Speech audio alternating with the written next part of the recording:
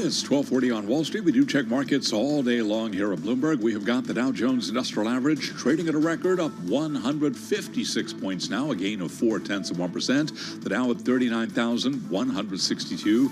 S&P retreating down 4 to 5170, a drop there of 0.1%, while the Nasdaq Composite Index is down 83, a drop there of 0.5%. Stocks are pulling back from records as big tech stocks fall. The Nasdaq 100 Index is down 0.8%. 10-year at 4.18%, with a 2-year now at 4.61%. Spot gold up 0.6%, $21.71 the ounce. West Texas Intermediate crude rallying 2.4% right now. Crude $79.42 a barrel, and Bitcoin is up 2.3%, 72,711 now on Bitcoin. There is news today from the Mortgage Bankers Association, and with that story, here's Bloomberg's Vinny Del Giudice. Mortgage rates are below 7% for the first time in a month, spurring loan demand. We're talking new mortgages and loan refinancing. Rates peaked in October at the highest levels in 23 years. However, they're still higher than 2021 when the Federal Reserve started tightening to fight inflation, more than twice as high. Vinny Del Giudice, Bloomberg Radio. And among home builders, Lennar shares up now by 0.5%. We will be hearing from Lennar after the close of trading today. Again, recapping, U.S. stocks are mixed right now.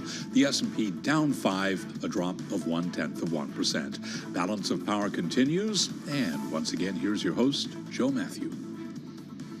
Charlie, thank you. Thanks for being with us on Bloomberg Radio, on the satellite, and on YouTube. Search Bloomberg Global News on YouTube. Find us. The cameras are lit and the waters are warm. As we prepare to assemble our panel, we look at the discharge petition. You can see this for yourself online if you go to the Clerk of the House on the internets. This is the petition, of course, that would circumvent the Speaker and bring a funding bill for Ukraine, Israel, and Taiwan to the floor of the House. I'm now counting up to 177, with about a half dozen more added today alone. This is a Democratic bill. There are a couple of them out there. This is the one from Jim McGovern of Massachusetts. There are Republican discharge petitions with several dueling efforts to make their way potentially to the floor. Unclear, now that it's live, as they say, where members can sign on. Unclear if it's actually going to get the support needed. Remember, if you're playing along on your home game, the magic number is 218. You need 218 votes to get this past the Speaker and onto the floor. And that's where we start today with our panel. They know the rules. Jeannie Shanzano is with us, Democratic analyst, of course, Bloomberg Politics contributor. And Lester Munson's back, Republican strategist, and, of course, with BGR Group, where he is head of the international practice. Great to see both of you here. You worked on the Hill long enough, Lester, to have a sense of how rare this is and, frankly, how unlikely this is. I wonder if the matter of Ukraine is the exception. We spoke yesterday with the president of Poland shortly after his meeting with Joe Biden and with Mike Johnson. The pressure is on Capitol Hill to get something done. Do you think this will move?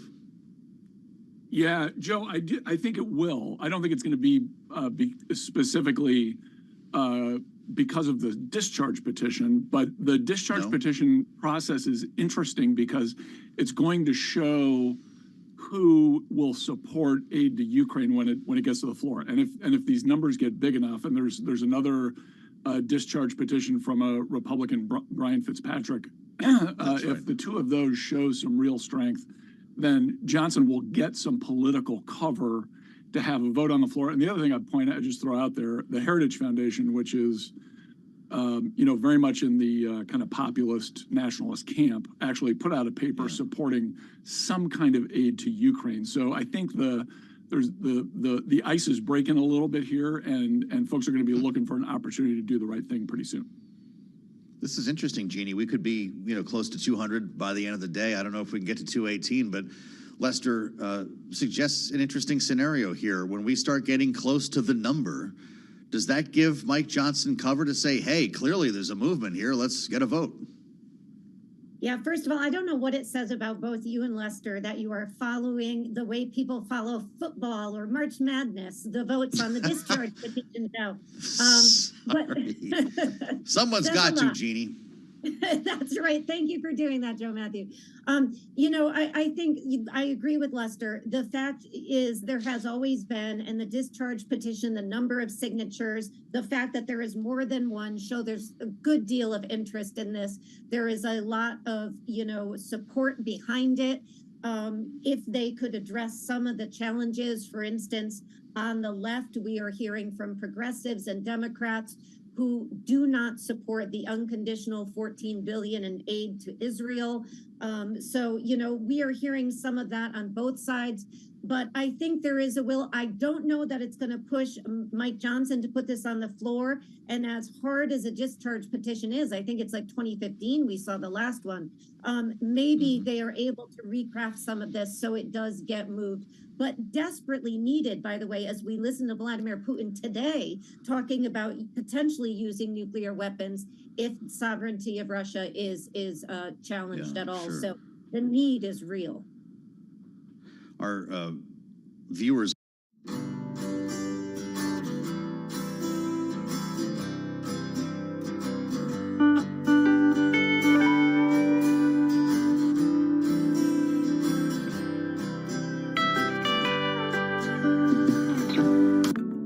Another thing that startups need to look for is a market that is either started to undergo or is soon going to undergo exponential growth.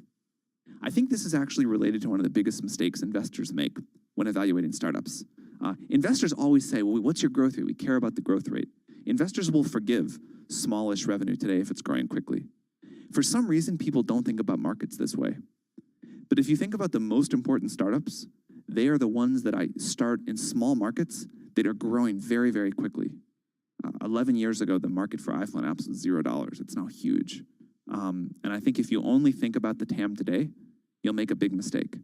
What you really want to do is identify a market that's going to grow every year and be able to ride that up elevator.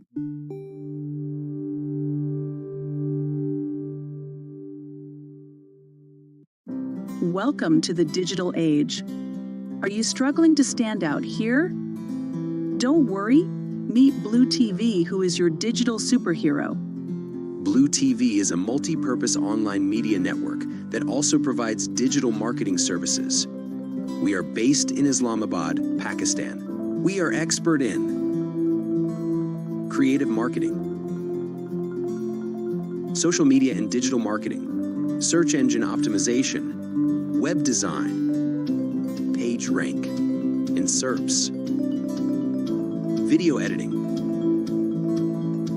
recording and production. So, what are you waiting for? Pick up the phone and call or WhatsApp Blue TV on given number, or visit our Facebook page at facebook.com/blue.online.tv. With Blue TV, your business growth will be skyrocketed.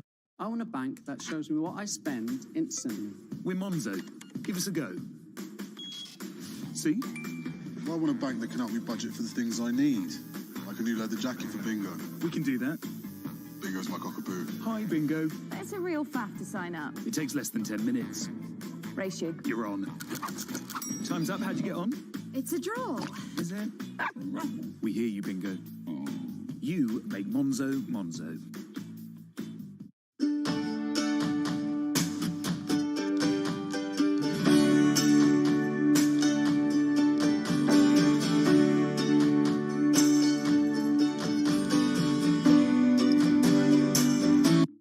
My general advice is continue to seek out companies or people that are maybe one stage or two stages ahead of you. And I think this is generalizable to not just to startups, but anyone seeking fast growth in their own professional lives, in their careers too.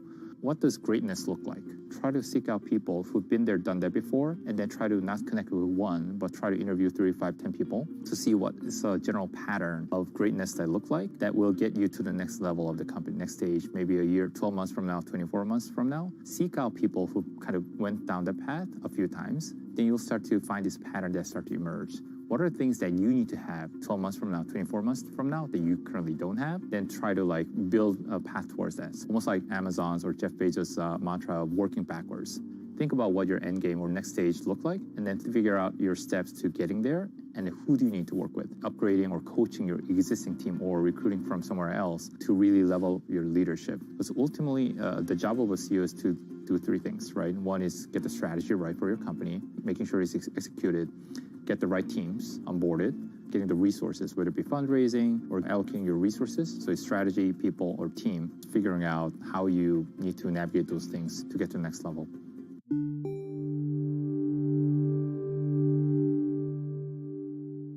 Happened sooner than a lot of folks thought would happen for Donald Trump. We were looking at March 19. No, the 12th is where it happens. Georgia put it in the bag for Joe Biden, and we'll have a lot more on that as this TikTok bill marinates on Capitol Hill. The foreign ministry in China condemning the U.S. proposal to force the sale of TikTok. Don't call it a ban, remember? It's a divestiture bill. Now, if that doesn't work out, you're banned. Quote, resorting to hegemonic moves, unquote. This was before the vote, by the way. Beijing out with the statement saying that in recent years, though the U.S. has never found any evidence of TikTok posing a threat to U.S. national security, it has never stopped going after it.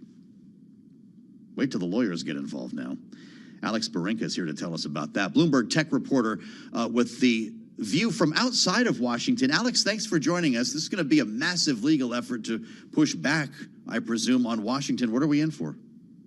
Of course, and that legal effort is kind of the #1 priority of TikTok, aside from lobbying, of course, members of the Senate with the hopes that this bill doesn't go through. But if this bill makes its way through the Senate, if it gets signed into law, TikTok, according to our sources, will fight this to every extent that they can. They see a divestiture or a ban as the last case scenario. They do not want to sell this company. So you can expect to see sort of what we saw in Montana. There was a situation there where the governor put a ban bill in place, and they actually took it to the courts fairly quickly once that was signed into law. That died on the vine in Montana. Take that and imagine it at a federal scale. We've already seen TikTok start to talk about unconstitutionality when it comes to the First Amendment. Some of those same ideas have been voiced by folks like the ACLU. So as we see this kind of unfold, if this does actually get signed on the dotted line, you can expect this a protracted battle to kind of play out in the courts because, again, TikTok wants to exist in the U.S. Those 170 million users are too valuable to them and to their parent company, ByteDance. Sure. There's so much I want to ask you in so little time here. Much is being said about the 6-month deadline. TikTok does not believe that it could be sold in that period of time, or would it not say that anyway? Is that a legitimate criticism of this legislation? So I covered tech M&A for years. I can tell you very, very few times did I actually see a deal from ideation to fruition in that amount of time. Usually these things go on behind the scenes for a long time, which is not happening to our knowledge. So that is a very quick turnaround. That is why I'm hearing from sources on the TikTok side, they see that 165 days, which is almost 6 months, to be in essence a ban. Because actually getting some kind of divestiture or a sale done, getting it through regulatory compliance, that is just an unusual thing for a company that by some folks' valuation could be $40 to $50 billion in size. What do you make of the speed with which this has happened? Alex, what in the world? I'm in Washington and I can't explain it. Nobody around here can. All we knew is that they hired up the best lobbyists in the business. They dumped a huge amount of cash on the Capitol and the story went away. What brought this back at such a breakneck speed?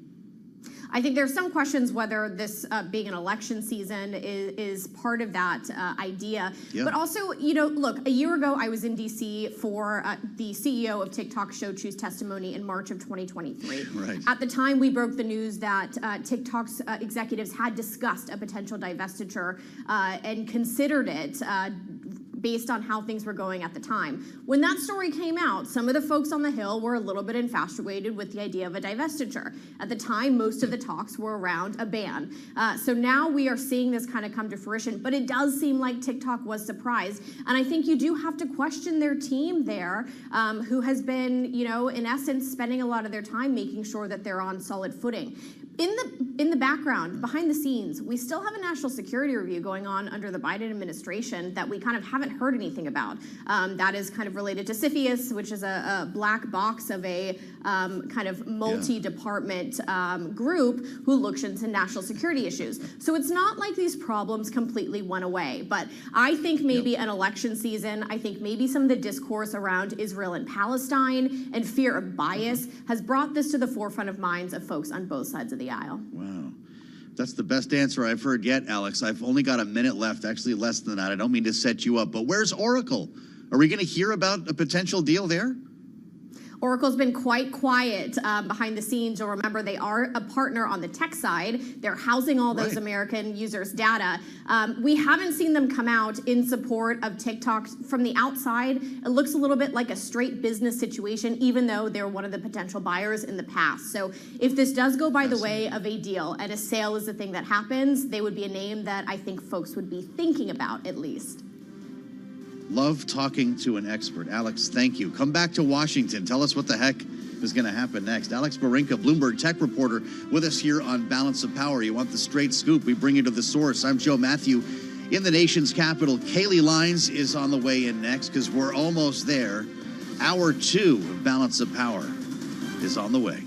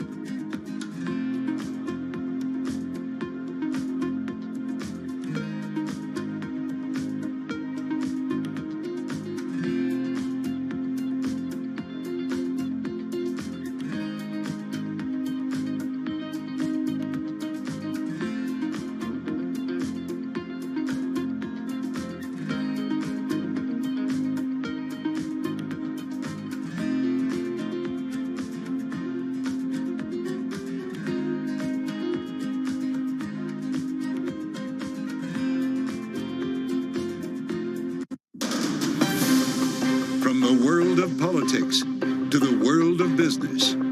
This is Balance of Power.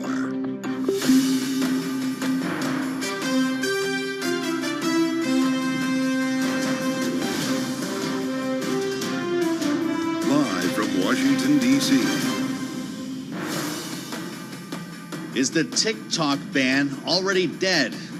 Welcome to the fastest show in politics as the House passes legislation that could lead to a ban that's facing a tough run now in the Senate where it may go to die. I'm Joe Matthew in Washington alongside Kaylee Lyons. And of course, Kaylee, well, the House has done its work in what could end up being an historic vote to potentially ban TikTok. We haven't actually heard from Donald Trump yet, who could scuttle this whole thing.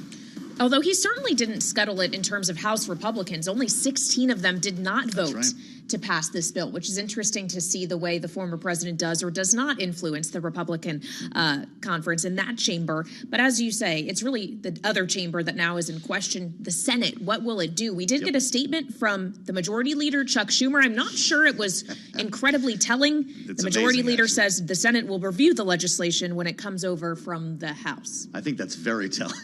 Chuck Schumer likes a long statement, and that is really something, making us wonder if it ever even gets to the floor, Kaylee, and maybe Donald Trump knows that. Maybe he can rely on the Senate. He's already made his mark, pointing to Facebook that could be enhanced by a canceled TikTok. One thing we haven't talked about, though, is reality. Like the teenager living in my home who will likely VPN around any ban and stay on TikTok. It's a very good point. There's also the question is, even if this isn't a ban, it's a forced divestiture. Who can buy TikTok and get around antitrust concerns? These are questions that we're going to pose to Mark Ginsburg in just a few minutes. He is the founder and president of a coalition for a safer web. So we'll get to that shortly. But first, though, let's get a check on the markets. Bloomberg's Charlie Pellet has that from New York. Hey, Charlie. Thank you very much, Kaylee Lyons. We are looking at a mixed market right now with the Dow higher, S&P, NASDAQ both in the red. Do want to begin, though, with a developing story.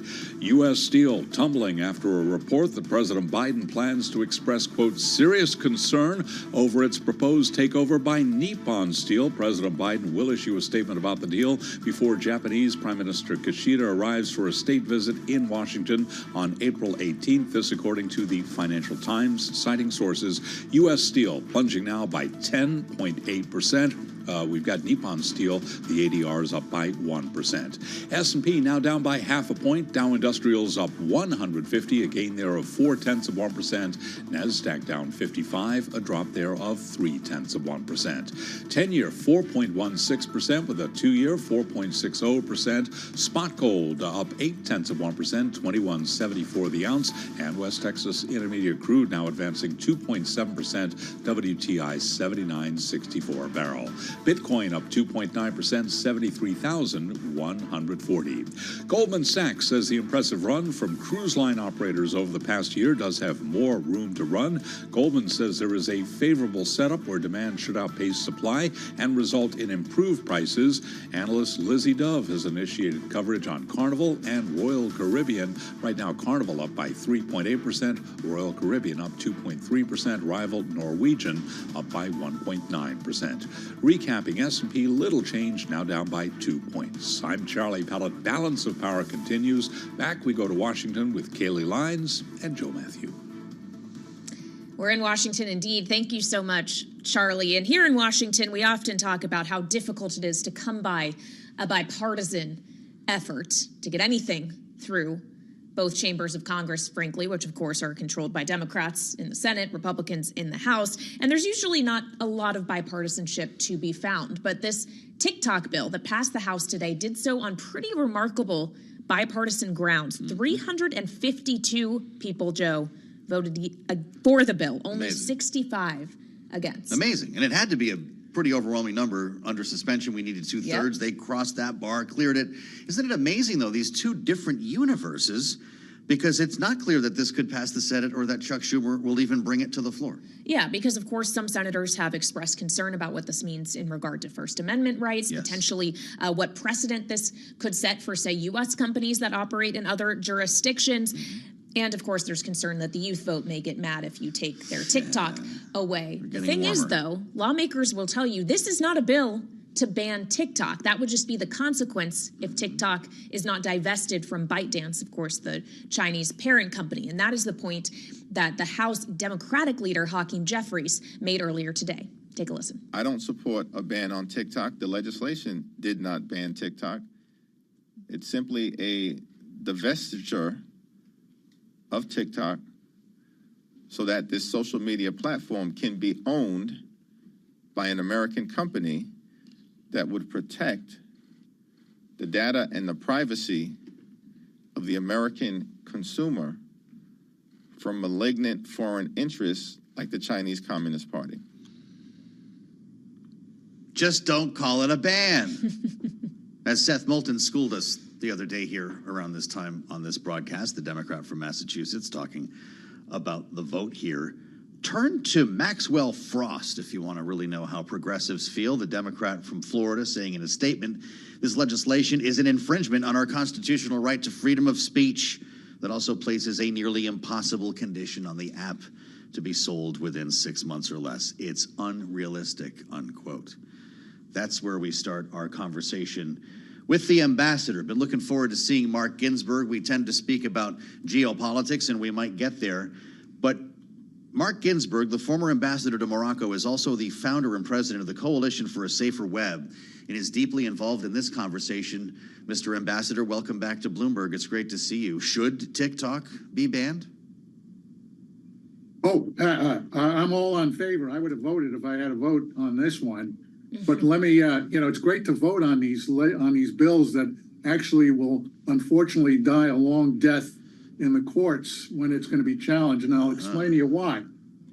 We filed a lawsuit, our organization filed a lawsuit, which this legislation is directed at both Apple and Google to remove the TikTok app from their app stores. We did the same with Telegram because it was providing support for terrorism several years ago. The Ninth Circuit in California threw our case out on the basis that such a that this type of interference would violate Section 230 of the Communications Decency Act.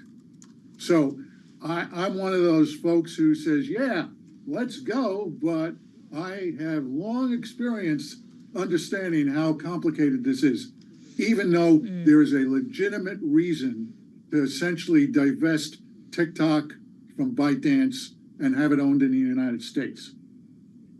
So a legitimate reason, perhaps, but legal questions and the legality around this is something that actually Brendan Carr, a commissioner over at the FCC, talked about earlier today on Bloomberg Surveillance. Just take a listen to what he told us this morning, and then we'll have you respond. This plainly is a conduct law, meaning we're acting because of the demonstrated malign national security threat of TikTok, not because of the content of anybody's speech. And the bill is narrowly tailored, which is key for First Amendment analysis, because it simply requires divestment, meaning the millions of Americans that love TikTok, I'm not one of them, but they can continue to use the application, but just in a more secure way. So I guess, Ambassador, I kind of have a two-part question. One, is it narrowly tailored enough that potentially it would survive legal challenges? But also, isn't the narrow tailoring part of the concern you're hearing on the other side, which is that this is naming a specific private company in legislation targeting it? Is narrow both potentially a good thing and a bad thing? I think this is a pile-on because if you flew to Beijing today, you would not be able to go on your phone and read anything from Facebook, Instagram, Twitter, or whatever, because China bans all of those U.S. apps. So there's an issue of reciprocity here. That's number one. Number two, Kayleigh, from the strictly legal point of view, and from as someone like me who works with all of these platforms and sees the content, the extremist content. I mean, TikTok is not the worst, but it's one of the great offenders. I'll give you an illustration. When the October 7th massacre occurred in Israel, Hamas used TikTok to retain influencers on TikTok to disseminate its propaganda operations into the U.S. Okay? Now, that stinks to high heaven. The fact that TikTok has no algorithms or content moderation to stop that. And that's one of the problems. We've seen all sorts of extremist content on TikTok. It's not the innocent playground a lot of folks make it out to be, even if you argue about its Chinese ownership. But this law doesn't deal with that. This law does not solve that problem. Ambassador Ginsburg, TikTok says it not only intends to exhaust all legal challenges, which we're talking about here, but a divestiture, it says, would also require approval by the Chinese government, which of course says it would firmly oppose a forced sale. We heard from the Chinese today. You could have written this statement in advance. In fact, they did. They issued it before the vote took place. But what will that mean in this process? I don't know why or how anyone is going to acquire TikTok in the United States, because the magic potion that makes TikTok TikTok is its unique algorithm. And you can't force the Chinese to divest the algorithm if it owns the company. And so no matter what happens here, I don't know who is going to want to put up billions of dollars if the Chinese refuse to provide you the secret gateway of what makes TikTok TikTok. Well, there's also the question, Ambassador, of who would be allowed to buy TikTok. This is not going to be a cheap acquisition someone has to make in the hundreds of billions of dollars. So realistically, it would have to be a larger company that would try to buy it, right? But big tech antitrust is kind of a big thing here in Washington. I can't imagine any big tech company being allowed to get bigger very easily. Gosh, you hit the nail on the head.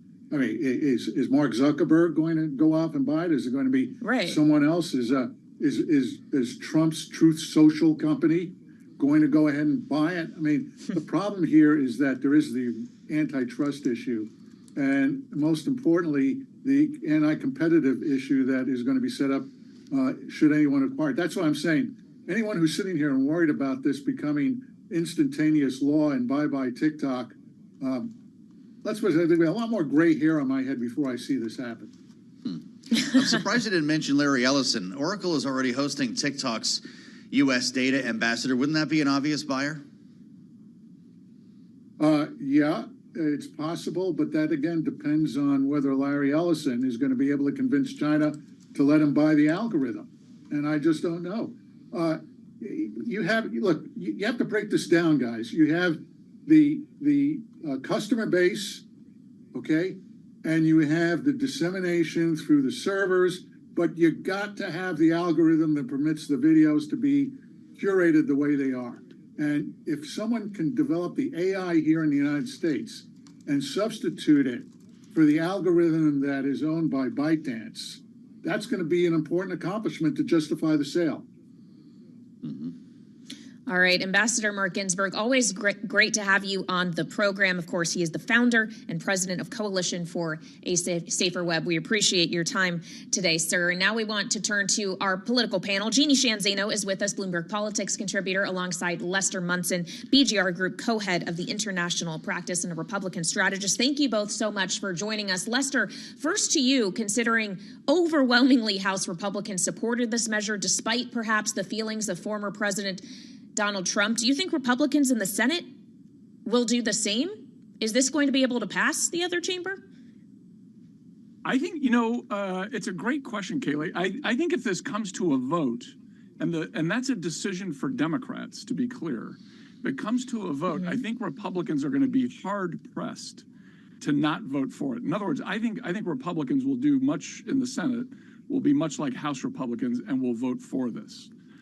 Despite what President Trump's ambivalence or even leaning in favor of TikTok here, I think because that's where their base is. That's where kind of the voters are. There's a lot of skepticism of TikTok and the China connections, and I think if it comes to a vote, that's where senators will be. Jeannie, you're surrounded by young people every day as a professor at Iona University, and I wonder your thoughts on this broadly. We just asked Ambassador Ginsburg if this should be banned, if you actually agree with this movement to begin with. When you hear from the Maxwell Frosts of the world, this is a violation of the First Amendment, and a lot of folks see this legislation as a setup. What's your answer, though, to the national security worry? You know, I think the national security concerns are obviously real. I do wish that we had more information on that aspect of it. You know, this has been one of the challenges here because I think my concern, and I wouldn't say this is the concern of the young people I talk to, my concern is, okay, you ban TikTok.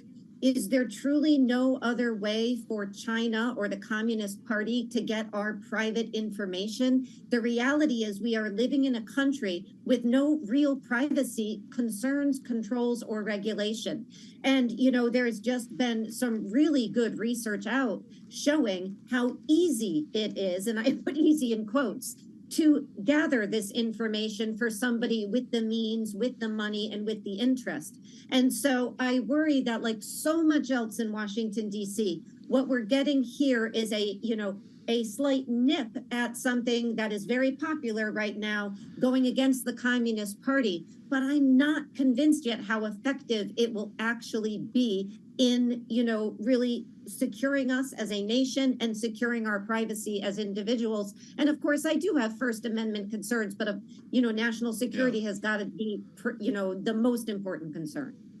But Kaylee, aren't all of Genie's students just going to VPN around a ban anyway? Isn't that what we've learned? That's the question. Will they still be able to access the platform, assuming the ban goes in place? Of course. This isn't supposed to be a ban bill. It's Should this just the happen? consequence. Should they not divest? Should this Right. even become law? This is a backdoor to TikTok. But using a VPN to get to TikTok kind of underscores the perhaps desperation to be on TikTok and the addiction that some people have. And Jeannie, as we talk about, your students are just youth in general, a group that, say, President Biden is hoping will reelect him come November. Could there actually be political consequence to lawmakers doing this, to Biden signing it? Yeah, I mean, I think that's why we've seen, in part, why we've seen Donald Trump say, hey, maybe not so fast. I think, Donald Trump, for monetary reasons and also for vote reasons, we're looking at 170 million people on this app. But, just what you guys are talking about, the VPN, again, another example. How effective is this really if a 5-year-old can work around it in 3 seconds? So that's what makes me think that this is more rhetorical than effective in terms of, really really securing our national security interests and also our privacy interests. Yeah. You know how to do that, right? I don't know how to do that. You know how to do that? Well, this is something the ambassador was bringing up. You can't use a lot of stuff in China. And when I went to China, I used a VPN to use my stuff in China. See, Kaylee will hook you up if this actually happens. Don't worry. Where is producer James going to get his golf tips? Where will we get our recipes? Right? TikTok. Yeah. I don't know. The jury's still out on this one. Thanks to our panel, Lester and Jeannie. They'll be back with more next here on Balance of Power, only on Bloomberg.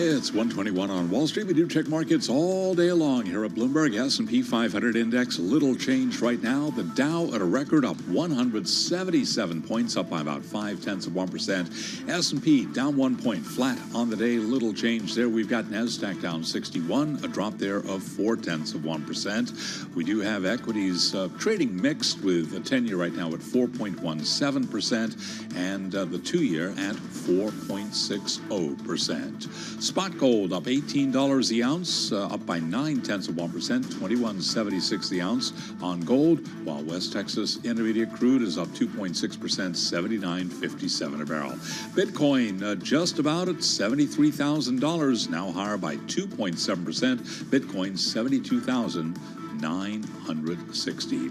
Home builder Lennar will be among the names reporting today after the close of trading. The report will come as mortgage rates drop back below 7% for the first time in a month. Lennar shares, they're up now by 0.6%. Among other home building stocks, KB Home up 2.2%. Toll Brothers up now by 1.8%. Again, recapping stocks mix, Dow at a record up 0.5%. S&P now lower by 0.5 point. I'm Charlie Pellet. That's a Bloomberg Business Flash. Balance of Power continues. And once again, your hosts, Kaylee Lyons and Joe Matthew. All right, Charlie Pellet, thank you. Welcome to Balance of Power. It is the Wednesday edition. I'm Joe Matthew in Washington alongside Kaylee Lyons. And the rematch is set. One of our top stories today, Joe Biden, Donald Trump. The two, a majority of voters have said they do not want in a rematch. Yep. Are now the presumptive nominees. You cannot deny the math. The general election, while we feel like it really started in New Hampshire, I guess officially begins today, Kaylee, and it's going to be a long one. It's going to be a marathon, not a sprint. This will be about 8 months that we will be in a general election campaign between these two and whoever else is involved. Robert F. Kennedy Jr., potentially a third labels ticket, whoever that may be.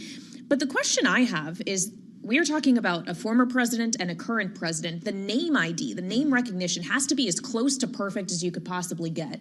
And a lot of people probably have their minds made up already of what they think of these two individuals. So what can you change over the course of even an 8-month-long period? Making it pretty difficult for both of these candidates to move the needle beyond what they're walking in with. It's a really great point. And when you see the polls here, 538 telling us today that Joe Biden, who seemed to not clear the bar but leap over it in the State of the Union address, having heard from Republicans and Democrats on this program agreeing with that, got no bump from the State of the Union address, as history would tend to provide. In fact, 538 says updated approval rating average is now a new all-time low for Joe Biden.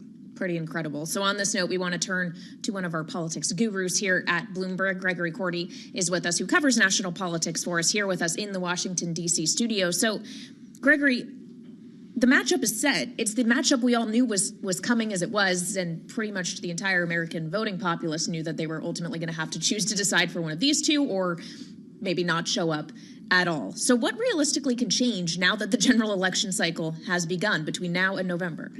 Yeah, when we talked last week, it was just after Super Tuesday. This felt like anticlimactic Tuesday, right? We all knew who the nominees were going to be. And yet, our story on this matchup is one of the most read stories on the Bloomberg terminal. And I suspect part of that is our global audience is just now sort of waking up to the realization that there are no off-ramps here. This is the matchup we're going to have. It was baked in the cake all along. And as you say, these are two of the best known public figures, never mind politicians, in American life going back over the past half century. There aren't many undecided voters. And so to answer Joe's question, I think the answer is not voters deciding whether they support Trump or Biden, but whether they show up or not show up. And that's particularly a problem on the Democratic side, where there does seem to be a dampening of enthusiasm for Joe Biden compared to 4 years ago. And the job for Democrats and for President Biden is to remind voters why they voted against Donald Trump in the first place. No off-ramps, says Gregory Corti. We're just Thelma and Louise right off the cliff. So look at what happened in Georgia last night. For Donald Trump specifically, Georgia's what put Joe Biden over the top. He won Georgia, people might forget, by 11,779 votes. Guess what? Nikki Haley got 77,000 yesterday. I know you're going to tell me that there was early voting, but that's got to mean something.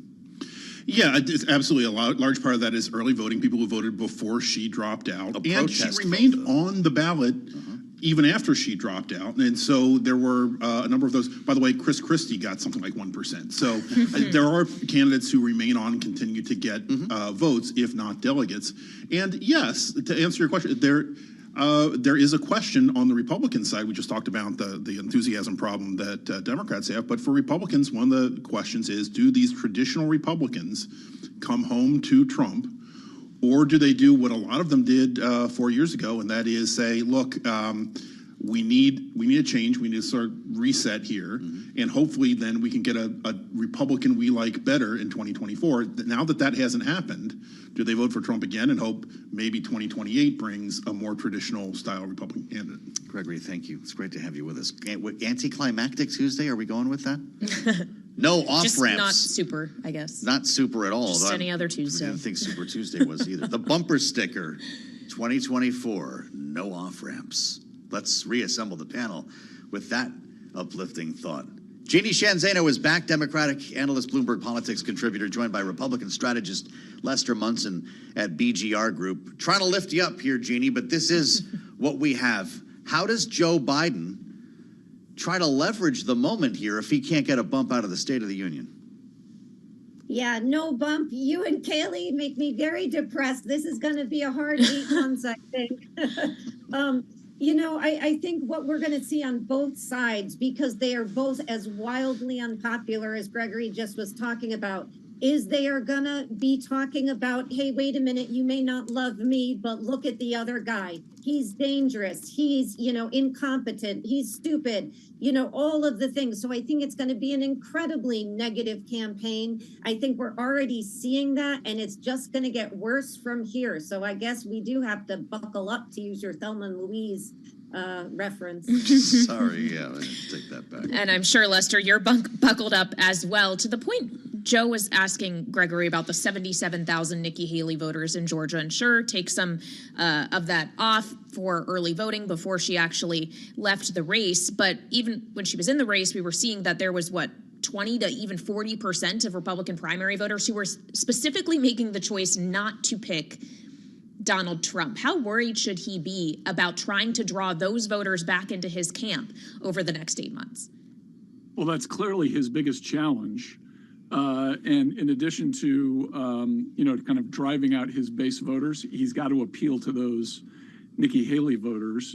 There's an obvious move here for Donald Trump if he wants to do it, which is persuade Nikki Haley to be his running mate.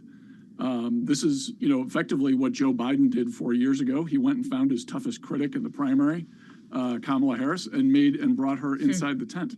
Donald Trump could do that. If he can do that and demonstrate some flexibility, I think that changes the dynamic for him and makes his victory a little more likely, maybe substantially more likely in November. We talked about the no labels effort a couple of days into the Super Tuesday week, because that was going to be the moment. They held a secret ballot. They say they're going to run someone, and we still don't have anyone. There have been reports about names, Jeannie, and I wonder if you're still waiting for something to emerge that could be a game changer, or if your focus is locked on RFK Jr., who today has the nation in a lather over his potential vice presidential pick.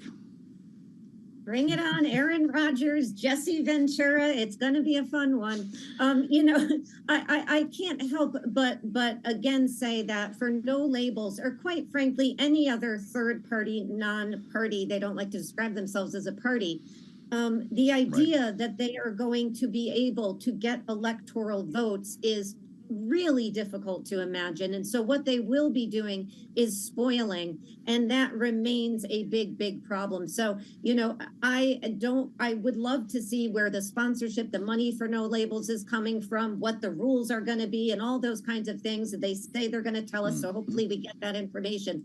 But I think spoiling is really the watchword when it comes to no labels. And I understand that's not what they wanted to do. So Lester, do you agree on the spoiling point, and who Is there any candidate that No Labels could put up, any ticket, two candidates, Republican, Democrat, that they could put up that would not act in that spoiling capacity? Is there any world in which it actually might work? Kaylee, as a lifelong Chicago Bears fan, I can tell you that Aaron Rodgers is a game changer, and I don't necessarily mean that in a good way. No, he would be the ultimate game changer. Would No Labels be a spoiler? Careful of the Probably. But if there were ever a year where a third party on the ticket could make a difference and get some electoral votes, it's this one. The two main candidates are so unpopular that there seems to me that there's a real lane for a vibrant third party candidacy to make a difference here. So I wouldn't.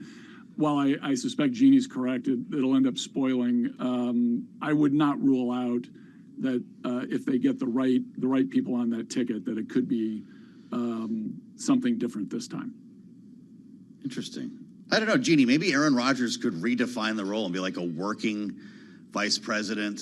Still play the games on the weekends. Maybe a little less policy that time of year. Do Joe Rogan on the side. Deliver the message for this new administration. We just figured a lot out, I feel like. Yeah, you are really selling it, Joe. I think that's the way to go. And, maybe it'll start a trend. We'll have vice presidents who are doing 2-3 other jobs at the same time. Everyone on this show knows Jesse Ventura would be more fun, Lester. Let's admit it right now. He's got a great screen presence. He was terrific in Predator, as I recall, and he was. Thank you. Yes. Maybe not great as governor of Minnesota, but pretty good on TV and in the movies. The Ain't Got Time to Bleed campaign. I can see it and hear it. Kaylee is not on board with me on this. Great panel. Lester, thank you. Lester Munson at BGR, Jeannie Shanzano, Bloomberg Politics contributor. Thank you for humoring me. And apologies to Kaylee Lyons. I'm Joe Matthew in Washington, here on Balance of Power, where we turn to the news. Coming up, by the way, our exclusive conversation with the president of Poland, Amy Morris, now with headlines in the Bloomberg 99.1 newsroom in Washington. Hi, Amy. Hi, Joe. The House has passed a bill effectively banning TikTok in the U.S. Oh, but wait. It requires the app's Chinese parent company ByteDance to sell to an American owner in an attempt to address national security concerns. Not exactly a ban, but effectively. It still has to pass the Senate, but President Biden has already said he'll sign it into law. China has condemned lawmakers' push to force the sale of TikTok and says it will use every legal tool to fight back. And you're right. It was no surprise President Biden and former President Trump each clinched their respective parties' nominations yesterday, setting up a rematch of the 2020 election. Biden won a majority of delegates in Georgia. That secured his nomination. Hours later, Trump secured the GOP ticket with a victory in Washington state. The judge overseeing the Georgia election interference case has dismissed some of the charges against former President Trump. Others remain. Fulton County Superior Court Judge Scott McAfee ordered 6 of the charges in the indictment be quashed, including 3 against Donald Trump. The order leaves intact many other charges in the indictment. Global news 24 hours a day and whenever you want it with Bloomberg News Now. I'm Amy Morris, and this is Bloomberg.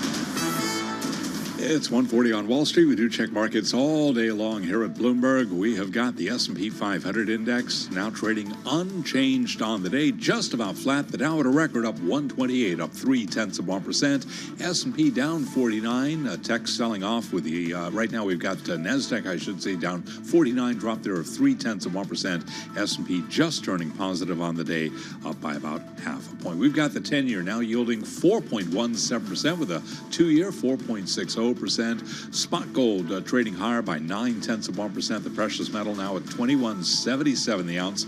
West Texas Intermediate crude up 2.5%. WTI $79.47 a barrel, while Bitcoin is up 2.7%, 72,981 on Bitcoin. The Federal Trade Commission's bid to block the $24.6 billion merger of supermarket giants Kroger and Albertsons is heading for trial at the end of August in Oregon. Shares of Kroger, they're up now by roughly 1.2%. Albertsons unchanged on the day. So again, recapping here, we've got the S&P swinging between gains and losses right now, higher by 1 point. Little change there. Balance of power continues. Back we go to Washington. Once again, your hosts, Kaylee Lyons and Joe Matthew. Thanks a lot, Charlie Pellet. I'm Joe Matthew alongside Kaylee Lyons in Washington. Thanks for being with us here on Bloomberg Radio and TV on the fastest show in politics, with a pressure play, of course, by the administration when it comes to the matter of funding Ukraine. Joe Biden has spoken about it repeatedly, trying to break through with the Republican speaker who won't bring a bill to the floor that would fund Ukraine, Israel, Taiwan, and address the border. We've talked about that endlessly here. So imagine what it was like to be a fly on the wall as the president of Poland, Andrzej Duda, showed up in Washington yesterday to spend time with the Speaker of the House. He met with Mike Johnson before going to the White House. And after those two meetings, he came here and sat down with Kaylee and I to talk about the issue. I started by asking him if he showed up to Washington with optimism or if he left those meetings more concerned about funding Ukraine than when he showed up. Here he is. Today, I raise these subjects as a neighbor to Ukraine, as the country who is close by. I am the one who is able to follow the developments there firsthand, and that is the picture I gave today, both to senators as well as to the members of the House. I described in details how we see the situation and what Ukraine needs today to make sure that Putin does not win the war, because this is the most important thing to us. Putin, Russia must not win this war, and we are taking full responsibility for our words. This results from our experience, also from our history.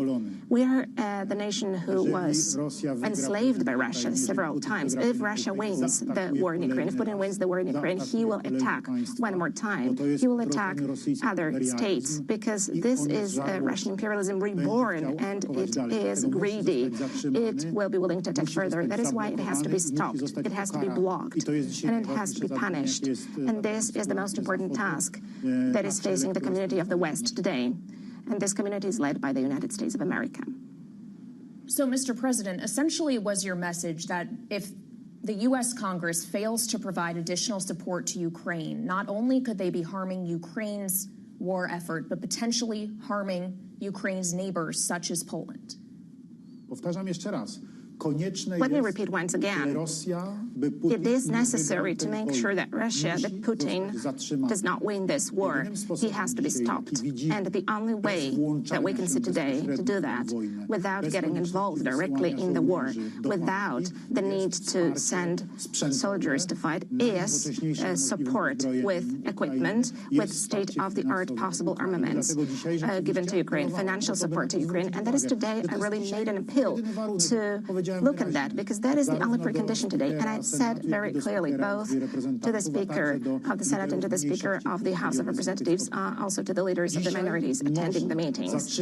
I told them today Putin can be stopped at a cheap price, because only by providing equipment and money, if one has to send troops against Russia, because if Russia keeps attacking, because Russia might want to expand its empire further on, then this price will be very high indeed. So today, one can stop Russia at a cheap price by sending military equipment, by sending money, and by supporting Ukraine, who is defending herself today. In this way, one can stop imperialism and provide peace in Europe and across the globe at a relatively low price. America has had its terrible experiences in this respect as well. I recalled the First World War, the Second World War.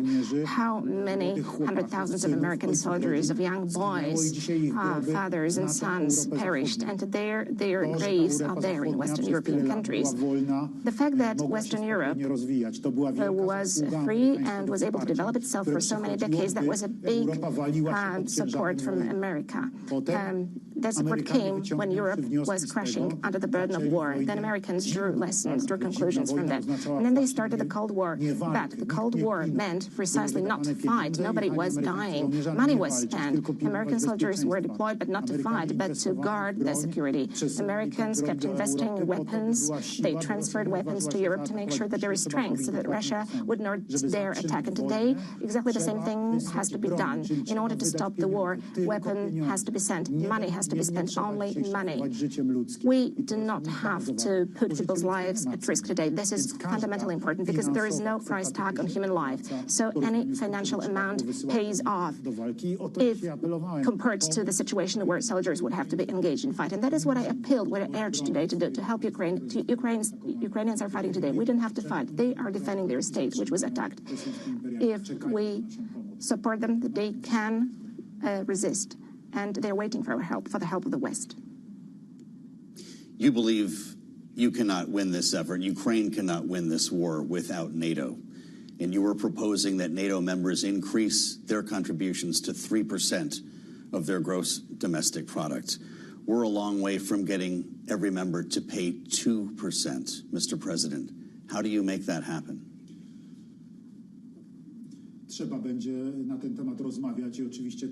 We will have to discuss it, and of course this is the first moment. You have to put that proposal on the table at a certain time. I recall 2 years ago, right after the Russian aggression against Ukraine started, literally 2 days after that, I made a proposal to the European leaders to send a letter to the President of the European Commission on opening a path of accession for Ukraine to the European Union, to grant the candidate status to Ukraine, to the European Union. And I called presidents of individual European member states. In terms of Central Europe, all the leaders of the Baltic states, neighbors of Poland, said, yes, there is no problem. Andrzej, we are going to sign this letter together to the European Commission. However, in the West, some leaders told me, what are you talking about, Andrzej? What are you saying? There is no chance for them to be admitted to the European Union. This is not the right stage. Just leave it. After 2-3 months, they were saying completely different things. Suddenly, everybody supported the gate to Europe to be opened for Ukraine, to grant the candidate status to Ukraine. And in June, after a few months, this status was granted to Ukraine. And today, I assume the same situation can happen. Somebody has to give this proposal, and that is what I'm doing. Because today, if you were speaking in the European Union, when we recently talked in Paris, and it was said that Ukraine has to be helped, that ammunitions have to be sent to Ukraine, most countries, majority countries, were saying we do not have even those production capabilities to get this ammunition produced quickly. We do not have enough background today to live up to all those commitments which we have adopted concerning a fast relocation of forces and so on and so forth. We need to strengthen the security of Europe. And I'm not only talking about buying combat military equipment, as we are doing today. Poland is spending more than 4% of GDP on defense. Today, we are purchasing huge amounts of equipment from the United States. We're buying F-35s, HIMARS, launchers. We are purchasing Apache helicopters, state-of-the-art Abrams tanks. These are huge purchases, $50 billion. This is the estimated value of the contracts that we are implementing today. But the point is to make sure that also Europe starts to intensively produce, for instance, ammunition. And this requires investments to be done. So let us raise the defense spending to make sure that those investments can be implemented so that Europe can give itself a space of true security, and not just a security which is being talked about, but a real security where missiles are there in storages, where there is enough ammunition to defend Europe. That was part of our conversation yesterday with the president of Poland, Andrzej Duda, while he was here in Washington meeting at the White House with President Biden and, of course, with the Speaker of the House, Mike Johnson, not just talking about his plea for Congress to continue to pass Ukraine aid, but also this ask that Poland is making of its fellow NATO allies to raise their contributions from 2% of GDP, which already 13 countries in NATO aren't expected to hit this year, to 3% of GDP. And Joe, we went on in that conversation to ask him about the words of former President Donald Trump, who has said that he told Vladimir Putin, if NATO countries aren't paying their fair share, Putin can do whatever the hell he wants to them. And if the bar is set even higher and some countries aren't able to meet that, does that put them in danger of not having the U.S. come to their aid in Article 5? And he basically said that he understands what Trump is saying. They're not a responsible ally if they aren't spending the quota. That's right. Look, everyone's being careful right now in Europe when it comes to Donald Trump. And you ask a question like that, you might not get the most comprehensive answer, but pretty interesting when we consider the potential for defense spending to rise in Europe, even as we argue about our own investment here in the U.S. Absolutely. And this is something that our very own Jenny Welch is writing about for Bloomberg Economics, where she is our chief geoeconomics analyst. She's joining us here in our Washington, D.C. studio on TV and radio. So can we first just discuss this question of the quota? It's already hard for many NATO countries to get to 2%. How unrealistic is it, or realistic, to get to 3% if they're already not meeting that lower bar? Well, I think it's going to be very challenging, especially when you consider that several NATO members have really high debt burdens as it is. Many of them are also facing other budget trade-offs.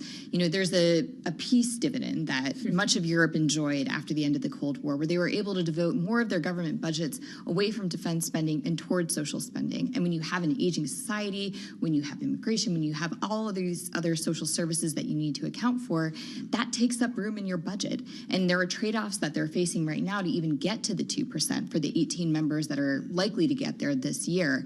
Reaching beyond that will just further those challenges. So of the 18 members here, out of the 32, let's say it stayed at 2%, and we move forward with the status that we have now. What does that mean for defense investments? Because there's going to be more money spent either way. It's just a question of where the threshold is set.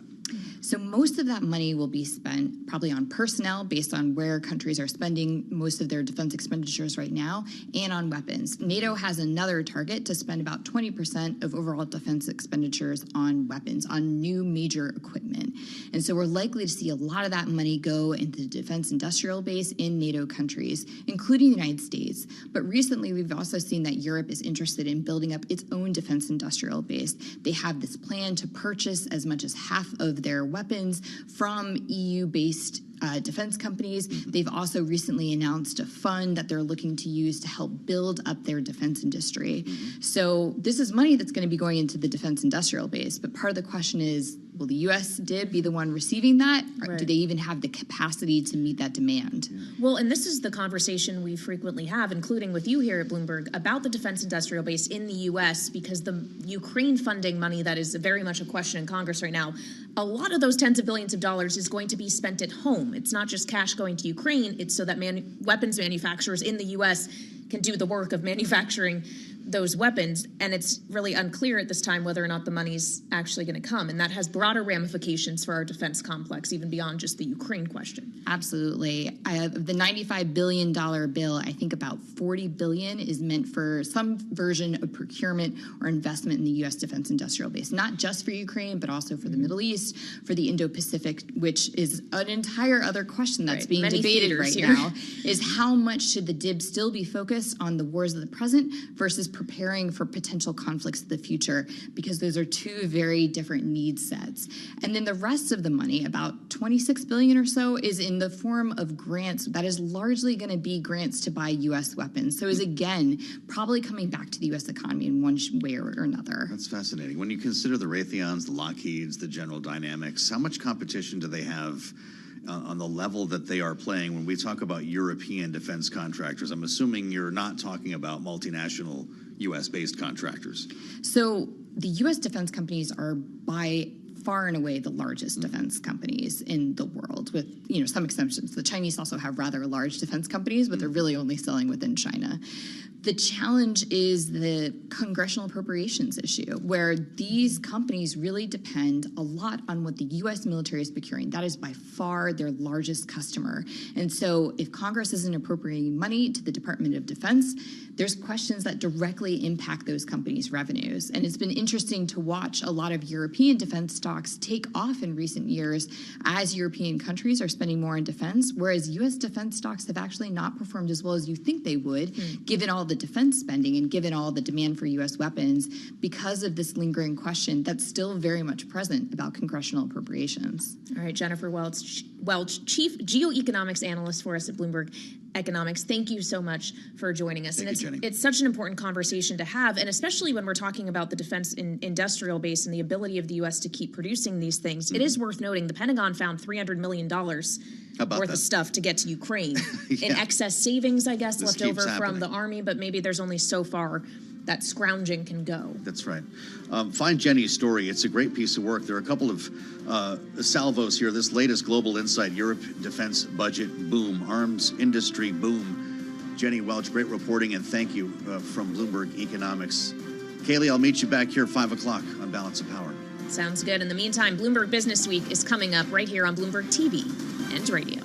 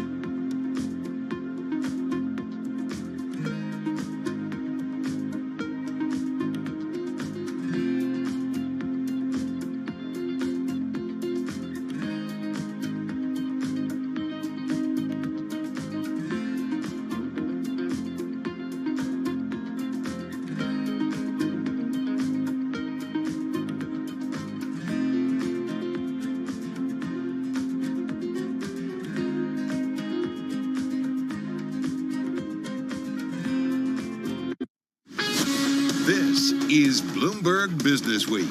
Insight from the reporters and editors who bring you America's most trusted business magazine. Plus, global business, finance, and tech news as it happens. Bloomberg Business Week with Carol Masser and Tim Stenovec on Bloomberg Radio. And a very good afternoon, everybody. Live on Bloomberg Radio, on television, on YouTube, and Bloomberg Originals. This is Bloomberg Business Week. I'm Carol Masser, along with Tim Stenovec. And I don't know how you felt this morning, but I remembered 4 years ago, we had our last in-studio interview before the world shut down. We're talking about, of course, just before the pandemic really hit full storm. Yeah, I think everybody thinks about this now when March rolls around. I mean, I've been getting texts all day about like, hey, 4 years ago today, this was what was going on. So, look, we've come a long way since then, though.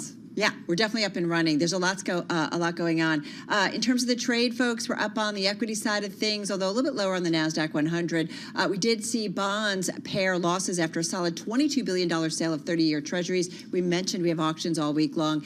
S&P, though, we've seen it trading at another record high, so we continue to watch that in terms of the equity. It just has to stay in the green, and that's where it is right now. That's all it takes is barely. Hey, coming up on our program today, the intersection of private and public all over the headlines, including how the chips are down on a government grant, a.k.a. money, headed for Intel. Why we care in just a moment. Yeah, definitely top of mind. Also top of mind, a vote to ban TikTok, passing one hurdle. The next one said to be tougher. We've got the latest on that. Amid the growing tech isolationism that we are seeing really around the globe. Plus, investors going all in on private credit. So are we this afternoon. Kyle Brown is the CEO of Trinity Capital.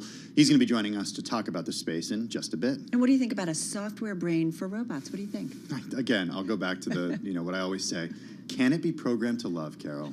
These machines need to have emotion. Needs a lot of work on that one. All right, we're going to get into it and why we need to make them so damn smart. But first up, let's get to a check on the day's trade and some of your top business stories. Here's Charlie Pelley. Hi, thank you very much, Carol and Tim. We are looking at an update for the Dow Jones Industrial Average. Not just an update, also a record as of now, up 138 points, up 0.3% with the Dow at 39,142. We've got the S&P up barely, up by 2 points right now. Little change. NASDAQ in the red, down 41, a drop there of 0.3%. The NASDAQ 100 index down 0.5. Tough day for a lot of big technology names. 10-year yield 4.18% with a 2-year 4.61%. Spot gold is up 0.8%, $21.74 the ounce. West Texas Intermediate crude oil up 2.4%, $79.44 a barrel, and Bitcoin right now up 2.7%, 72,950 on Bitcoin. Wall Street stance on Tesla worsened further today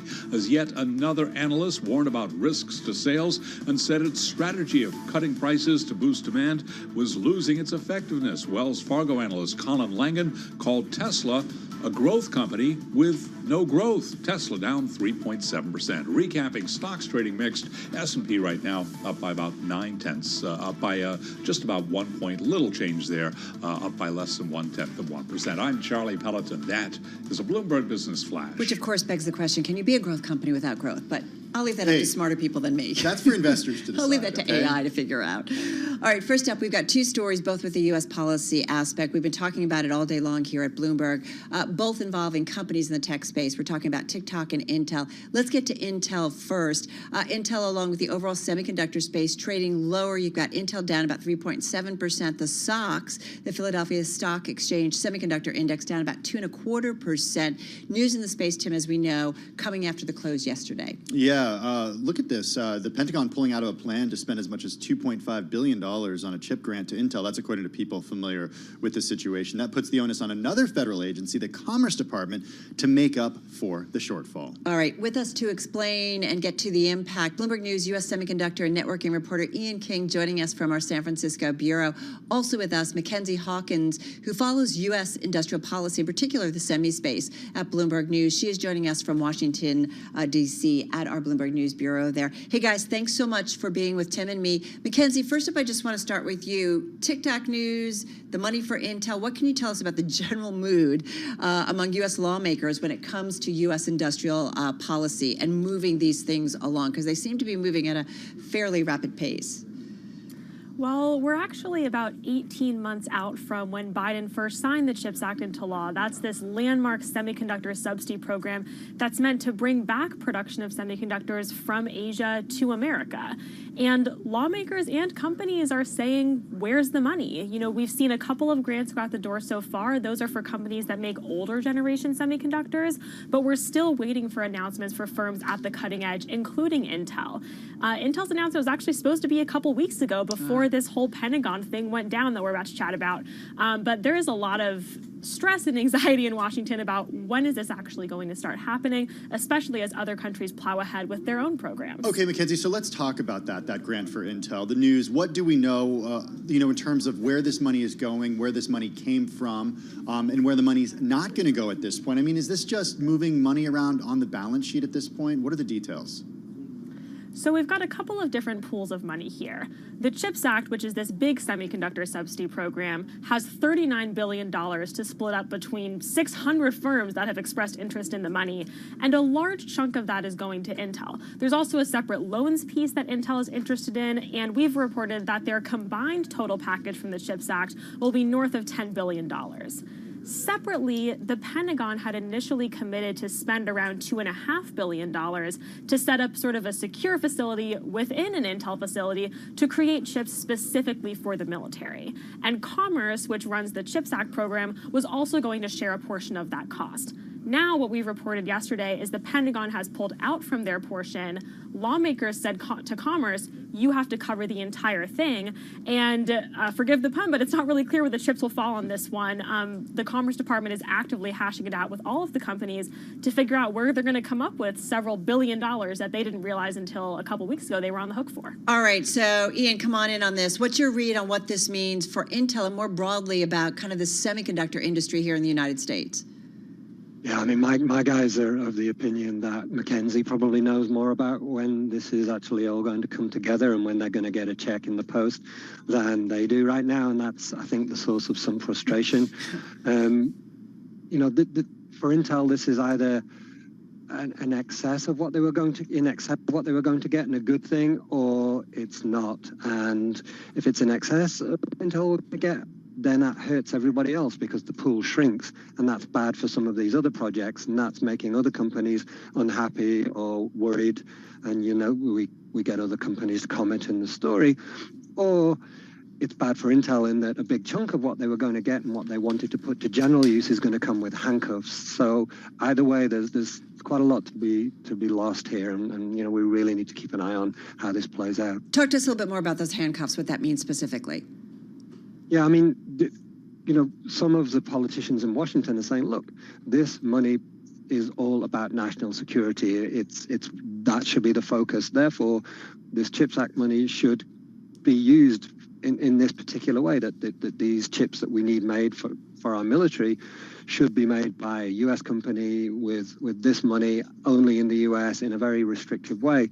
And that, it's not bad to have business like that. Intel wouldn't be taking that business on if it was bad business, but it doesn't give them as much flexibility as they want. They want to make chips for everybody, and if a certain amount of their plans and their funding is focused only on this area, then that is not ideal for them. Hey, Mackenzie, help us understand what sort of the holdup here is. I mean, there's no question that if Democrats and Republicans agree on a few things, one is certainly, and we're going to talk about TikTok in just a moment, but it's certainly the idea that investment in U.S. chip companies needs to increase, especially given the concerns about this technology getting to China. What's the conversation that's happening about the holdup here and why this is taking so long?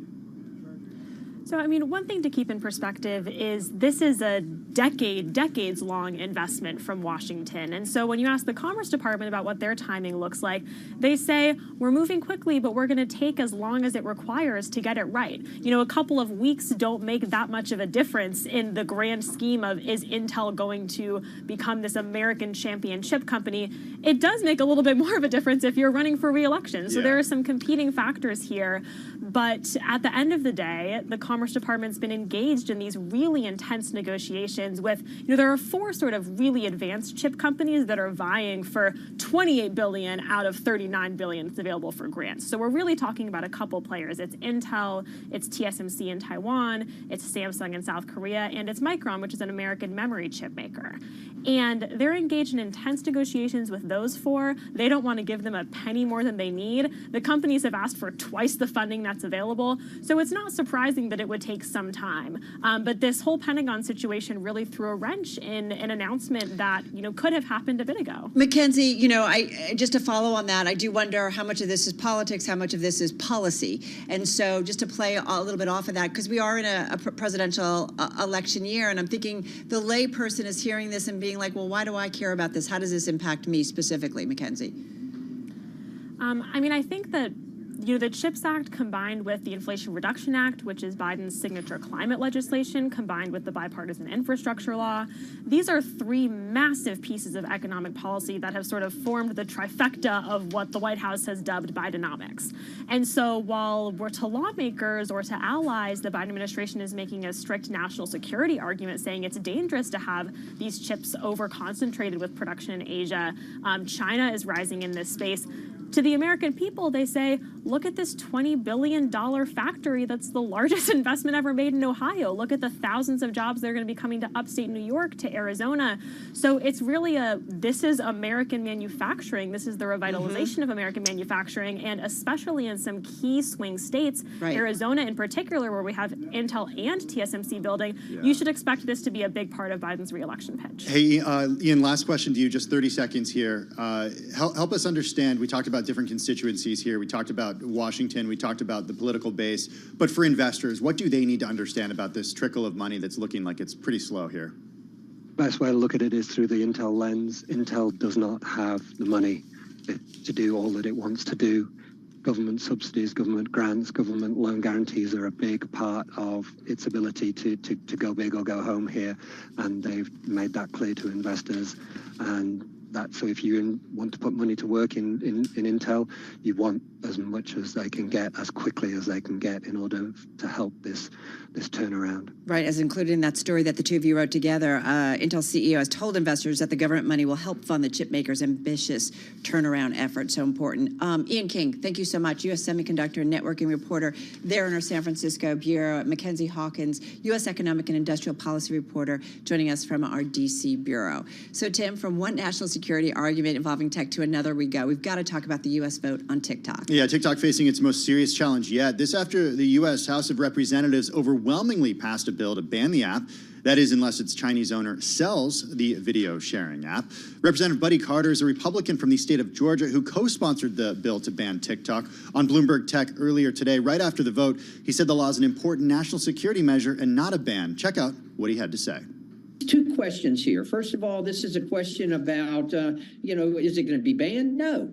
They have to divest themselves. That's a question that only they can answer. The second question is us in Congress, us in the House and in the Senate, and that is, this is about national security. Now, are we going to take national security seriously?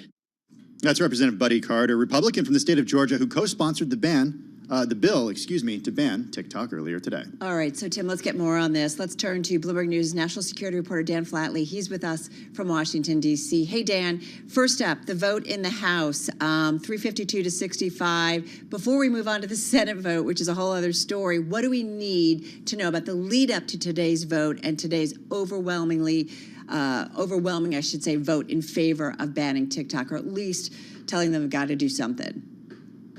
Yeah, I mean, I think if you had told people a week or so ago that there was going to be a bipartisan vote in the House of Representatives that was going to get 352 votes in favor of something, they probably would have laughed you out of the room. I mean, this is a Congress, especially in the House, that has been sort of mired in a lot of dysfunction.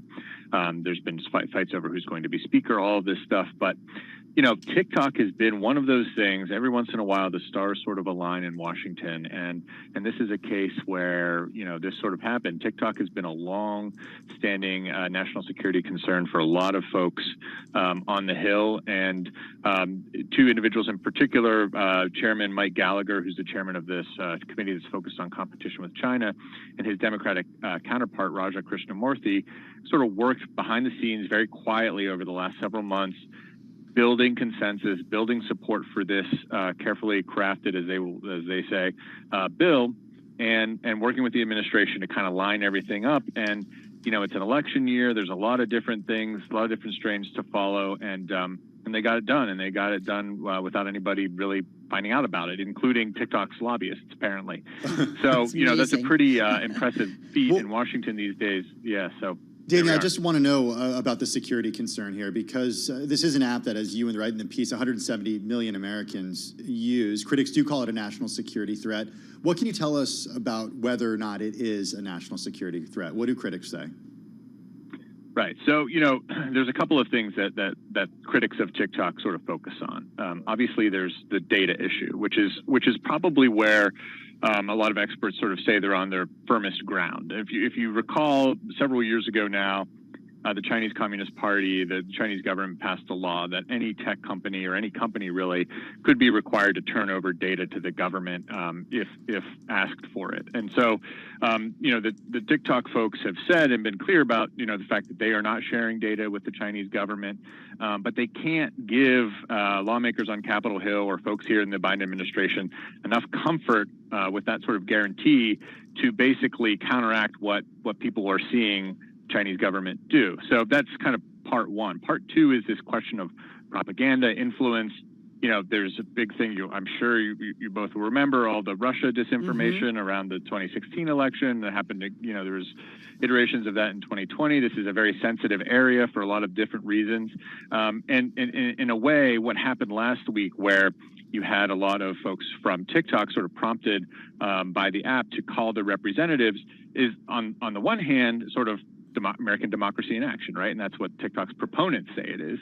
On the other hand, it's sort of like, oh, is this an influence campaign? Is this something that could mobilize a lot of people to do something that they might otherwise not do? And I think that's how the lawmakers on Capitol Hill chose to interpret that particular event. Right. So there's data, propaganda, influence, all of that sort of stuff. Hey, just got about a minute left here. Dan, I do wonder, it now moves to the Senate. Our Josh Green out in the BW newsletter writing that the biggest obstacle to a ban on TikTok is that there are so many politicians with competing plans and big egos eager to impose one. And we're talking about senators already picking nits with the House plan. What's the outlook of this getting through the Senate anytime soon? And got about 35 seconds. Sure. Yeah. I mean, big egos are not in short supply in the United States Senate. That's for sure. Everybody has kind of their idea of how they want to do this. It all comes down to the chairs, the committee chairmen and chairwomen, and what Schumer and McConnell want to do. And, they may arrive at a solution that moves quickly, or they may not. Experience would tend to say they will not arrive at something very quickly, but you never know. Sometimes when something is moving, it's moving, and you can't stop it. So we'll just have to see. We'll know a little bit more in the coming days. Or somebody tweets, and then the whole conversation changes. Carol, all I'm going to say is get your TikToks in now, okay? I'm not a TikToker, folks. I'm not even on Facebook. Okay? I'm not on any of that stuff. Get them in while you can. Just going to say, Dan, appreciate it. We know it's a busy day for you. Bloomberg News national security reporter Dan Flatley. Hey, coming up, a really cool story. Yeah, the OpenAI-backed startup that's building a software brain for robots. We check in with Ashley Vance after this.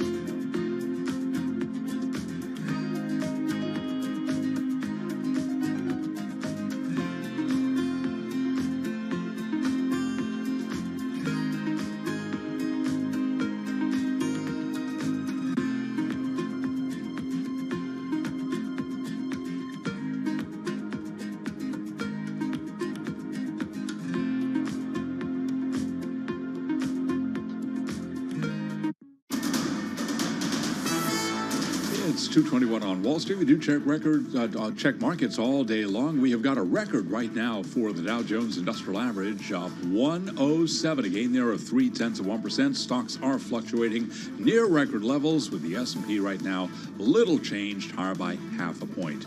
Nasdaq is down 47, a drop there of 0.3%. The 10-year 4.18%. We have got the 2-year 4.61%. Gold up 0.8%, 21.75 the ounce.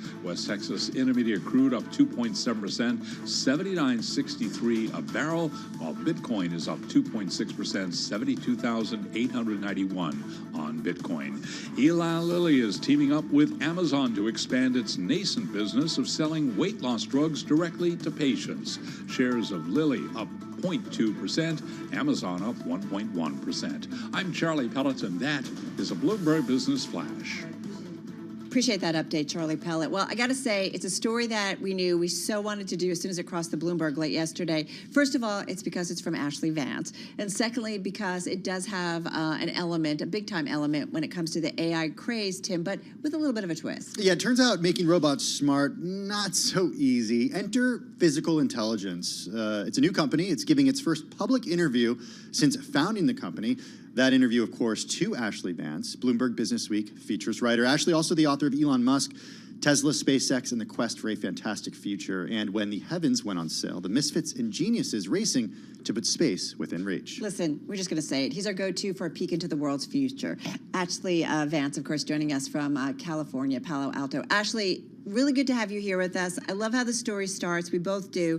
In that when you think about like the big screen or movies or science fiction, when we think about robots, they're very human-like and they can kind of do anything. Turns out in real life, that's not necessarily the case.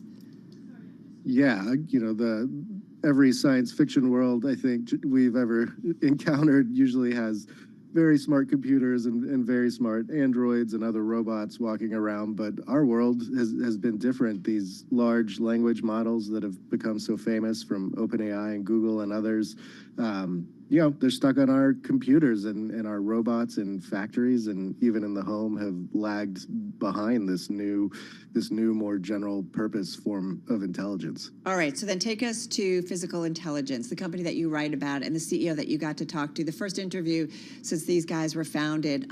Tell us who they are and what they're up to, because they're trying to change this.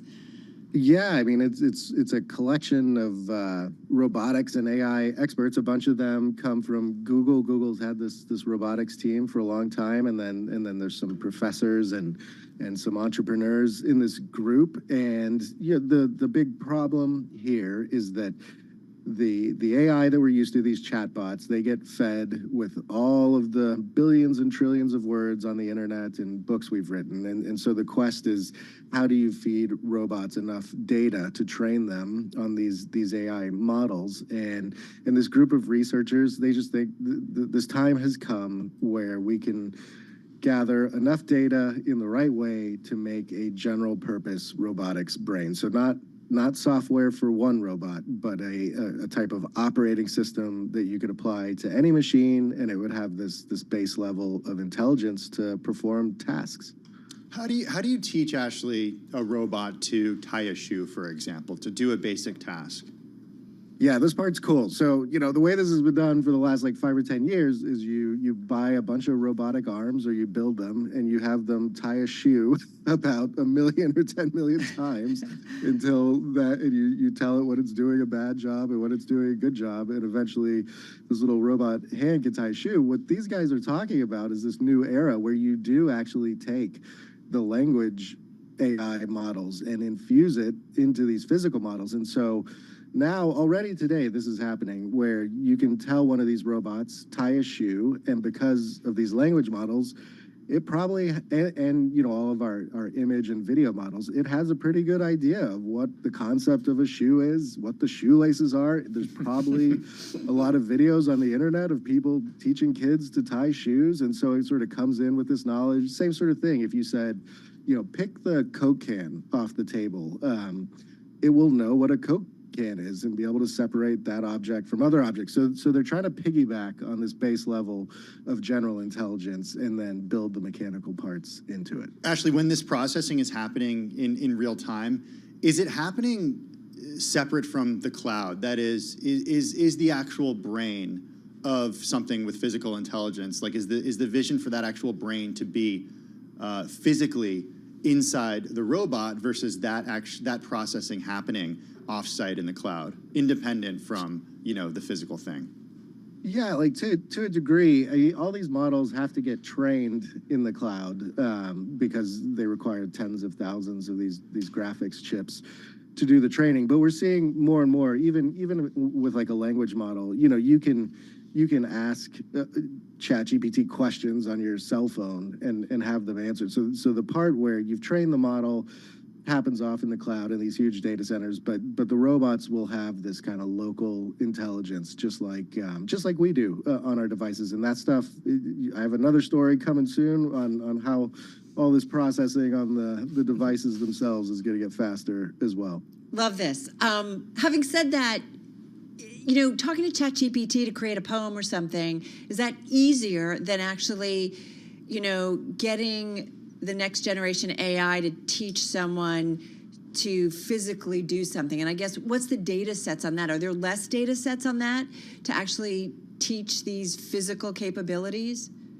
Absolutely, yeah. I don't want to make it sound like this is a done deal. It's sort of. I just want someone at home to do my laundry other than me. That's what I'm talking about, Ashley. We're getting close. We're getting close. I mean, it's funny because robotics, I think we've had these sort of like false hopes so many times where it seems like they're about to do all these incredible things, and they never seem to do it. And the challenges here are real. I mean, this gathering of the data is still a problem. Physical Intelligence's plan is most of the companies so far, they've built their own robot, and it's a single thing, and they train that single thing really well. Physical Intelligence wants to buy robots from everybody, smart machines from everybody, train this general purpose data set. So they're just going to buy them, run their AI software through it and gather this data. But then they also think we are, because of the advances that have happened in AI the last 4 years, that we're at a new spot where a new era of robotics is possible. But, all of this is theoretical. They're not the only company trying to do this. It's a bit of a race now that has just begun this year.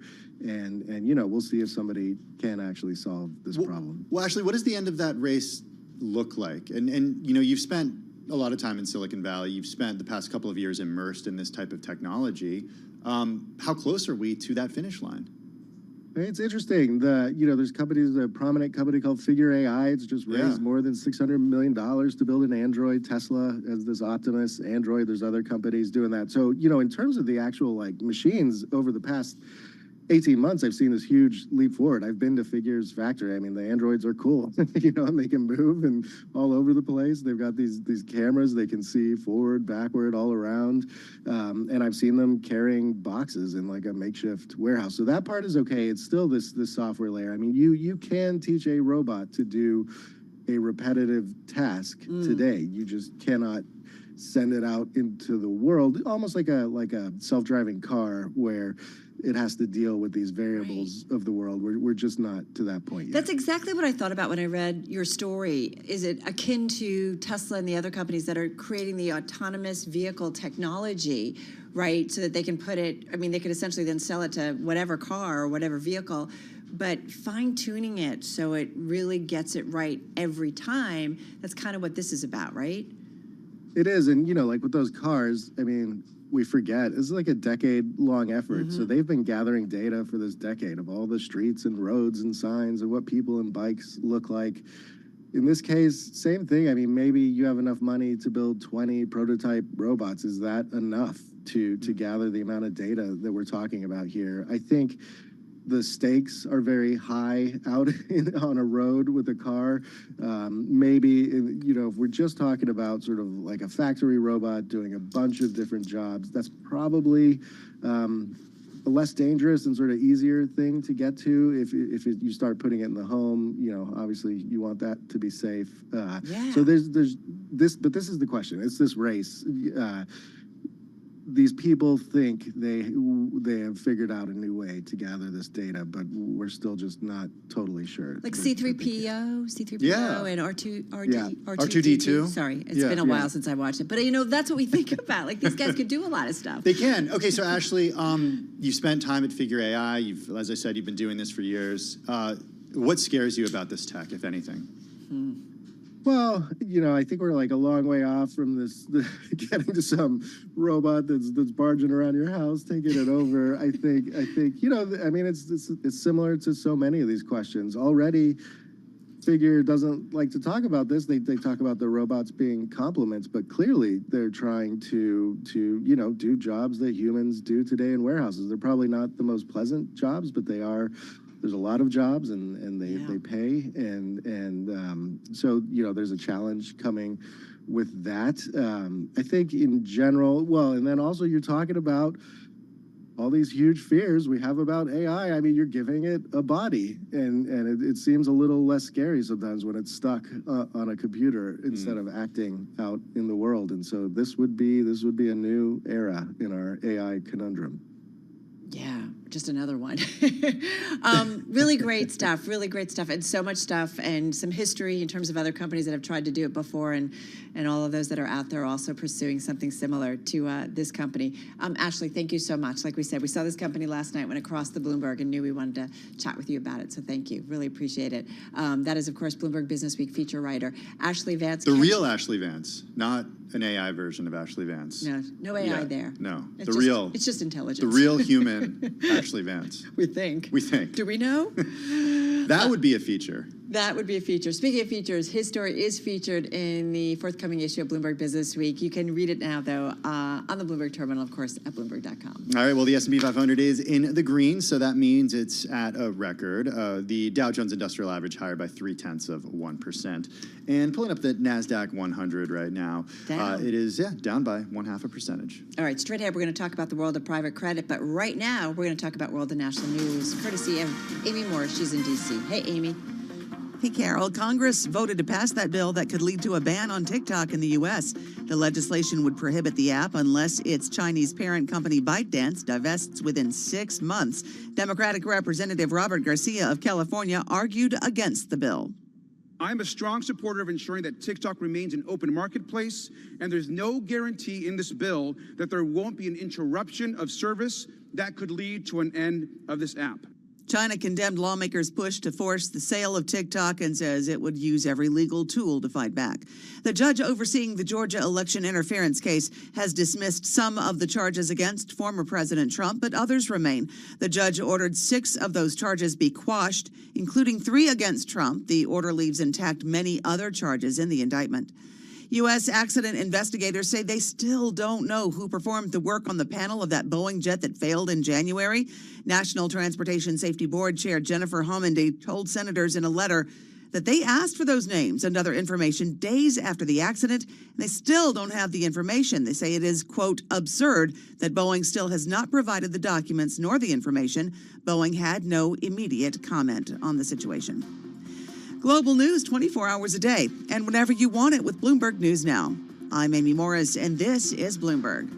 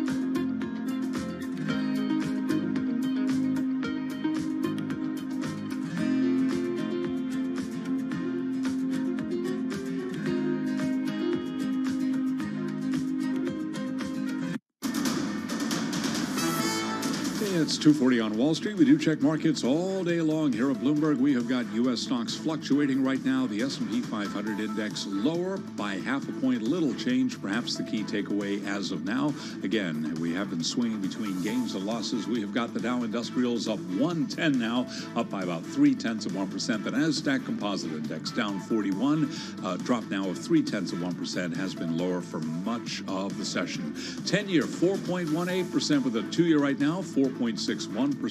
Spot gold is trading higher. Gold up by 0.8%, $21.76 the ounce. West Texas Intermediate crude is advancing 3%, $79.85 a barrel, while Bitcoin also up 3% right now, 73,228 on Bitcoin. Cruise stocks all sailing higher right now. Goldman Sachs says the impressive run from cruise line operators over the past year has more room to go. Goldman says there is a favorable setup where demand should outpace supply and result in improved prices. Shares of all three right now, we have got Royal Caribbean higher by 2.2%, Carnival Corp up 3.1%, and Norwegian up now by 2.2%. Again, recapping, stocks are mixed. S&P higher now by just about half a point. I'm Charlie Pelleton. That is a Bloomberg Business Flash. Hey, thank you so much for that update, Charlie Pellet. Really do appreciate it. It is Bloomberg Business Week. Tim Stenivek and Carol Master. Need a loan for a new factory or a buyout deal, but don't have the terms or like the terms that your bank is offering? Well, there's a $1.7 trillion industry that's ready to help. We're talking, of course, about private debt, part of private credit. All right, big picture, everybody. We've got a chart we want to pull up for everybody. It shows the growth since 2018, specifically the value of current portfolios when it comes to private credit. What it doesn't show, though, is that there's also a lot of unused capital just waiting to be put to work. In 2023, that meant another $500 million or $500 million just waiting for a deal. So that means over $1 trillion, like we said, easily in 2023. But generally, for those on radio who are listening as well, you can just see that in the last 5-6 years, we continue to incrementally see the growth when it comes to private credit. Okay, so a little bit of a history lesson here. Private credit came of age after the 2008 financial crisis, and today it's become a serious rival to mainstream lending for all kinds of businesses. Some have argued that private credit should become a permanent fixture in capital markets and investment portfolios, yet it's not quite clear how what some people consider an opaque corner of finance will cope when the next big recession hits. Two sides to every coin. All right, that brings us to our guest, Kyle Brown. He's president, CEO, and chairman of the publicly held Trinity Capital. He's here in our Bloomberg Interactive Brokers studio. Trinity Capital, by the way, a business development company making both debt and equity plays.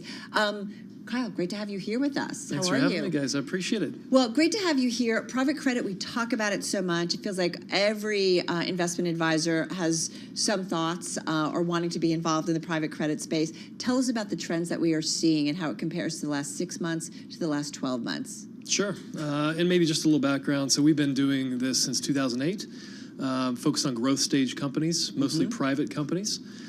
Providing senior secured financing in the form of term debt and equipment financing. So anywhere from kind of growth stage, heading towards an IPO or liquidity event, to M&A, PE-backed company after the fact. So private credits continue to grow. It's continued to be, I'd say, maybe even more prevalent over the last 12 months since some of the banking volatility took place.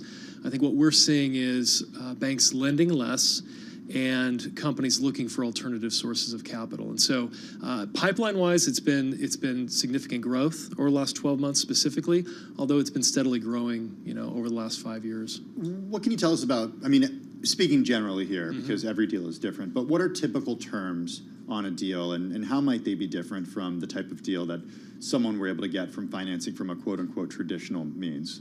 Sure. So, in most cases, you're going to see a little bit less leverage, particularly with kind of this growth stage sector. We average anywhere from 20 to 30% loan to value. Value meaning the last priced round or last 409 valuation, lower of the two. So they're lightly leveraged companies, right? They are, they're growing. Is that something you guys specifically, you want light leverage? Lighter leverage, right? Yeah. I think what you see there is less impact from rate increases as a result of that. Companies, a 300 to 500 basis point increase is not significantly impacting their bottom line. it's challenging it, but it's not significantly impacting them. If I can build on what Tim just asked you, in terms of terms, though, specifically for the deals you were doing, whether it's over the past 6 months or so or last 12 months, have you been asking for companies to pay more to get a deal done because you're concerned about their exposure to whatever, or you're worried about the business environment or whatever? I think our gross yields have been rising, and they have been. You can see it on our investor presentation online, but the gross yields have been rising. Warrants and some extra equity kickers have been rising as well. And that's really more of a product of just supply and demand. There's less capital available. They're getting less capital from banks. And so you can do it, in other words. So we can do it, right. And there's an exchange there. So we have finite amount of capital as well, right, alternative lenders. And so we're getting a little bit better pricing over the last 12 to 24 months. Because you can. Because we can. What would you say to critics who say that this is indeed an opaque corner of finance? I think it's been around for a long time. Right. Has it been tested, though? You came in 2008, or your firm has. Mm-hmm. Do you really feel like it's been tested? So I think that venture capital has steadily been building equity investments as well as private equity investments. And so that market hasn't changed. Even after 2000, you saw a pretty big rebound in the amount of capital that's deployed in 2021. So I think investments, particularly in technology where we focus, is a good play. And it's been tested multiple times especially over the last 4 to 5 years, right? With COVID, with inflation increasing. Equity investors continue to support companies. The biggest challenge I think you're seeing out there, it's not are these companies going to survive or can they make it? It's at what valuation will they continue to raise capital? And you're seeing pretty significant valuation fluctuations right now.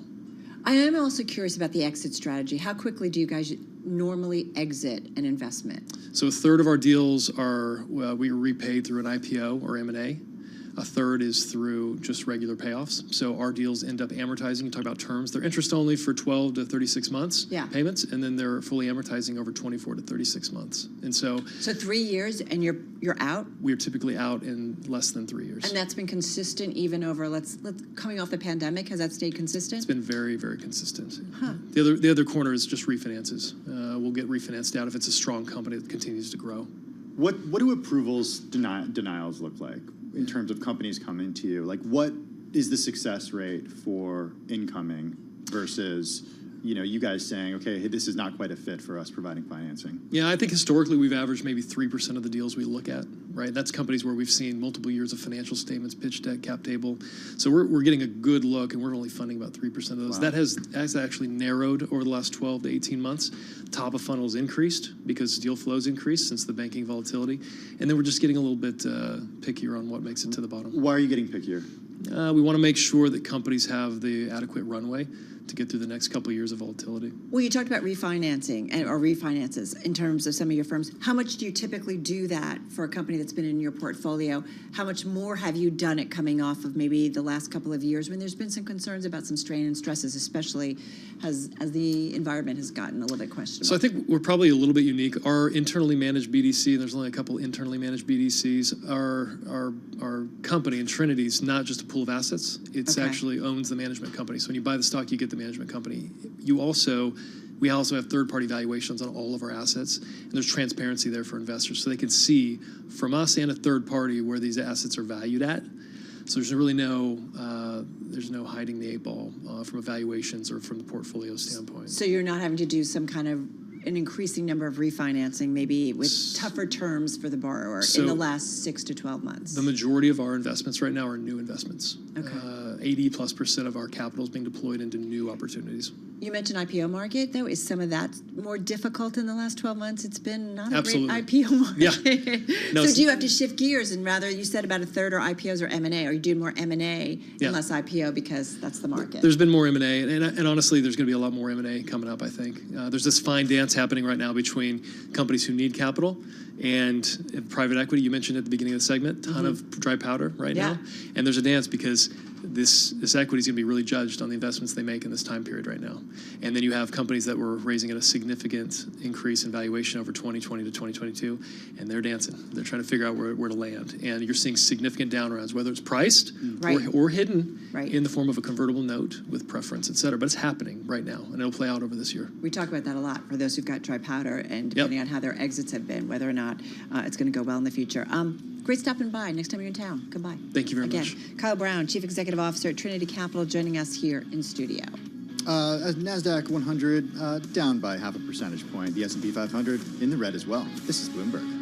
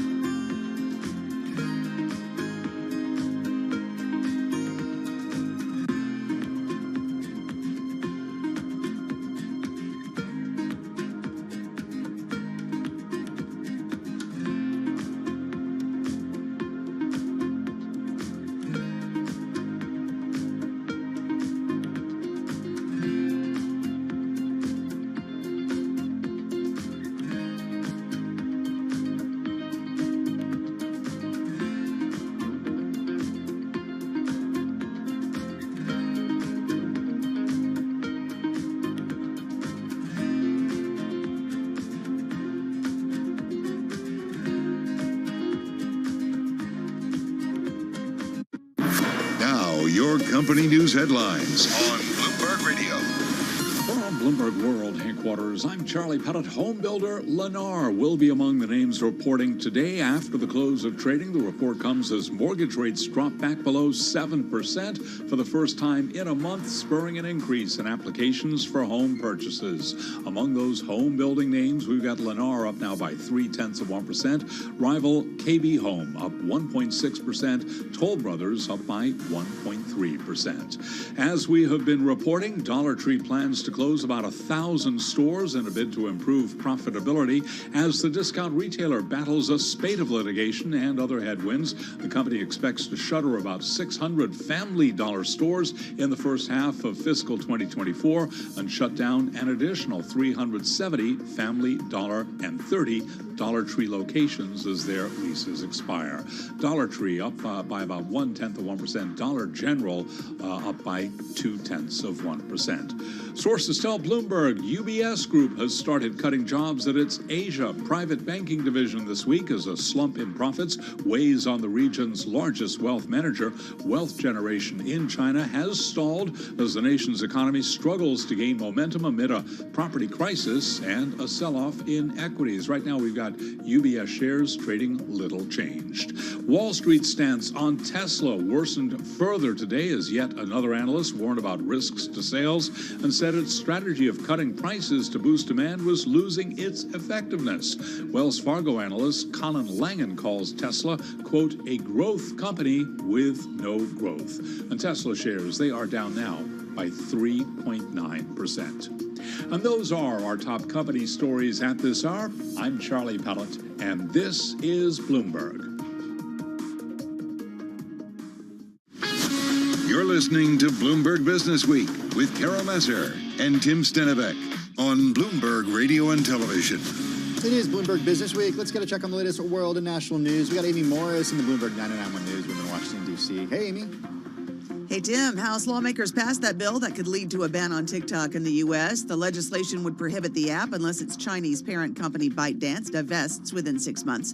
Supporters like Republican Dan Crenshaw of Texas say China can demand access to Americans' data anytime it wants. The First Amendment does not give the Chinese Communist Party the right to American data or the right to manipulate the minds of Americans. That would be a really weird interpretation of the First Amendment. Opponents say the bill targets a single popular platform months before an election, and while President Biden has said he'd sign it, it still has to make its way through the Senate, where it faces an uncertain future. The judge overseeing the Georgia election interference case has dismissed some of the charges against former President Trump, but other charges remain. The judge ordered 6 of those charges be quashed, including 3 against Donald Trump. The order leaves intact many other charges in the indictment. It was no surprise President Biden and former President Trump each clinched their respective parties' nominations yesterday, setting up a rematch of the 2020 election.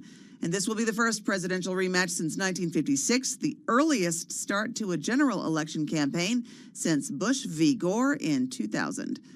Global news 24 hours a day, whenever you want it, with Bloomberg News Now. I'm Amy Morris, and this is Bloomberg. Back to Bloomberg Business Week now with Tim and Carol. Thank you so much, Amy Morris. So I feel like this could be a Seinfeld episode, because can you be called a dollar store if things don't cost only $1? I mean, we know that dollar stores, because of inflation and because of, just the way that items have shifted, $2, $3, $4.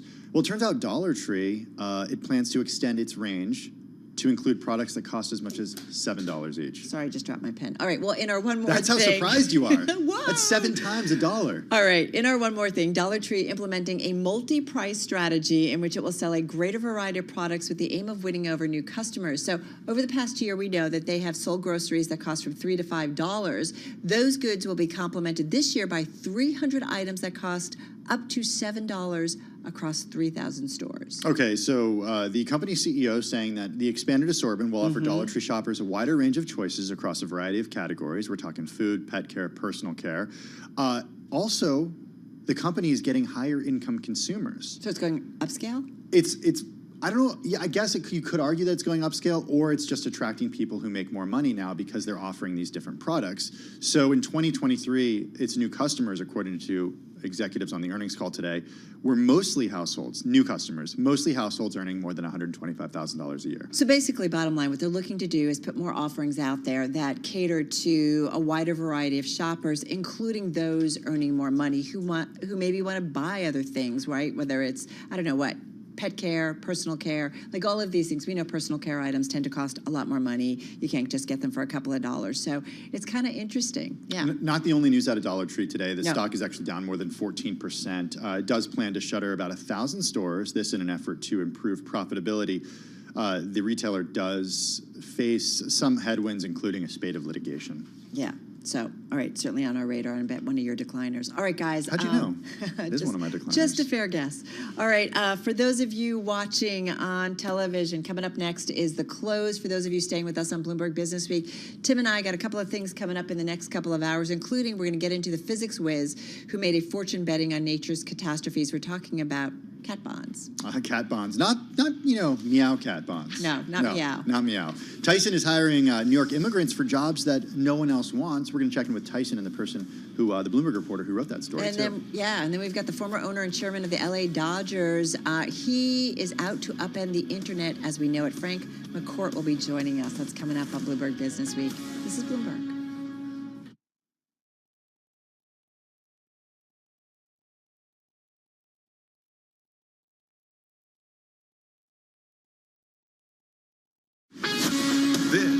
is Bloomberg Business Week. Insight from the reporters and editors who bring you America's most trusted business magazine. Plus, global business, finance, and tech news as it happens. Bloomberg Business Week with Carol Masser and Tim Stenevec on Bloomberg Radio. All right, everybody, we are just 1 hour away from the closing bell on this Wednesday, March 13th, 2024. And we've got, kind of a mixed market on the equity side of things. We've seen yields moving up a little bit on this Wednesday. We're going to get into the trade in just a moment. We're also going to get into, which has been, hello, everybody, Carol Masser, along with Tim Stenevec. Immigrants, you and I have talked about this a lot. Yeah. There's been some great reporting by the Bloomberg News team. Including our own Simone Foxman, who wrote a story about how Tyson is hiring New York immigrants for jobs that no one else wants. We're going to speak to the senior manager who's actually doing the hiring. Yeah, big issue in this upcoming November presidential election as well. Also, cat bonds, how a physics whiz made a fortune betting on nature's catastrophes. That's the cat, is the catastrophes, not the meow. Sorry, so Tim and I are really just 10-year-olds or 7-year-olds or something like that, which is why we meow. But it's a most read story, and it's also the Bloomberg Big Take today. Also, we're going to get a retail update from the folks at Rakuten before, I should say, we get retail sales figures tomorrow. Yeah, we're going to get into that. A great read on the consumer. And then we're going to get into technology globally and the internet specifically. With the former owner and chairman of the LA Dodgers, he owns the French football team Olympique de Marseille. Am I saying it right? Why are you looking at me? I don't know. Yeah. Because I'm really bad with French. Did not. More importantly, he's out to upend the internet as we know it. Frank McCourt Jr. joining us. I studied Spanish for so did I. That's what I was going to say. All right. Save us, Charlie Pellet. First up, a check on the day's trade and top business stories. Here's Charlie. Très bien. We're good to go here with the Dow higher. S&P, NASDAQ, they are both moving lower right now. We got the S&P down 3, 51.71. That is a drop right now of just under 0.1%. Dow Industrials up 70. Could see a record. Have been trading at a record earlier, but pulling back somewhat. Still a gain of 0.2% right now on the Dow. We've got NASDAQ down 45. The NASDAQ Composite Index down 0.3%. The NASDAQ 100 Index down 93. A drop there of 0.5%. 10-year at 4.18% with a 2-year 4.61%. Spot gold up 0.8%, 21.75 the ounce, and West Texas Intermediate crude up 3%, 79.90 for a barrel of WTI. Bitcoin remains on a tear, up another 3.1%. Bitcoin now at 73,261. Bottom line here, stocks are trading mixed. The Dow higher, S&P trading lower. Linda Dissel is senior equity strategist at Federated Hermes, and she says she may have to adjust her year-end call. You usually make all your money in the back end of the year after the election uncertainty is over. We have been tracking normally here for the first part of the year versus history, but it tends to get sloppy in the middle of the year. So we're saying it'll probably be a volatile year, but so what? Because we still think you can get to 5,200 by year end, and we may have to revisit that to the upside. And again, she said 5,200. To put that in context, the S&P now at 5170.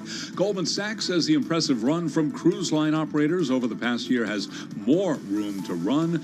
Goldman initiating coverage on Carnival and Royal Caribbean with buy recommendations today. Carnival Corp up 2.4%, Royal Caribbean up 1.7%, and rival Norwegian Cruise Line Holdings up by 2%.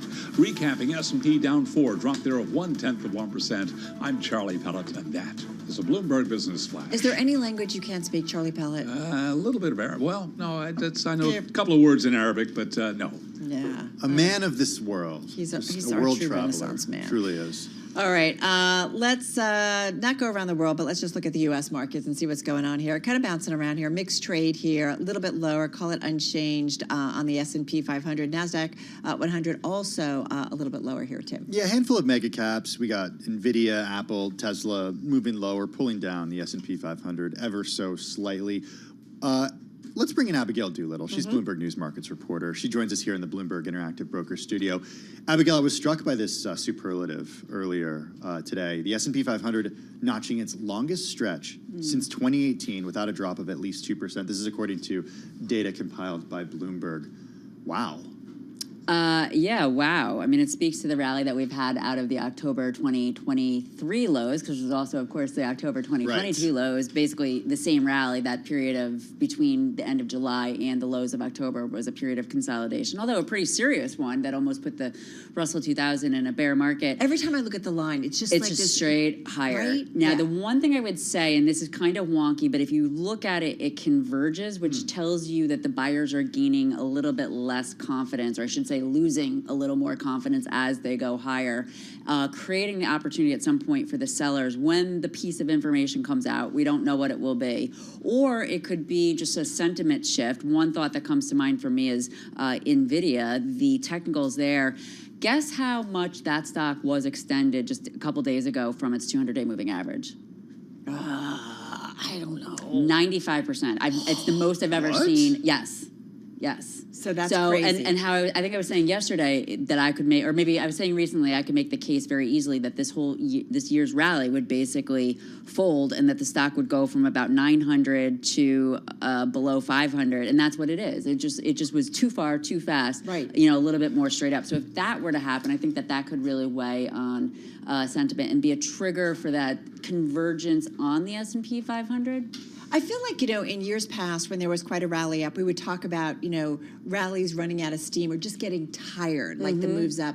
And that's what this is. Okay. That's what this is, especially when you take a look at the RSI that we've been talking about, which over the last 3 months basically has put in a long series of lower highs, telling you that the buyers are much less enthusiastic that they had been. Basically, weak hands buying. They don't know why they're buying necessarily, but they're buying. And the people who bought well, let's call it at the beginning of the October 2023 rally or the beginning of the 2022 rally or even before that, they're very happy to sell. They're doing it at a profit. We don't know what the profit is. And that's sort of the idea behind Apple with Berkshire Hathaway when they were officially selling last year. We don't know that they are the reason that the stock has been under pressure this year, but that's basically what that looks like. Somebody bought very well a long time ago on the fundamentals for a reason, is happy to sell to somebody who is buying for less good reasons, if any at all. I don't even know anymore, because it's like, even a day like yesterday where ostensibly inflation data comes in hot and it looks like quote unquote bad news, we still see markets move higher. I think that what happened yesterday was, even though it came in a little bit warm there, I believe at this point, given the fact that there are some market strategists out there who are talking about Torsten Slok, for instance, saying that this could be the year where there are no rate cuts, and there have been a few other people. And frankly, if I were to add up a number of different data points, I could see how that's possible. I mean, if the Fed wants to make sure that we don't go back into a period of 70s where inflation is super sticky and continues to return. So I think at this point that the markets are just looking for Fed Chair Jay Powell and the Fed to be in the side of at least one cut, maybe the 3 that are priced in. I think if there's any indication that if the Fed at some point, next week, I don't anticipate it, but in the weeks or months ahead, indicates that 2024 may not be the year of the cut,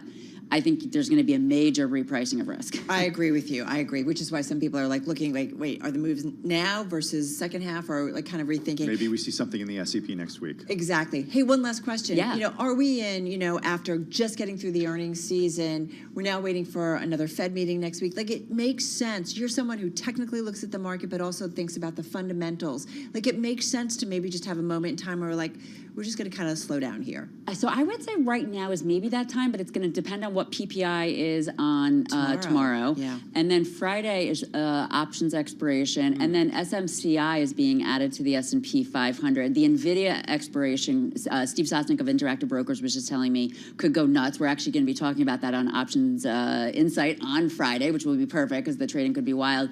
And then it's the Fed. So, we wish for some quiet. Will it come? We don't know yet.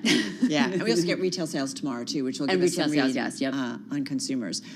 Good stuff. Thank you. As always, Bloomberg News markets reporter Abigail Doolittle joining us here in our studio. And Tim, we know investors watching a lot of different things right now. Yeah, they're keeping their eyes on a lot this year, including the upcoming presidential elections, where U.S. immigration is certainly top of mind.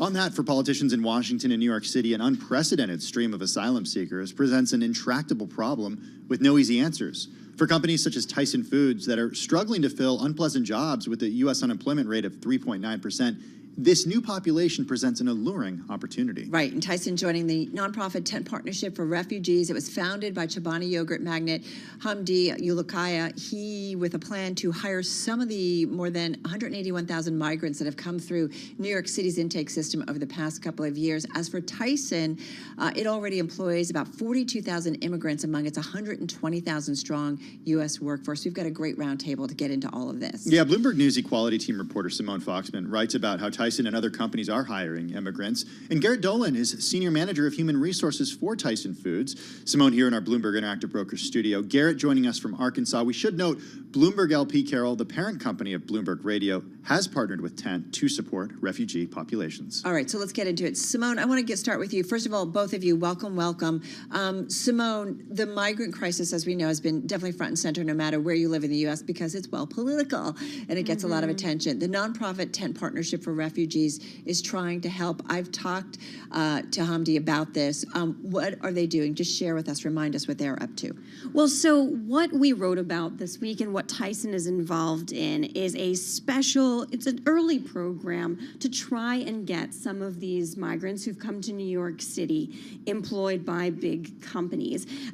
There's a broad array of things that Tent does, including mentorship programs, sponsorship programs, et cetera, the things that Bloomberg, for example, are involved in. But this is specific. 5 different companies, including Tyson, Gate Group, they have been a part of this early program to try and set up employment. Tent has created a database. It allows these employers to look through the database, figure out who they might want to employ, and then ultimately bring those people on to their workforce. I want to bring in Garrett Dolan, who is Senior Manager of Human Resources for Tyson Foods. Garrett, thanks for joining us on this, a really interesting topic. Carol and I talk about this all the time. It's certainly front and center. And when things collide like this with the unemployment rate being so low and it's so hard for companies to get workers, we love talking about this stuff. How hard is it at Tyson to train this population of new workers as they come into the U.S.? Well, as you probably know, manufacturers across the country are really struggling to fill labor positions, and we are in a very competitive marketplace for labor. There just are more jobs available than people. So we're working really hard to expand the pool of candidates, which include interviewing legally authorized immigrants ready to work. And what makes Tyson so interesting and appealing to these candidates is kind of the wraparound benefits and services that we offer. And let me give you one, for example. Over the last 5 years, Tyson has paid for and helped 5,000 of our team members become citizens. It's because we have a free legal services program, we help them coach with the test, and we help teach them English. That is a benefit that I'm not sure any other company is offering at that scale. And it makes Tyson a unique place because we are tailoring our benefits to meet the needs of the team member wherever they are. Garrett, how does this influence retention? Are immigrants and refugees, is that population, do you just see a little bit more success at retaining them? I know, there is a big turnover rate in this business, as many as 4 in 10, but does this kind of change the game, hiring immigrants and refugees? The retention rate for immigrants and refugees is higher than the general labor pool in manufacturing in general and at Tyson. And it is because, I think it's because as they seek stability in their lives and we give them benefits to help wraparound services, to help them connect with the community, to help them learn English, to help them have benefits the very first day, they're very grateful. They develop a sense of loyalty. And, as I said before, we're in a very competitive marketplace for labor. So it's a smart business move to tailor your benefits to meet the needs of your employees. Garrett, we spoke for the story, and one of the big bits of feedback that I got was, well, why doesn't Tyson just simply raise its wages in order to attract more American citizens for these positions? What's your response to that?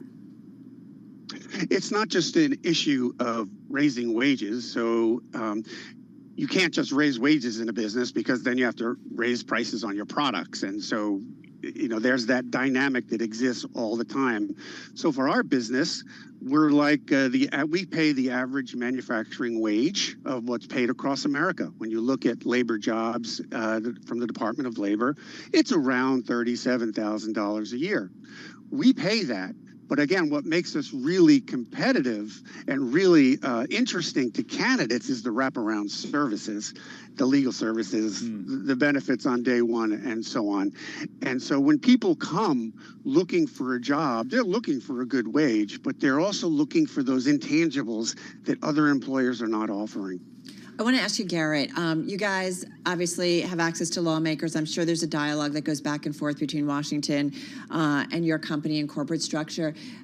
Just the political furor that is around, or fury, I should say, around immigration and immigrants specifically. And I'm thinking about legal immigrants. There are so many that are not able to get to jobs, and the corporate sector is clamoring to have access to them. Why isn't it happening? What is getting in the way? What are you hearing when it seems to be, it's become such a political football, especially ahead of the November election? But what are you hearing? Why aren't more legal immigrants being processed and available to work in the United States? I'm not really an expert to talk about what's going on at the border. I don't really have much knowledge about border But that's issues. not border. That's really what's going on in Washington with lawmakers that represent you. There's obviously conversations that go on. There are two actions that we would like to see government, nonprofit, and other companies advocate for, and so I can offer you them. We want to increase the pool of candidates that's available for labor. And so what that means is you have to allow people to come into the country and give them a path forward. The second is we want to be able to give a pathway to citizenship, letting people come into the country and keeping it a very temporary window that they can only stay for 18 months. It makes it more difficult to hire those folks when you run a business because you don't want to have to churn those people every 18 months. We would love for there to be a long-term pathway to citizenship, and then we could come in, hire those folks, give them the benefits, and really create that stability that we all want. I'll add one detail here, which is the immigrants who apply for asylum at the Mexico border. They typically can get work authorization within about 6 months from applying for asylum, paperwork delays, etc. So they are truly legal workers when they are going to places like Tyson. Garrett, I just want to ask you quickly, would you like to see some of the guest worker programs and things beefed up in order to support your hiring needs? Really, I don't have an opinion on that. I don't know much about that program. I'm sorry, but I could try to find someone to help you with that. Garrett, how about this? I'm just wondering about the workers that you have been able to get through this program. How many more would you like to see? That is, how many more... are you willing to hire? Yeah, right? how many more are you willing to hire at this point? I would say we want to talk to every possible qualified candidate. We operate over 100 manufacturing plants, over 30 states. We have over 90,000 manufacturing workers, and as you can imagine, keeping them replenished and finding a stock where we can continue to grow our business, we need to interview as many as possible. Yeah, love it. And so glad we could get some time with you. Garrett Dolan, Senior Manager of Human Resources at Tyson Foods, joining us from Arkansas. And of course, our own Simone Foxman, Equality Team reporter at Bloomberg News. Check her out on the Bloomberg and on Twitter, X at Simone Foxman. You're listening and watching Bloomberg Business Week. Carol Master along with Tim Stanovic, and this is Bloomberg.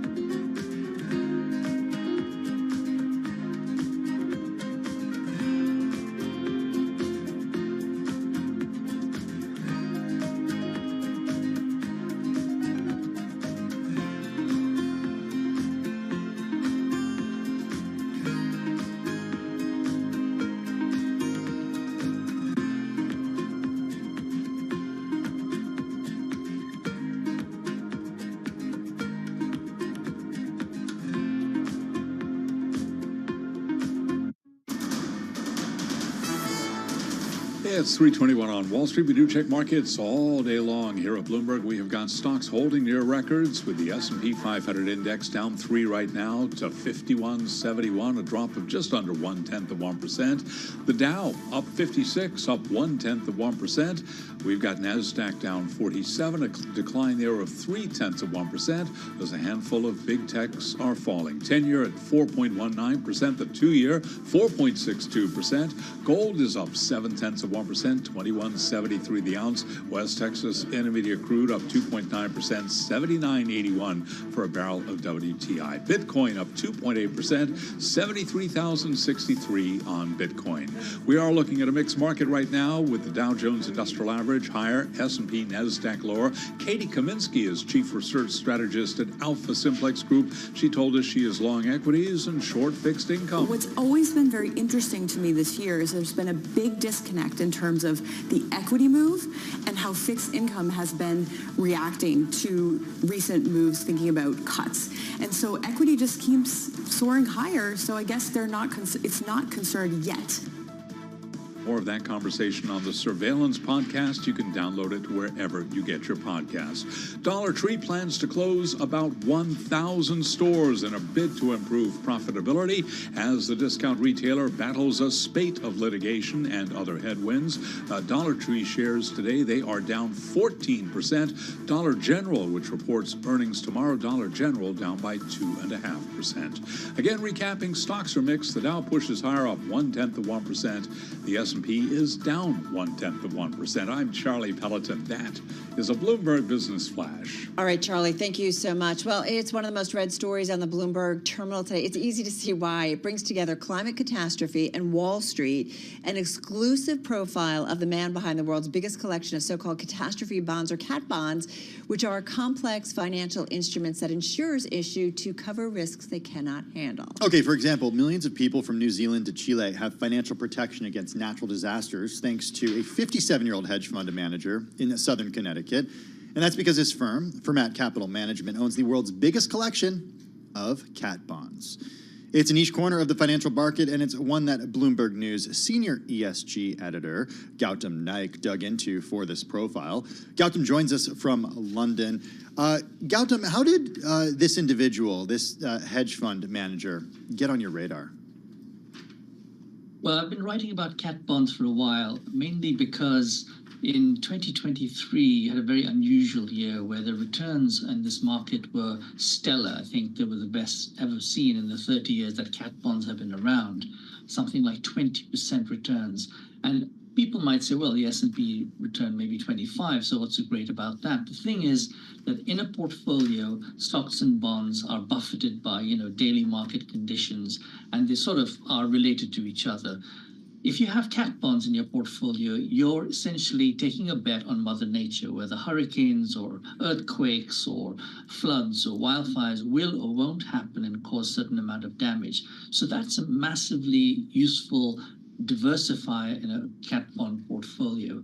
So that 20% return that you saw in 2023 really sort of got my attention. I started to delve into it, and I then looked for the most vibrant exemplar of this approach to investing on nature, and I found it in John So. Yeah, I mean, you got to have your models right, especially in a world where climate change has upended all those models. So take us to the individual, and I don't want to mispronounce his name, so I'm going to let you do it, but tell us about this 57-year-old hedge fund manager in southern Connecticut.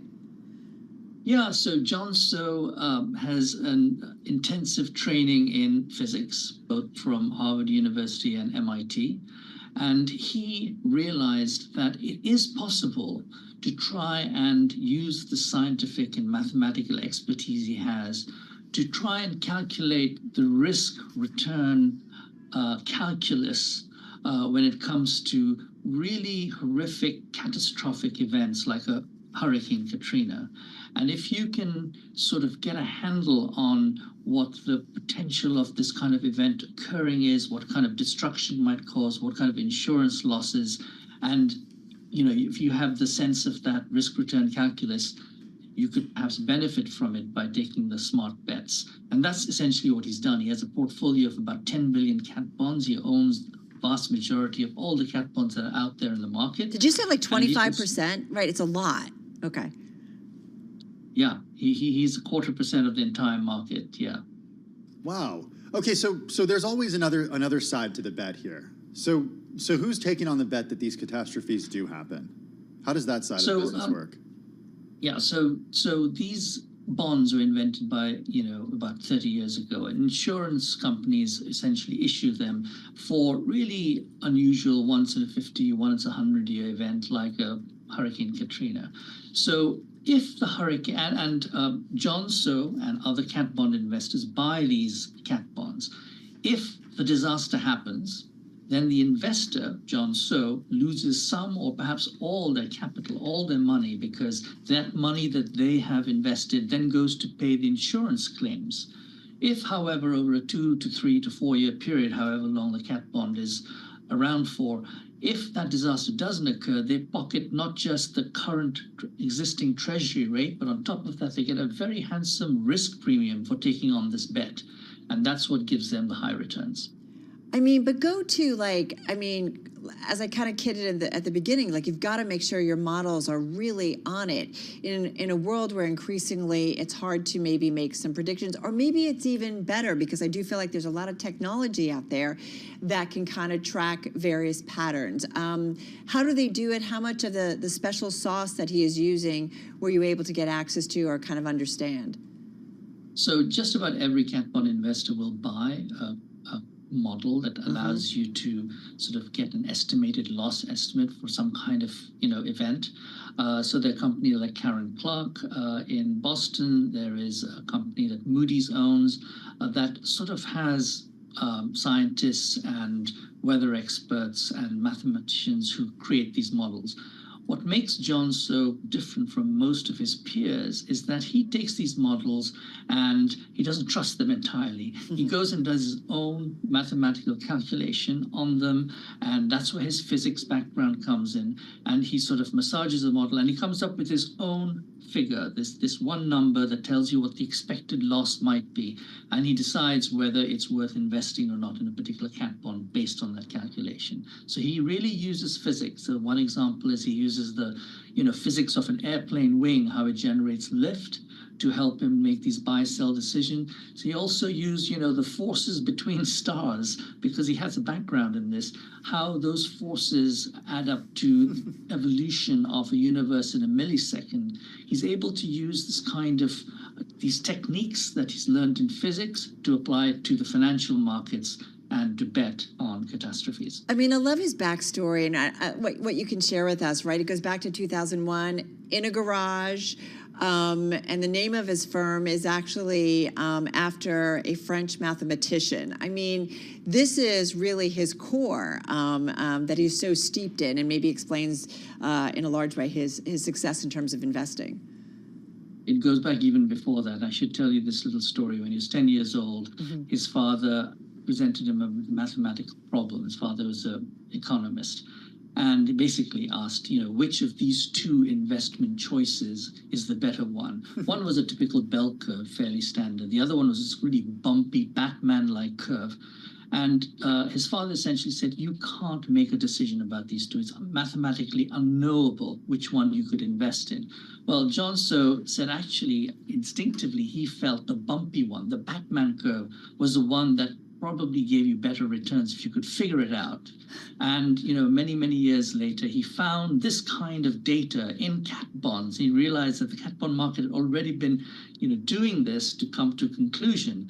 And the lovely part of the story is that some years after that, just after he founded Fermat, the hedge fund, he wrote a mathematical proof and gave it to his dad. And I think his dad may have been a bit skeptical because it took him 2 weeks to look at the paper, and at the end of it he said, okay, son, you cracked it, you did it. So he proved his father wrong. That's also been part of his driving motivation. It's a personal one. Yeah, I don't know about you, Carol. Those were not the conversations I was having with my dad when I was 10 years old. I was just going to say, though, people who are listening, they're going to go home and like, hey, honey, we got to rethink how we're training, little Johnny and little Susie, because kind of up our game, if you will. I'm wondering how this changes, like his outlook changes in an era where we've seen climate catastrophes happen more and more frequently, Gautam, because you see this idea of 50 to 100-year storms happening. Those things are happening more and more frequently in recent years. What does he say about that? Well, a couple of things here. So in the insurance industry is struggling to deal with the climate elevated risks of, the kind of disasters planet Earth has seen forever. So they are issuing more and more cat bonds, and they're trying to bring in investors to help them backstop this risk. So climate change is clearly an integral part of the evolution of this market. Interestingly, John So says that the impact of climate change on his buy-sell decisions is minimal. I think he calculated to be less than 2% or even less than that, maybe less than 1%. So I was kind of intrigued. I said, how come? I mean, that's all we see in the headlines. That's what we write about at Bloomberg all the time. And he said, no, because a cat bond's maturity is 3 to 5 years. Climate change is a much longer term, event, and it unfolds with far more span of time. And so his decisions are sort of calibrated much more to the shorter term.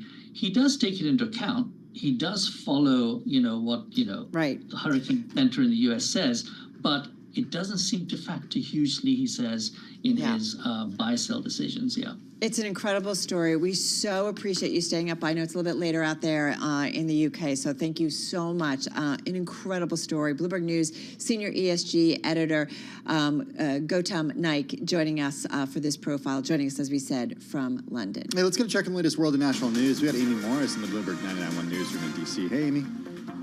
Hello, Tim. The House has voted overwhelmingly to ban TikTok in the U.S. unless its Chinese owner ByteDance sells it. The bill's headed to the Senate now, where the outcome may be more uncertain. Nathan Dean is a senior U.S. policy analyst for Bloomberg Intelligence. A lot of people here want to be seen as being tough on China, but actually don't want to move forth with something that would ban an app that's popular with hundreds of millions of Americans. Nathan Dean with Bloomberg Intelligence. And on top of that, Bloomberg News has learned TikTok plans to exhaust all its legal options before it considers a divestment. The judge overseeing the Georgia election interference case has dismissed some of the charges against former President Donald Trump, but others remain. We get more on this from Bloomberg's Wendy Benjaminson. The charges that were dismissed were the charges involving that quote-unquote one of his many perfect phone calls, so quote-unquote, to the Secretary of State of Georgia, the administrator of the elections, who heard Trump say to him, I just need you to find me 11,000 votes. So that the charge was interfering with an elected official or solicitation of, bad acts. So those charges were dismissed. Bloomberg's Wendy Benjaminson there. Russia President Vladimir Putin says Russia is ready to use nuclear weapons if its sovereignty or independence is threatened. It is another blunt warning to the West just days before he is expected to be elected to another term. In an apparent reference to NATO, Putin said, quote, the nations that say they have no red lines regarding Russia should realize Russia won't have any red lines regarding them either. Global news 24 hours a day and whenever you want it with Bloomberg News Now. I'm Amy Morris. This is Bloomberg.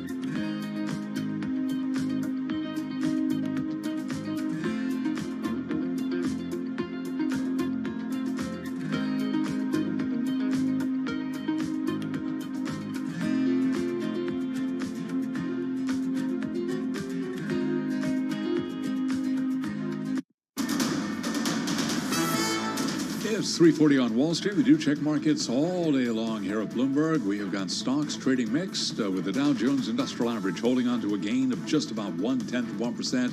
S&P, NASDAQ, they are both in the red. Let's head right over to the first word breaking news desk for today's afternoon call. Here he is, Bill Maloney. And good afternoon, Charlie. That's right. U.S. stocks are trading mixed with the Dow currently higher by 29 points. S&P's dropped 12 and NASDAQ is lower by 0.6%. The U.S. 10-year yield at 4.19%. Gold is up 17. Oil trading in the green. And Bitcoin is higher by 2.7%. Among the main 11 S&P sectors, leaders were energy and materials, tech and real estate were under pressure. And leaders to the upside in the Dow, 3M and Chevron, while McDonald's and Intel led to the downside. McDonald's fell after the CEO warned of slowing international sales, and after earnings, Dollar Tree fell 14%. In deal news, U.S. Steel plunged intraday on a report Biden is going to release a statement of concern regarding that takeover. And in other news, the U.S. House passed a bill that would force a TikTok sale or a ban. Wrapping things up, Lennar reports after the bell. Live from the first breaking news desk on Bill Maloney. Charlie? Okay, we thank you very much, Bill Maloney, to hear live breaking news over your Bloomberg. Type squawk, SQUA, on your Bloomberg terminal. I'm Charlie Pelleton. That is a Bloomberg Business Flat. I'm driving in my car. I turn on the radio. How about you let me drive? Oh, no. Who's gonna drive you home? Honey, please, I'll do the driving. Drive on. Excuse me, I want to drive. It's the question that drives us. This is the Drive to the Close. That funky music will drive us till the dawn. On Bloomberg Radio. TikTok, everybody. Just about 18 minutes More left about in TikTok? It is largely about TikTok. It's about a lot of things. Okay. It's been an interesting news too. flow kind of day. Yeah, it really has. And I do feel like tech, policy, politics, there's a lot going on. I mean, everything We know emanates from Washington, and Yeah. especially during an election year. Yeah, right? Yeah. Like everything leads to the November Well, elections. we heard Bill Maloney say that U.S. steel is falling as a result of President Biden. We're expecting President Biden to soon release a statement of concern about that Nippon Steel's proposed purchase. And who was it that came on our air recently and said, listen, election years are always good because candidates are out there promising everything or talking, because they want to be elected. And that in the bottom line, that ends up being good kind of for the equity trade. Or you have the Jared Dillians who say the president doesn't matter, it's only the Fed chair. That's right. Yeah. Many would agree with that one. All right, let's get to it. Let's get to our drive to the close. With us is Kathy Entwistle. She's Managing Director of at Morgan Stanley Private Wealth Management. Hey, Kathy, nice to have you here. Let's start with the elections. How often are your clients bringing that up here? We've certainly seen a lot of surveys where the elections are top of mind for global investors and global leaders, to be quite honest. Yeah, absolutely. Carol, thanks for having me. And also, Tim, basically, our clients definitely have the politics and the election as one of their primary two concerns. I would say inflation is still up there, but the election is also top of mind. And we are getting that question a lot. And even a little bit of the rolling of eyes, like, oh boy, what is going to work here?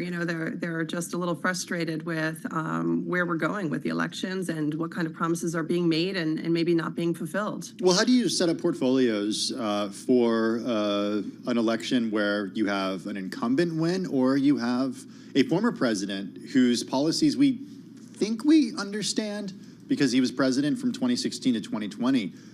What happens if he wins? Like, how are you setting up portfolios for that? That's a great question, Tim. And I would say that when I think about clients and portfolios and election years, I want to be a little bit more conservative this year when I'm thinking about allocations and how to go into this year, as opposed to being a little bit more aggressive and taking a little bit more, steps outside the box or a little bit more risk. So we're going very conservative. We're staying with value. Depending on, who is elected, we also have to think about not just the markets, but some of the other factors such as taxes and how tax strategies or policies may affect a client's portfolio as well. And almost feel like being able to help clients mitigate taxes in their portfolio is going to be really valuable to them. Interesting that you're saying conservative. That's really fascinating. Is some of it also that, I'm going to go real simple. The equity universe has had quite a run since October. And remind us, private wealth management means you guys are tapping into a lot of different areas. And whether it's, we had a private credit guest on earlier, whether it's in the private space, give us an idea of kind of some of the investments that you typically are putting your clients into. And I don't know, where do equities fit into that picture? Sure. So I always start with the big picture, that pie that we all remember, which is the asset allocation pie. And it used to be just equities and fixed income and a little bit of cash. And in the last decade or so, alternative investments have become a bigger sleeve in that portfolio if it's something that is appropriate for the client. So what I would say is clients also used to have that typical 60-40 portfolio, right? The 60% equities, 40% fixed income. And we've been moving away from that, where it might be more like 60 equity, but 20 to 25 fixed income, and the balance in alternatives. So we are looking to help bring in alternatives. Are considered an asset class that doesn't zig the same way that equities do or fixed income does, that it's non-correlated, so that it's an asset class you can have in your portfolio to kind of dampen volatility. Is it really non-correlated though, or is it, just mark to market doesn't happen each and every day from 9:30 to 4 p.m.? Well, if you think about it too, I like to think about like private equity, for example, and I always talk to clients about the J curve, the letter J. And when you think about the letter J, there's that little tip at the end, right, at the bottom there. And when you're investing in the beginning, there's a lot of things that private equity is investing in, and there's a lot of room to grow. So in the first couple of years, you might not see this big return, but what you'll see at the very end is as the letter J, as the line goes up, that's where the opportunities for growth are. And when you look at that, the hope is that you're looking back at an investment time period that's giving you really nice returns. So I don't think that is anything correlated to the market. We don't normally see that type of strategy or screening when it comes to returns. What are typically, when you say alternatives is such an umbrella term, it can be like everything from private equity to venture capital. Right? It's a huge bucket. When you say alternatives, what are you guys focused on? When I look at alternatives, I'm thinking the same about equities. Like when you say stocks, right, or companies that are stocks, you would say, well, we have the large cap, and we have the growth, and we have the value, and then we have mid-sized companies, and also they have both the value and the growth tilt, and then you've got international and emerging markets. It's such a plethora of different ways to invest, right? And you can also invest by ETFs or individual stocks, or you can have it managed, or go for the index, or mutual funds. There's so many different ways to do that. Well, the alternative investment world has become very busy like that too. There's a lot of different areas of the market that you can address through alternative markets, whether it's on the credit side or the equity side, and whether it's a hedge fund or a private equity fund. There's a lot out there. So it's a matter of really understanding your client. Is it appropriate for them, and where do you find the opportunities to bring that to their portfolio and to their financial soundness? Kathy, something I want to ask you, and certainly something we've spent a lot of time talking about over the last couple of years, and that is obviously artificial intelligence. Also, GLP-1, the new class of weight loss drugs. And I'm curious, among your clients, what are the questions you get the most on? Is it like, tell me about AI, where I can get, where I can make some money? Is it GLP-1 drugs? Is it private credit? Or is it fill in the blank, something else? It's AI, and it's interesting because a lot of times clients aren't really that aware about alternatives, or they want to get more knowledge about it. So it's not like they're coming to us and saying like, oh, explain private credit to us. It's more like, what is alternatives and where do we start? What they're coming to, at least to me, for is like, hey, I want to get AI in my portfolio. How do I do that? And there's many different ways. Yeah, how do you say they do it? We just got about 35 seconds left. How would you say is the best way to get exposure to AI? I would say through service companies that are utilizing AI to scale their business, or any kinds of companies that are using it. It doesn't have to be an AI company that's supporting the regular general, run-of-the-road companies with AI. It could be those companies that are generally just your typical companies in, whether it's, financial or energy or, different select industrials. Right. Anyone that's using AI, that's the kind of companies that when they're using it in a great way to leverage their business, that's where they want to go. Do they usually say, Kathy, but should I be in NVIDIA? Do they also say that real quickly? I would say headline names are definitely coming up often. And, How could it not? Many days, yeah. Really appreciate it. Great conversation. Kathy, thanks. Have a great rest of the week. Kathy Entwistle, Managing Director at Morgan Stanley Private Wealth Management, joining us from Ridgewood, New Jersey, excuse me. All right, folks, just about 10 minutes left in the trading session. This is Bloomberg Business Week.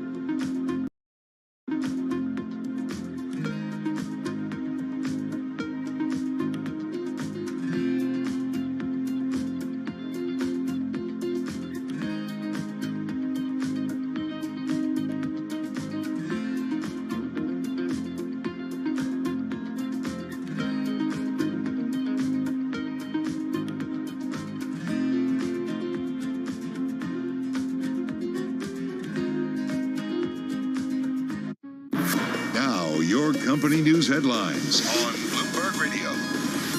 From Bloomberg World Headquarters, I'm Charlie Pellet. 7 minutes to go ahead of the closing bell. Homebuilder Lennar will be among the names reporting today after the close of trading. Lennar shares now trading lower. They are down 0.2%. Rival homebuilders KB Home up by 1.2%. Toll Brothers up now by 0.5%. Dollar Tree plans to close about 1,000 stores in a bid to improve profitability as the discount retailer battles a spate of litigation and other headwinds.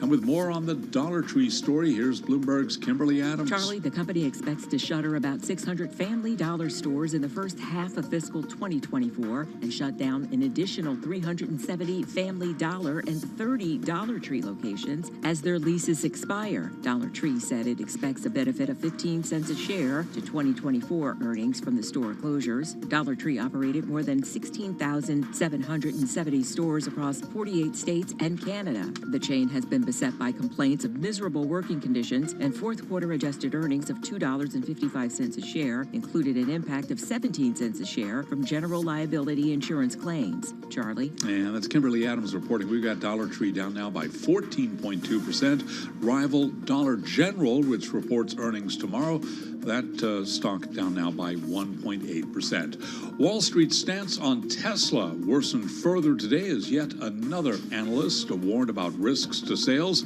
and said its strategy of cutting prices to boost demand was losing its effectiveness. Wells Fargo analyst Colin Langan calls Tesla a, quote, growth company with no growth. Tesla shares down now by 4.5%. And those are our top company stories at this hour. I'm Charlie Pellet, and this is Bloomberg. This is Bloomberg Business Week with Carol Massar and Tim Stenivek on Bloomberg Radio and Television. All right, everybody, just about 4.5 minutes left in today's trading session. We are going to head over to our TV colleagues in just a moment, count you down to the close on this Wednesday. In the meantime, a story that has definitely popped up on our radar before we join them. This has to do with Elon Musk. His ex abruptly canceling a planned partnership with CNN veteran Don Lemon after the broadcaster interviewed him on Friday for the premiere episode of a new show. Okay, so this is coming from Don Lemon. He tweeted this out. He also has a statement. He posted it on X, I guess you would say. He said he was informed of the decision hours after he conducted the interview, which will still air as the first episode of the Don Lemon Show. That's on March 18th. Though the partnership is ending, Lemon did say there will be additional episodes of the series that appear on YouTube, podcast channels, and X. Carol, I saw this happen earlier on X, on Twitter. Yeah.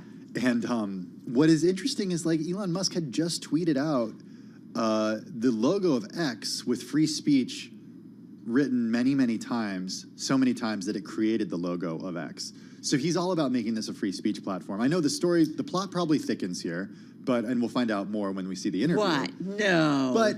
But I think it's interesting that, this is a place for purportedly for free speech, and this is happening. Well, this is the tweet, right? X is a platform that champions free speech. We're proud to provide an open environment for diverse voices and perspectives. The Don Lemon Show is welcome to publish its content on X without censorship, as we believe in providing a platform for creators to scale their work. Okay. However, like any enterprise, we reserve the right to make decisions about our business partnerships, and after careful consideration, X decided not to enter into a commercial partnership with the show. Yeah, exactly. In his own post, Elon Musk saying that the show's approach was, quote, basically just CNN, but on social media.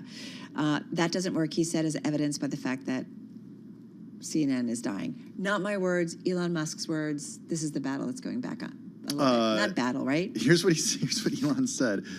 Instead of it being the real Don Lemon, it was just Jeff Zucker talking through Don, so lacked authenticity, he's added, referring to CNN's former chief. Huh. Okay. You're speechless. Free speech is free speech. Like, you either just let it go. I don't know. It's not complicated. I think free speech is free speech.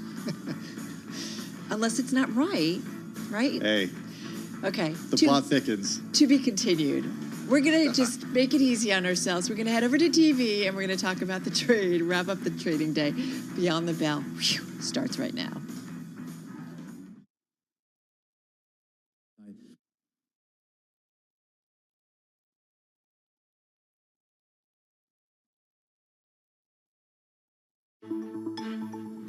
Beyond the Bell, Bloomberg's comprehensive cross-platform coverage of the U.S. market close starts right now.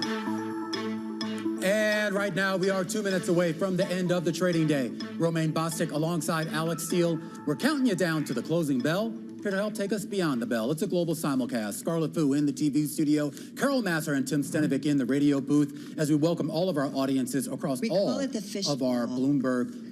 The what? The fishbowl. Is it okay? Kind of. Right. Because we're all fish, we have no memory. What does that mean? I should just come by and sprinkle one out. Because you're on Alex display Steele, I when you love walk you. by the radio studio, that's why. Or it's like where the monkeys are. Feed the monkeys. All right, I digress. I don't know where to go from there. I'm just happy it's Wednesday. I'm going to talk about the copper space. Copper stocks are up. There's no segue there. Copper stocks are up. The base metal climbing. This on the potential for capacity cuts at Chinese smelters, if you will. So if you look at the Global X Copper Miners ETF, folks, it is up more than 7%. And I'll have some more names when I get to my gainers later on. So yeah. Another day, another record for Bitcoin. Yeah. Fourth time in 6 days it's reached a record. We are seeing a lot of inflows into the ETFs. BlackRock saw a record $849 million in inflows just on Tuesday. Bitcoin up about 70% so far this year.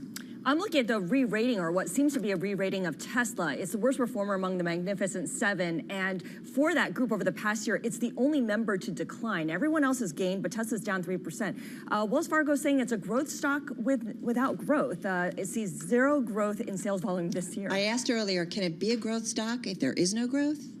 That was harsh. The answer from Wells Fargo is no. Sorry. That was definitely a harsh note from Wells Fargo, for sure. But clearly, market holding up okay despite the Tesla rolling over the last couple weeks. Yeah, interesting market, though. You look at all the names that are moving higher here, you're not going to really find any real tech names out there. I think PayPal is the only one, and that's kind of tech-ish, if you will. The Dow Jones Industrial Average is going to manage to squeak into the green on the day, up about 0.1%, though it had been significantly higher earlier in the session. The S&P 500 closing in the red, down by about 10 points, or 0.2%. The NASDAQ down 88 points, or 0.5%, while the Russell 2000, which at one point was up as much as 0.7%, giving back some of those gains, but closing out in the green, up 6 points, or 0.3%. All right, staying with the S&P 500 for a moment, folks. 265 names to the downside. Scarlett, 236 losing ground in the Wednesday trade, and 2 unchanged. All right, let's look at the sector performances here. You've got energy, the clear outperformer, up 1.5%. The pie overall is a real mix there, though, because you have technology down more than 1%, and that's Tesla, really, the drag there. Real estate investment trusts off by 0.6%. Healthcare losing a little bit of ground there, but the strength is in those commodity names, energy materials, as well as utilities. All right, guys, let's get to some of the individual gainers, if I may. Number one, gainer in the S&P 500. I talked about the copper stocks rising in today's session, some of the miners. So Freeport McMoran, it is the number one gainer in the S&P 500, a gain just off its highs of the day, but still with a gain of about 7.6%. We mentioned the potential capacity cuts at Chinese smelters, so that gave a lift, if you will, to the overall space. Let's go to what was a top gainer among the NDX, the NASDAQ 100. We're talking about PDD. This gaining, what is it, about 3.5%. It was up as much as 8% earlier in the session, but finishing the day with a gain of about 3.6%. The company hiring Aaron Webster from SoFi Technologies to help the payments. Oh, forgive me. I'm sorry. I jumped ahead. Yeah, there it is, PDD. That was PayPal. Let me just move ahead. Sorry, lost my place. Where are we? PDD. Yes. You got this. No real market moving news, but it was higher in today's session, up about 3.6%. It is the parent company of Temu, the upstart discounter founded in China. We know that it's continuing to make its way in the U.S. market. Rallying for a third straight day, folks. It's up about 13% or so in the past 3 days. It is going to report its earnings on March 20th. And now to the other P company that I was going to report on, and that's PayPal. This one was a top gainer in the NASDAQ 100, so forgive me for kind of messing it up. Up about 4% in today's session. It hired Aaron Webster from SoFi Technologies to help the company fight financial crime and fraud. He's joining as Chief Enterprise Services Officer. That's effective March 18th. And so he's going to help oversee their global financial crime and fraud prevention programs and maintain regulatory and government relations. So that was kind of the only real news, but those were some of the outperformers in today's session. Okay, I got some underperformers. You heard a little preview from Scarlett earlier about shares of Tesla, down more than 4% on the day today, 4.53% to the downside. This after Wells Fargo came out and said that there will be zero growth in sales volumes this year. Next year, sales volumes are actually going to drop. Remember, many people do consider this a growth company, so surprising to see this call and it affecting the company's stock price. Also affecting the company's stock price is what President Biden may come out and say. He hasn't said it yet, but according to those familiar with the statement, President Biden is expected to soon release a statement of concern about Nippon Steel's proposed takeover of U.S. Steel, ticker X. Bloomberg did report this, citing people familiar with the matter. Shares closed down by close to 13%. We don't know the scope of Biden's statement, how far he'll go. The people who asked not to be named because the information is private told Bloomberg. The White House declined to comment, Nippon Steel declined to comment, and U.S. Steel did not respond to requests for comment. And then I do want to check in on shares of Dollar Tree today. The company having its worst day in years after it came out this morning and said it was going to close 1,000 stores across the country. Shares falling today by more than 14%, Alex. Man, dollar stores really rough go. Okay, I'm looking at the bond market here. Sell off across the curve yet again. So you've now seen 10-year yields rise for about 3 straight days. It's sitting like right on its 200-day moving average, guys, and I care because then we're kind of like a stone's throw away from the 100-day moving average. So we're just breaking some resistance here on the upside when it comes to yields, and that could be kind of a motivator. So definitely watching that into retail sales tomorrow. Yeah, could see some big moves in yields, particularly heading into next week as well. I do want to go back to some of the individual movers on the day, and you were just talking about Dollar Tree there, Tim, just a second ago, because I thought it was kind of a tale of two cities. Remember, we got earnings out of Williams-Sonoma. That was one of the best stock performers today, at least on a percentage basis. That closed at a record high. And Dollar Tree, one of the worst performers. But what I thought was interesting about Dollar Tree was apparently they're not really a dollar store anymore. They're $7 You're store lamenting now. that, but they moved away from that a long time ago. Remember, they had this range of about like $3 to $5. That was kind of the top end range for a lot of prices. And now they're coming out and they're basically saying we need higher income consumers, and as a result, they need to broaden their offering. So now dollar store is $7 store. It doesn't have the same sort of, it doesn't quite roll off the tongue, $7 Tree, the way Dollar Tree does. But, you know, for years. Well, you know, 5 and dimes used to be popular too, Tim. That's true. Yeah. 21 below, right? Wasn't 21 below, everything was under $21. Motel 6? But no, 5 below. Was it 5 21? below. It was 5 below. 5 below, See, I don't know Wow, what you I'm talking definitely live in Park Slope, dude. What about, what about Motel 6? How's that? Wow. That was $6 a night. That's what it was. Well, the reason that they are apparently expanding in terms of some of the items and they're costing a little bit more, they're no longer just a dollar or just a few dollars, is apparently the consumers that are shopping at Dollar Tree are kind of more upscale. They said that their new customers, they're gaining higher income consumers. Its new customers in 2023 were mostly households earning more than $125,000 a year. So they're kind of looking to broaden out their offerings. Let's face it, Dollar Tree, these discount retailers really depended on cheap imports from China. And if that's going to drop off and consumers can get their cheap goods from China directly through Temu or Alibaba, they don't necessarily need to go to Dollar Tree. And so what is left perhaps is not made in some of those lower cost countries. Okay, but you definitely have to then upscale the inventory and the product offerings and just the stores. I mean, have you guys been to some stores? I mean, it is really, really, really tough going for some of these dollar stores, and the people there look absolutely miserable to work there. I'm just saying you need to like revamp a lot more than just here's $7 for this. Yeah. We've reported a lot about that. Been on the dollar store. I don't think anyone disagrees with you, but I think that takes, But they're saying vision, the higher end shopper money, is going there, so that's kind of interesting. Are you going there, Carol? I've gone in the past for like kids' birthday parties. Well, I was going to say kids' birthday parties, huge. I do think it also depends on where you live, because in some communities around the country, these sorts of stores are the only stores that are around now, and they've catered to that to start selling different types of things. So it's not just like, you know, what you'd get traditionally at a dollar store, but they have food items at some of these too. Yeah, dollar food, or $7 food now. Guys, the other big story of the day, of course, had to do with that TikTok bill in the House of Representatives. I know you've been keeping an eye on that. I don't know if this is going to pass the House, but the Senate, but the president's already said if it does, he's going to sign it. You know, it's amazing what Congress can do when it puts its mind to something. I'm kind of impressed. It's been like a year and counting, though. They can get stuff done. They can pass bills. Who knew? I've done some informal polling around parents of teenagers. Seems like they're kind of in favor of this too, some of those who I've spoken to. I know I'm not going to ask you guys how you feel because you're journalists, and I know you don't have feelings on this.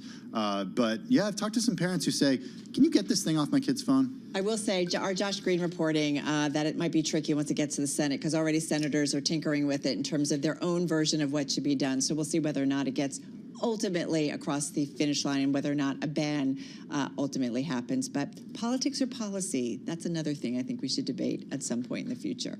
All right, guys, that's a wrap. Our cross-platform coverage, radio, TV, YouTube, Bloomberg Originals. We call it Beyond the Bell. We'll see you again, same time, same place tomorrow. This is Bloomberg Business Week. Insight from the reporters and editors who bring you America's most trusted business magazine. Plus, global business, finance, and tech news as it happens. Bloomberg Business Week with Carol Masser and Tim Stenevec on Bloomberg Radio.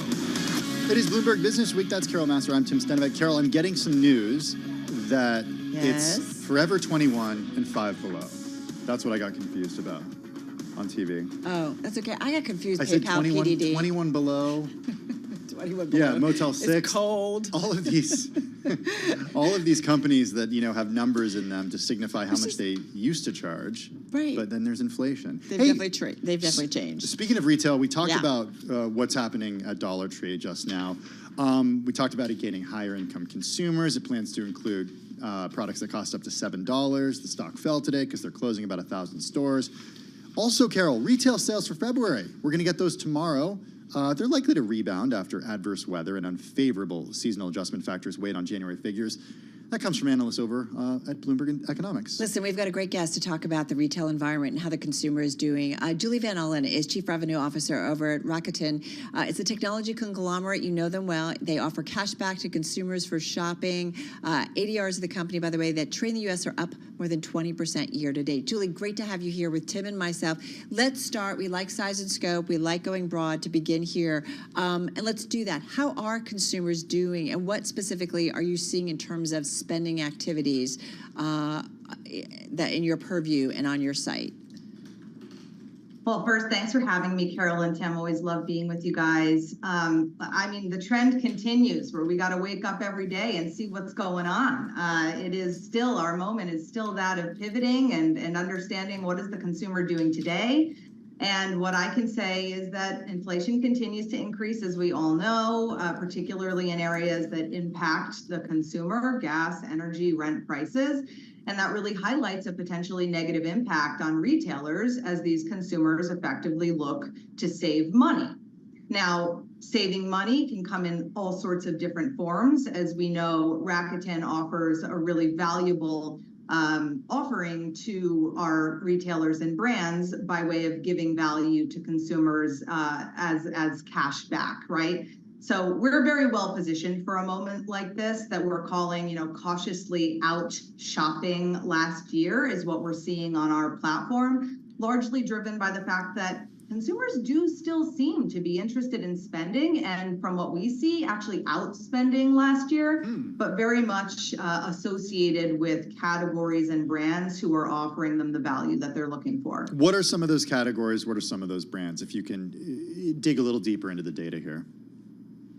Yeah, if I'm to look for some correlations here, it's a lot to do with what brands are offering the consumer. So Rakuten's own data shows a really positive and exciting correlation between categories who have adopted an increased level of cash back versus last year, and then the subsequent increased average order value or the amount of trips that a shopper is taking to their store, or the frequency that those shoppers are taking in their store. So if we dig a little bit deeper, the categories who have really leaned in heavily, understanding that the consumer of today is looking for value and who have increased cash back rates over last year, we see the pets category doing extremely well, having grown over 100% in trips year over year. We also see appliances and hardware. They're seeing an increase of 10% in trips year over year, but an increase of 12% in average order value, which is an incredible outcome, right? To see an increase of order value in the amount that consumers are spending with you, even more than they're visiting, just by way of spending a little bit extra to give them a reward. Marketplaces also doing extremely well. Home and garden and travel is a real standout because typically Q1 is a very promotional period for travel, and they spend quite a lot to lure consumers their way in Q1 anyway. And this Q1 has kind of not been too different, except there's even more leaning into those higher cash back rates to achieve the high price point purchases that they're looking for. And travel has increased 22% year over year for us in terms of trips. So Julie, help me understand here. So when you say they're leaning in more to get that spend, I guess, in their basket to get the cash back. So does that mean the retailer is in, or who's ever offering up the deal is in the driver's seat, or is the consumer in the driver's seat because they're pushing for a better and better deal because they kind of need to? Well, it's a great question, and it's two sides of the same coin. I think the consumers are, if you look at this data, they're very clearly saying, I have the money and I will buy from retailers and brands who are willing to deliver me value. And I think the categories and brands who are doing well, like the data we just reviewed, are the ones who are listening to that message and are reacting by offering higher cashback rates, because it really is within their power, the brand and the retailer's power, to use Rakuten to offer more cashback to their shoppers. What typically happens if you go back? I mean, I know the data changes year to year because more people presumably use the product.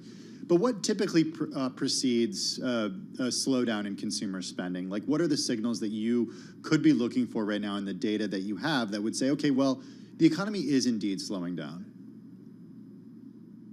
I think that in a time like this, right, the power of something like cashback is that it is a lever for good times and challenging times economically, right? So even in good economic times, cashback is a great lever to ensure that brands can continue to keep their loyal shoppers loyal. That's what we do as a brand. So there are use cases in any moment from an economic standpoint, but I would say, which is something that we're not seeing today, is that if you are in a challenged economic moment where inflation continues and you have a brand like Rakuten who has an offering that allows retailers to provide the value to the shoppers that they're looking for, and that isn't working, that would probably be a sign that consumers really are pulling back. But we see the exact opposite, that versus last year, brands are investing and shoppers are responding and outspending. So that's interesting. So if I asked you then, okay, you're looking at the data points that you guys see every day, right? You can easily kind of tap into that, what's going on.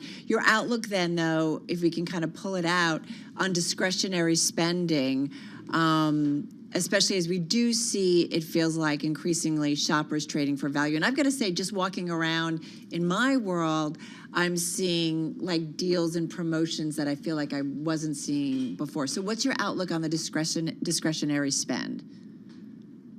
I think it's clearly there. You know, you see in a lot of these categories, high spend arenas, whether it's appliances, travel. So the AOV is high. The spend is there if the right value is being delivered. But you know, I think you ask an interesting question that makes me think about a category that isn't performing terribly well right now across the retail landscape, which is luxury. We saw last week Matches Fashion shutting down, and it's a real nod to the rising acquisition costs and finding new consumers to shop that has been going on for years now. Facebook, Google, those acquisition costs have been getting so expensive. And then you see these brands that were, you know, partnering with Matches and the like, cutting wholesale so that they can invest more in their direct-to-consumer sites. So we only have a minute. We only have 30 seconds left. How are retailers thinking of customer acquisition costs? And also, how does your company fit into that strategy? Just 30 seconds. Yeah, I mean, everybody needs to be thinking about who's next on their pathway, and younger shoppers are looking for the same value, and it doesn't devalue a brand to offer something like cashback, which is looked at as a savvy shopper's weapon to be able to buy what they're looking for. So retailers, the folks that you deal with and who want to partner with you, is that widening out? I would say absolutely, and you'll see that on our site in the coming months, and I'm sure others, as arenas like luxury are really looking for the next generation of loyalists. All right, we're going to leave it on that note. Hey, Julie, thank you so much. Great to check in with you once again. Julie Van Ollen, she's the Chief Revenue Officer over at Rakuten, joining us, of course, on Zoom from New York City. Carol Massar, along with Tim Stanovic, right here on Bloomberg Business Week. We're live on radio, YouTube, and on Bloomberg Originals. This is Bloomberg.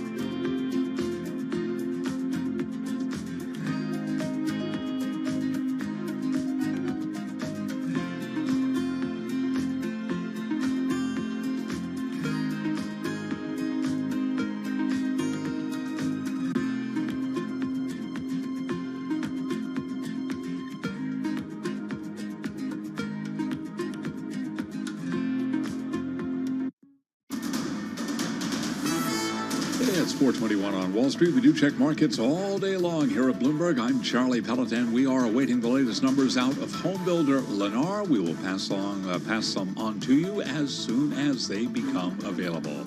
Stocks retreated today. Little change, but still a drop of roughly 0.2% today on the S&P 500 index. Dow Industrials up 37 again today of 0.1%. Nasdaq fell 0.5%. The Nasdaq Composite Index today down 87 points. Stocks pushed away from their records amid a slide in a handful of big tech stocks, with traders awaiting readings on inflation and retail sales for clues on the Fed's next steps. Again, the 10-year today 4.18%, the 2-year 4.62%. Spot gold was up 0.7%, 21.72 the ounce. West Texas Intermediate crude up 2.7%, 79.63 a barrel, and Bitcoin up 3.4%, 73,439 on Bitcoin.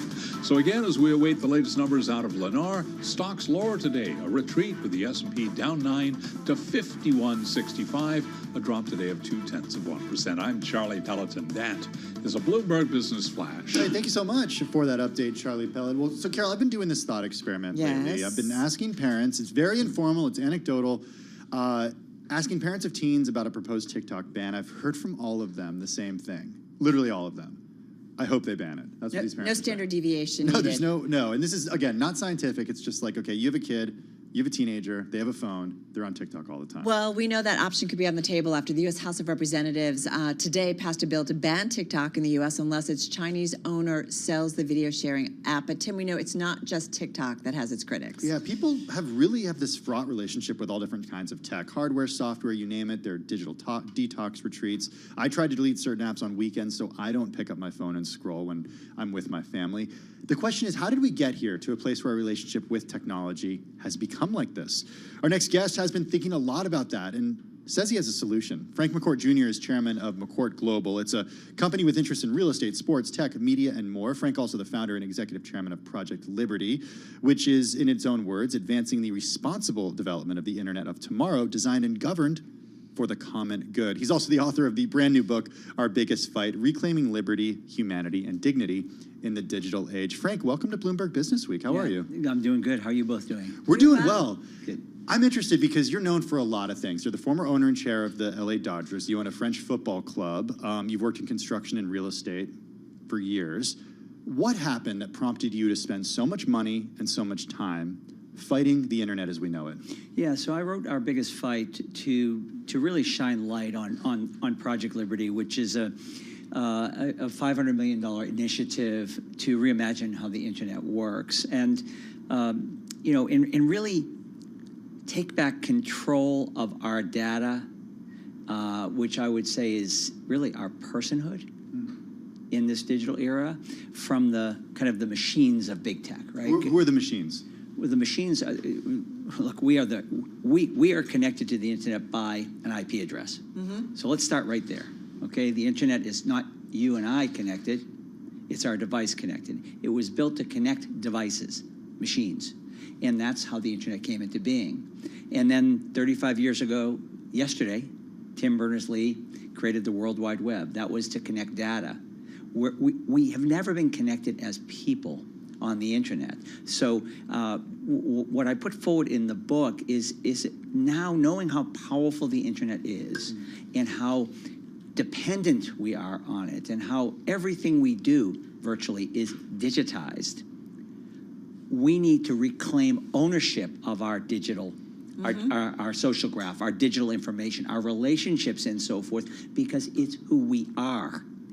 It's not our data, it's who we are in the digital age. And so I call that personhood, right? And it's our digital DNA is as important as our biological DNA. It's our lived archive. Why on earth would we give that up just for the right of using the internet? We need an internet where we're in charge. We're owning and controlling, so to speak, our data, and we reclaim that personhood. Well, safe to say we didn't know we were giving it up, right? We just thought, wow, this is a really cool thing, and look at all the things we can do. And many would argue, right, at the same time, that the internet and that connectivity has allowed us to do so much more and learn so much more about the other. But then there's the dark side and bad side to it. Is there, though, can we, I mean, the horse has left the barn in a long time ago, Frank. Can we kind of regain our digital identity? Yeah. Can we go back? Yeah, we must. We can and we must. And I do want to focus on something first before I get to that solution and so forth. And I do think we are learning more and more about the harms, right? We hear them every day. And this We talk about it all the time. And it's just going to get worse as generative AI enters the picture, because a broken technology made more powerful will just make the problems worse. But I want to just highlight one thing. You said, there are a lot of good things and then some bad things. I hear that a lot, that we kind of somehow think of this technology differently than we would think of, for instance, let's say we were sitting here and some municipality had a water system that was putting water in 1 million homes. And you were reporting today that 400,000 of those homes were getting toxic water that were making the household sick and killing some kids. Okay, would we sit here and say, well, yeah, but it's putting clean water in 600,000 homes, so kind of on balance? Why are we so tolerant of the harms of technology? Look, the internet is ours. It's our data. We should be in charge. Why would we want machines to drag us into a future we don't want? Let's just take a minute, fix it, and then make it more powerful. And we fix it by putting individuals in control. I'm happy to talk about that. So in this case, in this analogy, what's the toxic water? What are the harms being done? So where to begin, right? So let's think about this. Like the Russian interference in the elections. Good starting point. Bullying. Right? Number 2. Mis and disinformation. Number 3 and 4. But the harms to children. Number 4. But the problem is, I don't understand how that has to do with the structure of the internet versus malign actors on the internet, right? And in this case, we could talk about malign actors potentially being foreign governments that want to interfere, but also companies that want to create engaging content. And I use the term engaging, meaning anything that gets people to click or scroll, which in some cases is bad for people. Yeah. So let's think about it this way. Okay, I'm the head of the Postal Service, and I come to you and say, I have an idea. I'm going to deliver your mail. No stamps, for free. So no more stamps. So you say, okay, I'm going to listen. Maybe I'd be a little bit suspicious, right? But I'd listen. Then I'd say, okay, here's the deal. I'm going to put cameras in every one of your homes, every one of the rooms in your house, in your car, in your workplace, and so forth. And I'm just going to surveil you 24/7. You'd kind of be creeped out by that, right? And then I say, well, yeah, but it's free. And then I'd say, one more thing. I'm going to open your mail. I'm going to read it. And everything I learn is now mine. Okay, your relationships, your ideas, everything else. And then you say, well, I would never, why would I do that? Not okay. And yeah, not okay. Then I say, well. But we do it. Wait, one other thing. I'm going to read your 13-year-old daughter's diary. And I'm gonna learn she's a little concerned about her weight. She's 13. She's insecure, a little vulnerable. I've got some stuff I want to sell her, and I'm gonna profit from her insecurities. It's sick.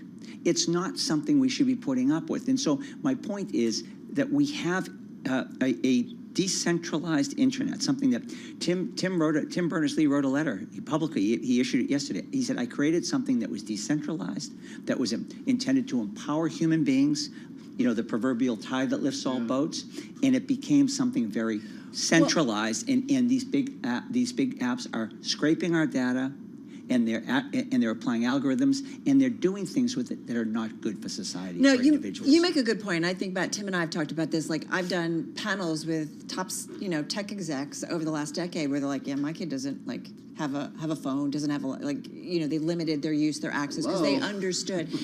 Having said that, so is there too much money though wrapped up in the space right now? People who do make the money on the clicks, whether it's good or bad information. That how do we get away from that? How do we change that without that lobbying or money behind it to keep it going? Well, so we have about a minute, and then we'll come back and talk more. Yeah, well, first of all, I would hope your listeners would take a couple of hours of their precious time and read the book.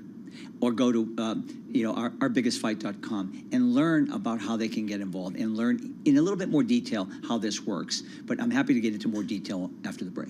But I'm saying, is there though too much money behind it?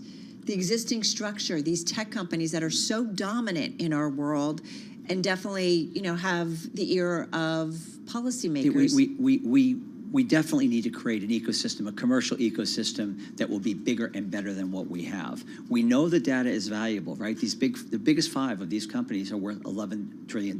So nobody can say the data isn't valuable anymore. No. So now let's rethink what that economy looks like going forward, and let's unlock the innovation and ingenuity of Americans, right? And actually build something that's healthy. No, we've talked about these digital dossiers that are being built on all of us, and it is incredibly value. And then, so what's our, that's our data. Do we get some piece of that or some control over that? Good idea, right? In the future, absolutely. Sign me up. We're not going to let him go anywhere. We're going to come back with Frank McCourt Jr., Chairman of McCourt Global, Founder and Executive Chairman of Project Liberty, and we want to get to some points for those who are listening about what they can do to maybe change this if they are interested. And his new book, Our Biggest Fight, Reclaiming Liberty, Humanity, and Dignity in the Digital Age. We're going to get back to that conversation in just a moment. Hey, stocks closed mixed today. The Dow up 0.1%. The S&P 500 down about 0.2%. Let's get a check on the latest world and national news. We've got Amy Morris in the Bloomberg 991 newsroom in Washington, D.C. Hey, Amy.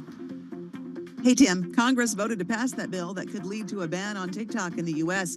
The legislation would prohibit the app unless its Chinese parent company ByteDance divests within just 6 months. Republican Marjorie Taylor Greene of Georgia spoke out against the legislation on the House floor. She calls it a Pandora's box. What's to stop Congress or the United States government in the future from forcing the sale of another social media company, claiming that it's protecting Americans' data from foreign adversaries? China condemned lawmakers' push to force the sale of TikTok and says it will use every legal tool to fight back. The judge overseeing the Georgia election interference case has dismissed some of the charges against former President Trump. Other charges remain. Fulton County Superior Court Judge Scott McAfee ordered 6 of those charges be quashed, including 3 against Trump himself. The order leaves intact many other charges in the indictment, and the judge wrote that prosecutors could seek a new indictment on those charges that he dismissed. Both President Biden and former President Trump have clinched their party's nominations following last night's primaries. It sets up one of the longest general election campaigns in decades. Those living in battleground states can expect some intense lobbying for swing voters in the months ahead. Where do those voters go? Do they get back in the fold and go with their nominee, Trump? Do they stay home on election day, or do they turn around and go for Biden? It depends on how strongly they felt about Trump in the end. And we just don't know. And that's going to be a lot of attention is going to be focused on those voters going forward. Bloomberg's Bill Ferry's reporting there. We've got global news for you 24 hours a day and whenever you want it with Bloomberg News Now. Stay with us. Much more still to come on Bloomberg Business Week. I'm Amy Morris, and this is Bloomberg.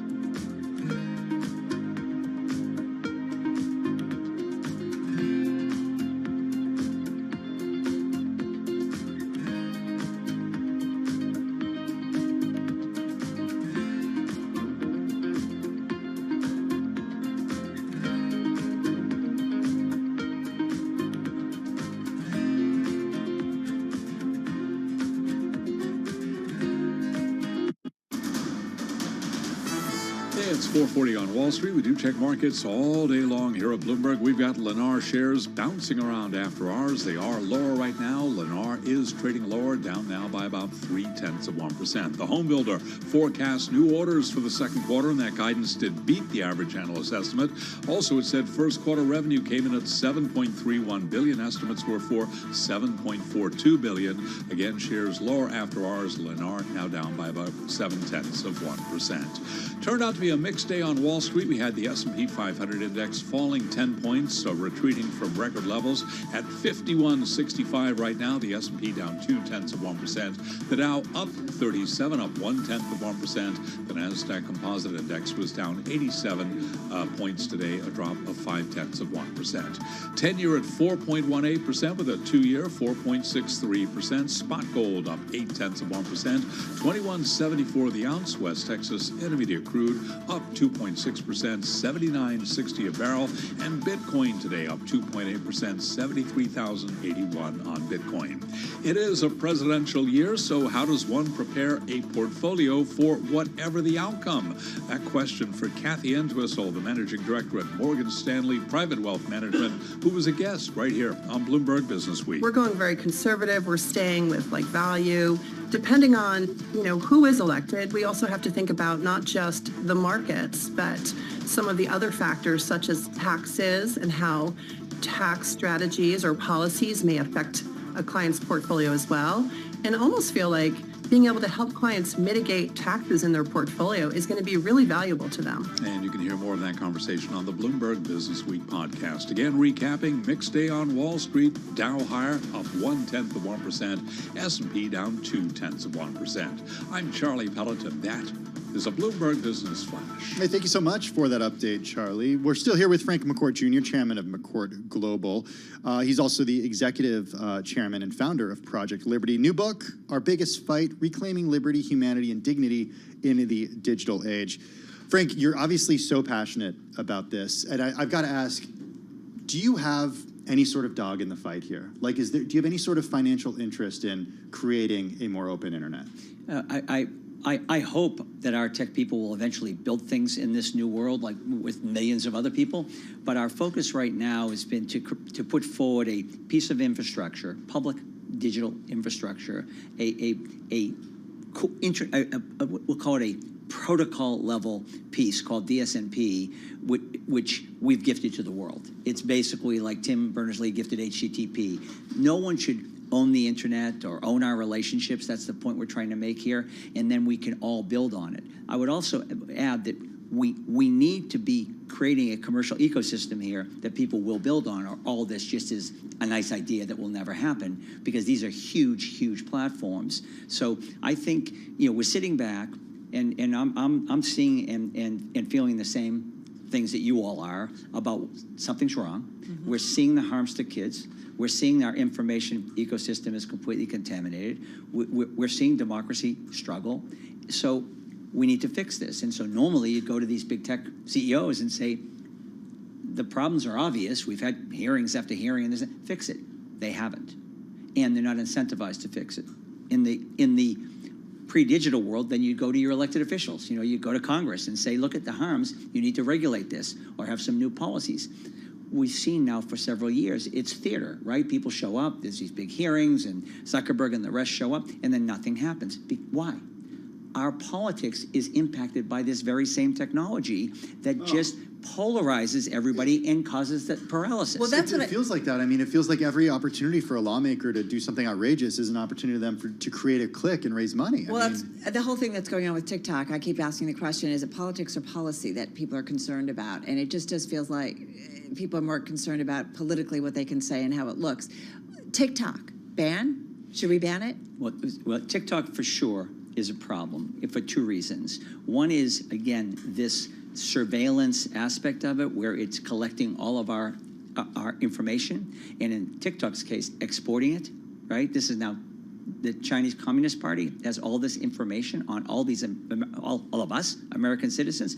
Of course, that shouldn't happen. But the other point I want to make is the model of this extractive, exploitive, predatory technology, where we're being essentially surveilled and our information is being scraped is the same model that American apps are using. Such as Facebook and Instagram and Twitter and Google and Amazon and so forth. It's all about our social graph, which is essentially all of our personal data. And that doesn't just mean where we shop or buy shoes. Yeah. It's everything Mark about Zuckerberg us. has talked about this for years. He's used that term publicly, the social graph. I mean, he tried to get it sort of an iteration of it to take off in the Facebook news feed, gosh, back in like 2012. But how do you get away from it, even in the platform that you are offering up? Because in a digital world, doesn't something live somewhere always? So, yeah, that's a great question. Now, first of all, I'm not offering up a platform. I'm offering up a roadmap, okay? And the title of the book is not My Biggest Fight. It's Our Biggest Fight. This is not going to happen unless we bring really millions of people into this conversation. And so what we're suggesting is we have a problem with the infrastructure. Look, I'm a fifth-generation builder. We build infrastructure. We have an infrastructure or engineering problem that we can fix and then build great stuff on it. But if we don't fix the tech, we're going to continually be spending all of our time and precious time, precious tax money and resources and so forth on putting out these fires and mitigating damage. Why not just fix the problem and then go start solving the other problems that the Americans want to see solved? So we need now not just to have a tech project, and Project Liberty is also a project that brings in civil society and brings in social scientists so that the next generation of the internet is not just designed by technologists. Do you think this problem can be solved with the free market alone, or the government needs to get involved? Another great question. I think we can definitely solve the tech problem with the free market alone, and we can build out the new and improved internet. Let's call it the improved internet. I mean, that's a David and Goliath story, because you're talking about a startup essentially going against the biggest companies in the world. I like our chances if it's millions of people getting involved here. Right. Yeah, I don't like our chances if it's a little. I like if it's a David against a Goliath story. I don't like our chances. If it's a million Davids against the Goliath, we will change this. And so I think this all can be changed. Eventually, we will want that once people see that there's an alternative to this, it doesn't have to be this way, then I think the government will step in, because they'll have to make sure they facilitate that. Frank, do you feel like the Europeans are leading kind of already on this way? Like, I do feel like when it comes to social media, even AI, there were some stuff that came out. I mean, are they kind of going in the right direction, or not necessarily? I think that they're leading from the vantage point of being able to take public policy objectives and reduce them to law or regulation. So they have passed regulations like GDPR, DMA, DSA, and they just passed a law about artificial intelligence. Right. However, those regulations and laws are not really changing much, because they're dependent on these platforms that we're referring to, mostly American existing platforms. So they're kind of stuck. We need, rather than try to have policies that impact the tech, we need to have the tech designed to actually optimize for what we want the society to optimize for. Shouldn't we be optimizing for strong democracy? Shouldn't we be optimizing for protecting young kids? Why would we have crazy, technology that's running rampant over these things, and then have to go? I'm going to go off on a crazy thing, and then we'll come back and talk some more. But I think about, we live in a country where we talk about gun legislation, and we have shooting after shooting after shooting, and we say every time, okay, this is going to change something, and it doesn't. So it makes me a little concerned whether or not we can get that public momentum. 30 seconds, then we'll come back. Or do you want to come back? Well, I would just say quickly, we have technology that's designed so that we don't solve those problems. Well, we won't solve climate change. We won't solve the immigration issue. We won't solve the gun violence issue, because the technology is designed to keep us in a constant state of 50-50, for and against. Yeah, and in a vacuum, or we just kind of continue to hear. Don't go anywhere. We're going to come back. Frank McCourt Jr., Chairman of McCourt Global, founder and executive chair of Project Liberty. As we said, his new book, Our Biggest Fight, Reclaiming Liberty, Humanity, and Dignity in the Digital Age. Such a relevant topic, I can continue to say, because of just the topics that we talk about on a daily basis. Frank's going to stick around. We're going to wrap up with him on this Wednesday. You're listening and watching Bloomberg Business Week. Carol Master, Tim Stanovic. This is Bloomberg.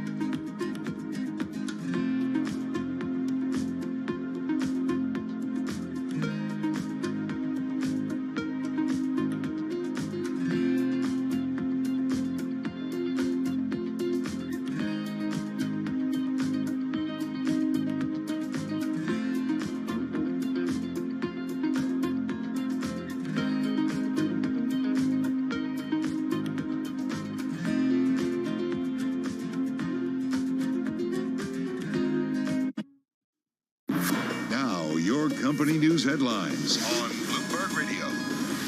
From Bloomberg World Headquarters, I'm Charlie Pellet. We begin with a developing story, and Paramount has agreed to sell its entire 13.01% equity interest in Viacom 18 Media Private Limited to Reliance Industries for about $517 million.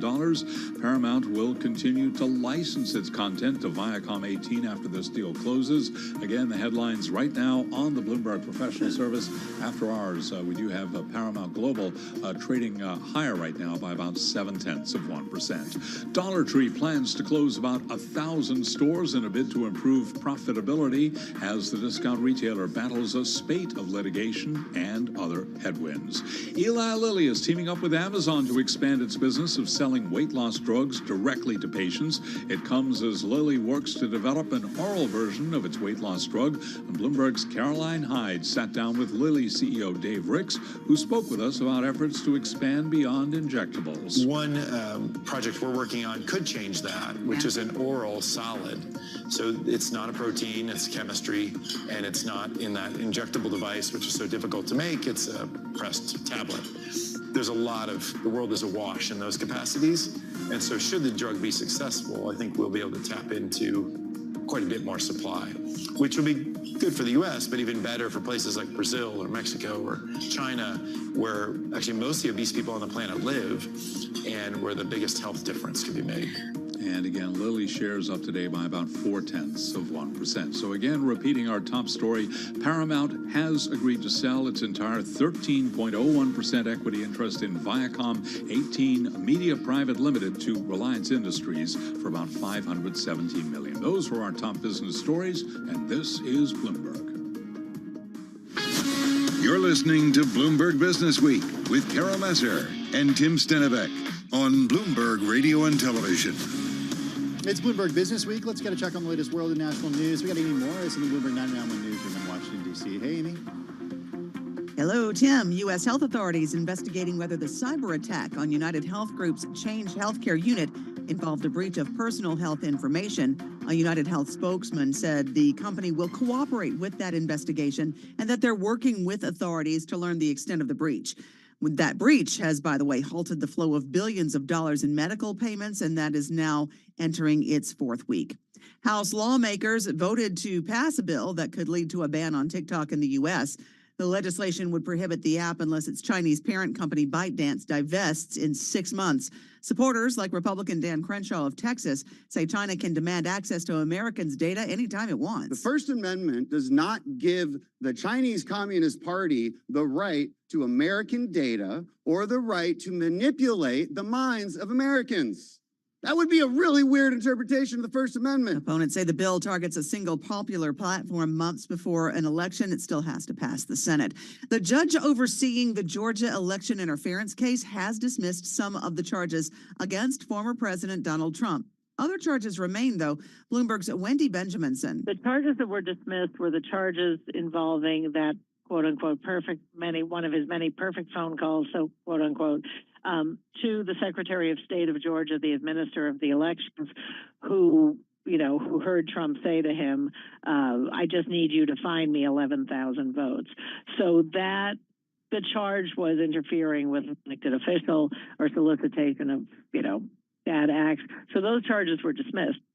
Bloomberg's Wendy Benjaminson explains the order leaves intact many other charges in that indictment. Global news 24 hours a day and whenever you want it with Bloomberg News Now. I'm Amy Morris. This is Bloomberg. Now back to Carol and Tim. All right. Thank you so much, Amy. We want to get right back to Frank McCourt Jr., chairman of McCourt Global, founder and executive chair of Project Liberty. His new book out, Our Biggest Fight, Reclaiming Liberty, Humanity, and Dignity in the Digital Age. We've only got about 2 minutes. Tell us what you would like to leave our audience with. First of all, I'd like them to, as I said earlier, take a couple hours, read the book, Our Biggest Fight.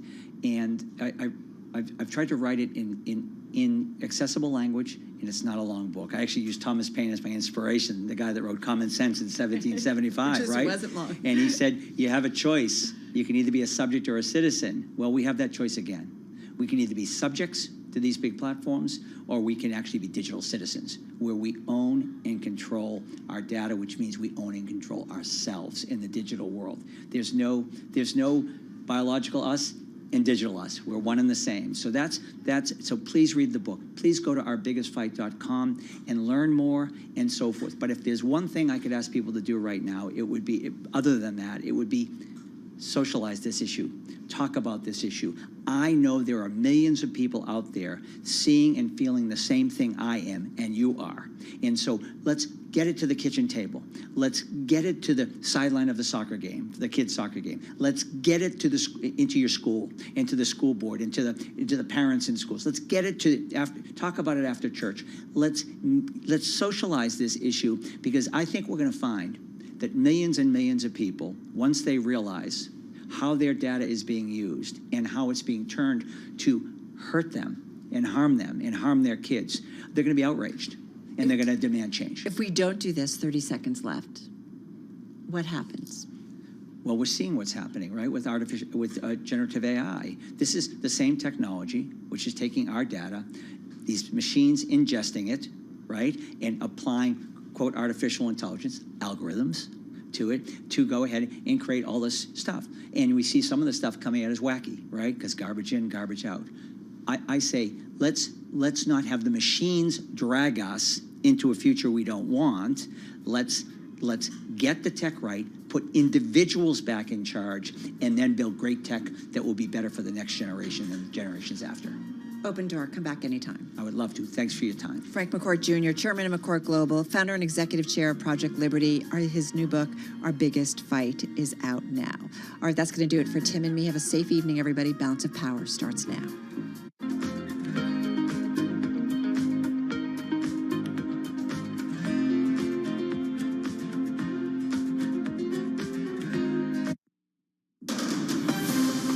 From the world of politics to the world of business, this is Balance of Power.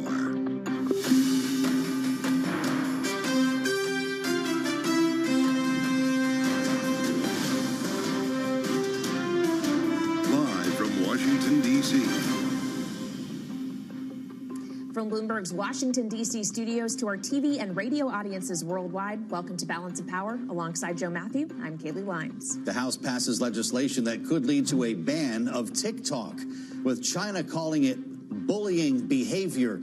But the proposal faces a less certain future in the Senate, with questions from conservatives and progressives. We'll talk with Mary Lovely of the Peterson Institute. The rematch is officially set as Joe Biden and Donald Trump clinch the number of delegates they each need for their nomination, beginning the longest general election contest in recent history. 6 charges are tossed in the Georgia case against Donald Trump as President Biden nears a record low approval rating even after his State of the Union address. We'll talk about it with Alan Abramowitz of Emory University on this day, Kaylee, that the rematch is officially set here. We have 2 presumptive nominees, and in the case of Donald Trump, earlier than expected. Yep, he was able to get that magic 1,215 delegates needed to actually secure the Republican nomination in yesterday's primaries, and now the active general election campaigning has begun. Of course, part of Biden's campaign in particular is trying to reach young voters on TikTok. That's one of the things he has underway, and yet that very platform potentially could be banned in the U.S. now that the House has passed legislation. It's now up to the Senate. Although, according to House Democratic leader Hakeem Jeffries, who spoke with reporters after this passed earlier today, we shouldn't really be calling it a ban. Take a listen. I don't support a ban on TikTok. The legislation did not ban TikTok. It's simply a divestiture of TikTok so that this social media platform can be owned by an American company that would protect the data and the privacy of the American consumer from malignant foreign interests like the Chinese Communist Party. So joining us now with more on this story and our other top stories today, Bloomberg Government's Kate Ackley and Bloomberg's Mario Parker. But Kate, as you cover Congress and have been closely watching the TikTok legislative saga, we'll begin with you. The House passed this with a massive bipartisan margin, only 65 votes against this bill. That isn't necessarily, though, a signal that the Senate is going to take that as a mandate. Chuck Schumer doesn't seem thrilled about this legislation. His statement basically just said they'll look at it. Yeah, I mean, it has a lot of momentum from that House vote, and it had a lot of momentum coming out of the 50-0 committee vote last week, where this really came on the scene, and sort of caught some of the people on TikTok a little bit by surprise. But we've heard a lot of sort of cooling off statements from people in the Senate, like you're saying, Senate Majority Leader Schumer and others. I think, they're looking at, are there going to be changes? There are competing bills. There, all these people are subject to lobbying influences from, frankly, both sides. I was, on Capitol Hill yesterday and today, and there are people who, say their business depends on TikTok, and they've sort of people said they, paid their own way to get here so that they could tell lawmakers, don't pass this bill. Of course, it didn't work in the House, but we'll see what happens over in the Senate. Well, when you consider pushback from not only conservatives but also progressives, it's interesting, especially on First Amendment grounds. We heard from Maxwell Frost, who's kind of been the face of this argument. He issued a statement saying the legislation is an infringement on our constitutional right to freedom of speech that also places, this is the other part of it, what he calls a near impossible condition for the app to be sold within 6 months or less. Is he wrong? Right. Well, I mean, I think you have to talk to the people who are really putting those kind of deals together. Sure. Could ByteDance divest, and sell TikTok to someone by September, which, by the way, is getting really close to the meat of the election season. Good point. And I think that's something that you're hearing on the Hill, a little bit of concern, a little trepidation. What would that mean? Could they find a buyer? I think it's, if somebody wants to buy it, I'm sure, but could you put a deal together like that quickly?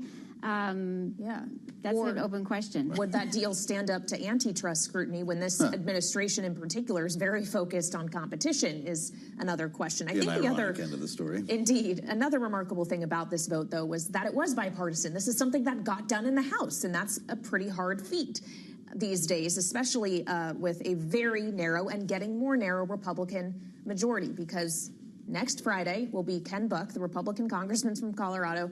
His last day in the House will shrink that margin further. And Lauren Boebert, also current congresswoman from a different district, is running for his seat to replace him in November, but not going to run in the special election to replace him now. And I wonder, Kate, if that is a calculation because the majority is so thin. If Speaker Mike Johnson was like, look, we cannot have you leave that 3rd district seat at this moment. if she had resigned to run, then it would have been another vacancy.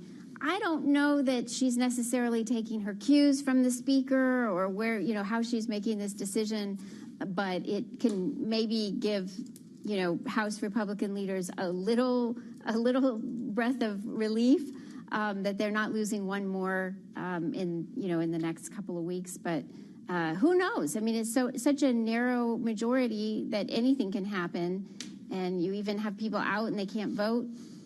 Throws a lot of things into chaos. All right, Kate Ackley of Bloomberg Government, thank you so much. Meanwhile, elsewhere, President Biden and former President Donald Trump securing their respective parties' nominations, setting up their rematch in November. For more, let's get to Bloomberg's Mario Parker. So, Mario, we all knew this is where this was going. We just now are finally in the moment. And it kind of speaks to the fact that we're talking about a former president and a current president with very high name recognition. They now have 8 months to hypothetically change some minds to convince people to vote for them. But how many minds are even left to change over the course of this very long general election campaign? That'll be the challenge, Kaylee. I mean, the thing is that Donald Trump has this familiar song at his rallies, you can't always have what you want. And we've seen from wide-scale polling, including ours, that Americans don't want this election. So what we've seen so far is both of them, both Trump and Biden, have essentially put forth the negatives of the opposite person, their opponent, but they haven't put forth necessarily, Biden did a little bit last week with the State of the Union, put forth that contrast, that positive vision for going forward. So where does the president go from here, considering the gridlock that we're seeing on Capitol Hill and his inability to connect coming off a State of the Union? We're looking at a new all-time low approval rating, which should be showing a bump. Yeah, exactly. And that's what I was getting at with last week's State of the Union. It was widely panned as or billed as a fiery address, and it just didn't resonate. And that seems to be some of the frustration that's been coming from the White House. the economic message, some of the things that the legislation has done for improving Americans' lives, and how voters haven't been receptive to that as well, the nostalgia that they've had for former President Donald Trump as well. The White House has had trouble kind of stirring that angst that Americans have felt 4 years ago toward Trump as well. The question is, I mean, we see President Biden right now kind of fanning out to those key battleground states. Yeah. And that'll be what we'll see over the next few months. It's just those blue wall states. Well, and one of those battlegrounds is Georgia. And another factor in this is our swing state polling here at Bloomberg with Morning Consult, which includes Georgia, factors in the question of whether or not the former president could be convicted of a felony and how that might change the minds of voters. But is Georgia the peach state?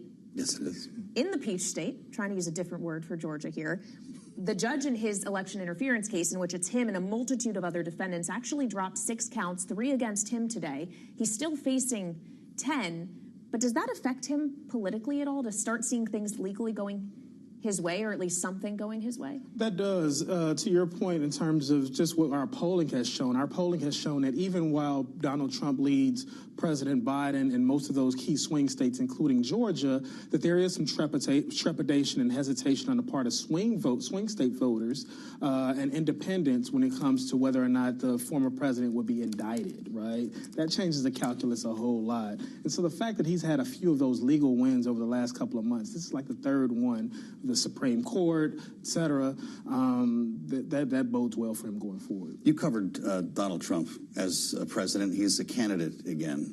Looks like he's going to court on March 25th. Will he be able to continue to do this campaigning from the courtroom exercise for what could be the balance of the spring? It's been working well for him so far. And that's the question, because it worked well in the primary, right, yeah, to galvanize some of those Republican voters. But now you do need, whether or not he's baked in, the view of him is baked in, you do need a few converts, right? You do need to bring some independents back into that fold. And the question is whether or not they'll have some type of distaste around some of those court cases. Now, you mentioned that I have covered him before, and a lot of these court cases have seemed like those COVID hearings from before, right, where ostensibly they were about one thing, but really they were campaigning. He's been doing that so far. Every indication from his campaign is that he'll continue to do that. Mario Parker, great to have you back with us at the table on Balance of Power. We thank you. Coming up, European leaders preparing for an emergency meeting over support for Ukraine. We'll have more on that next on Balance of Power on Bloomberg TV and radio.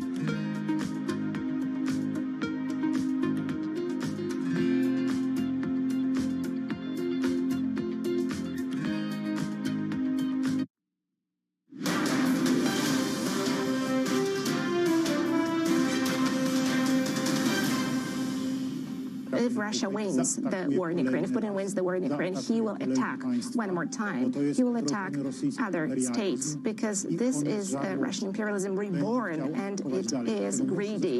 It will be willing to attack further. That is why it has to be stopped. It has to be blocked, and it has to be punished. And this is the most important task that is facing the community of the West today. And this community is led by the United States of America. The president of Poland, Andrzej Duda, speaking with us yesterday right around this time on Balance of Power, talking through an interpreter. This is German Chancellor Olaf Scholz calls for an emergency summit with Poland's Prime Minister Donald Tusk and French President Emmanuel Macron to discuss support for Ukraine.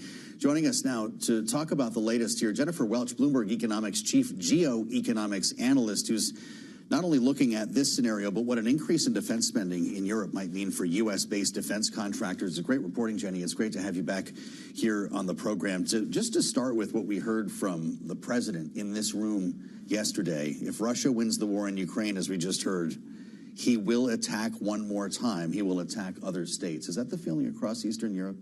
I think it certainly represents the perspective, especially for those frontline states, the Baltic states, Poland, et cetera, that are looking right across at Russia, that know the history of Russia's past expansionist claims, and very much are concerned that a victory in Ukraine could embolden Moscow to seek out additional gains elsewhere.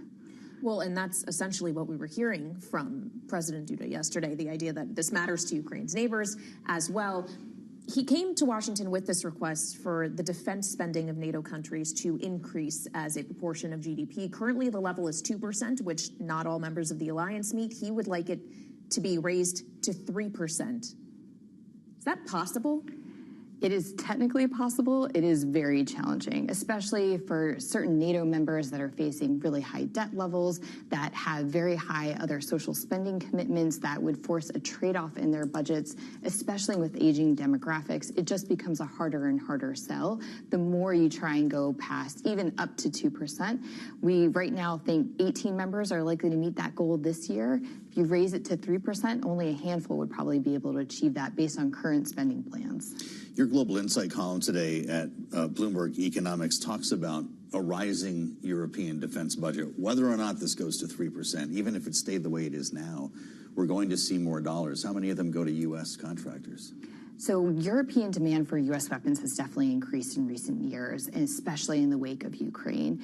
And Europe is still trying to rebuild its defense industry and push more contracts out there. But in the meantime, they're still likely to procure a lot from U.S. defense companies, which are the major global arms sellers.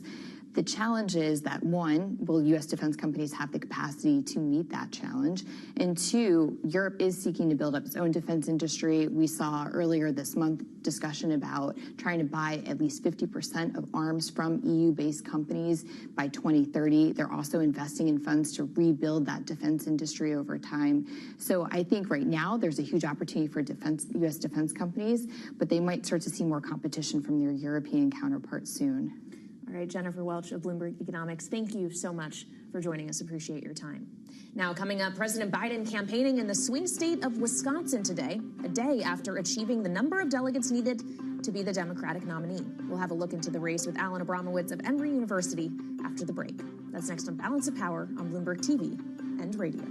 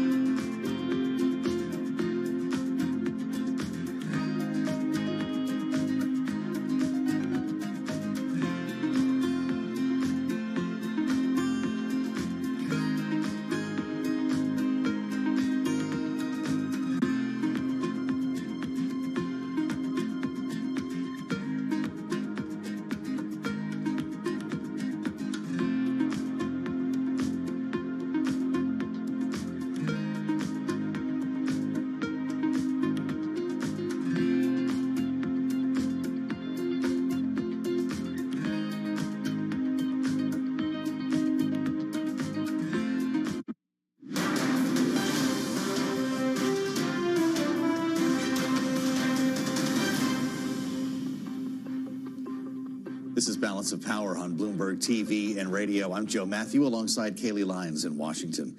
With both President Biden and former President Trump securing the delegates needed to take their party's nomination, the attention, of course, now turns to the general election, even though we've been saying that since New Hampshire. An 8-month-long slog, a long runway. And we're joined now by Alan Abramowitz, Emory University professor of political science. Good to see you, Professor. Welcome back. You're famous for your time for change model, which has been remarkably accurate, and it has 3 factors, one of which is a first-term incumbency advantage. And here we are with the first not only rematch in almost 70 years, but effectively 2 incumbents running against each other. How do you weigh the average for that? Well, I think it raises some questions about the relevance of the model when you have 2 incumbents. I have never tried to forecast the outcome of an election where you had the current incumbent running against a former incumbent. Normally, you would think the first-term advantage would still hold because Biden would be at the end of his first term, whereas Trump has already served 1 term, but earlier. But it's very hard to know what to make of that. And I'm not at all sure that the model is relevant anymore anyway because of the intense political polarization that we're dealing with right now in our country. I think it makes it questionable that voters are going to respond the same way to these candidates themselves, to the issues and to the economic conditions the way they did in an earlier era where the level of partisan polarization was not as intense. Well, and Professor, something Joe and I were speaking about earlier with this idea of essentially this being 2 incumbents is the name recognition. It must be off the charts. It must be as close to perfect as you could possibly get for 2 individuals. Voters know who these men are. Right. They likely already know how they feel about them. Right. So what changes the mind over the course of an 8-month period of a voter? I would point to USA Today Suffolk University polling that came out. Those they polled, a quarter of them said they might change their minds before November. But I just wonder if you think that's believable and how that mind change would realistically happen. I think that's an exaggeration.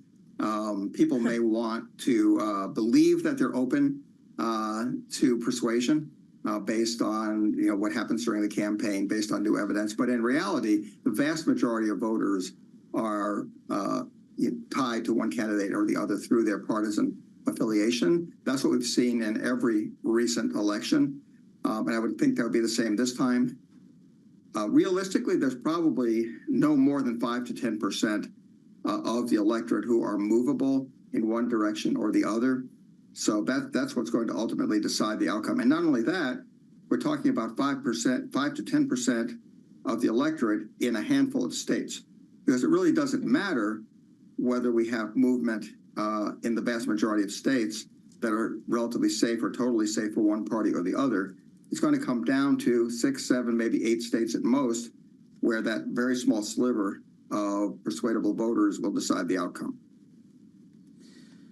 Interesting night in Georgia. It helped to put Joe Biden over the top. It also brought some potential trouble for Donald Trump, and I wonder how you're reading into it, Alan, with 77,000 votes for Nikki Haley. And I realized that there was some early voting here when she was still in the race.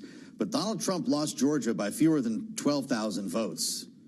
Does that tell us something about the general? It might. We've seen this in some of the other recent primaries where, of course, Haley just dropped out, but she's getting a substantial share of the vote. And we know from polling that many of these Haley voters are essentially never Trump voters. Many of them are either soft Republicans or independents and a few Democrats who are very reluctant to support Donald Trump or looking for an alternative to Trump. The question is now, given the choice between Trump and Biden, which one do they find less objectionable?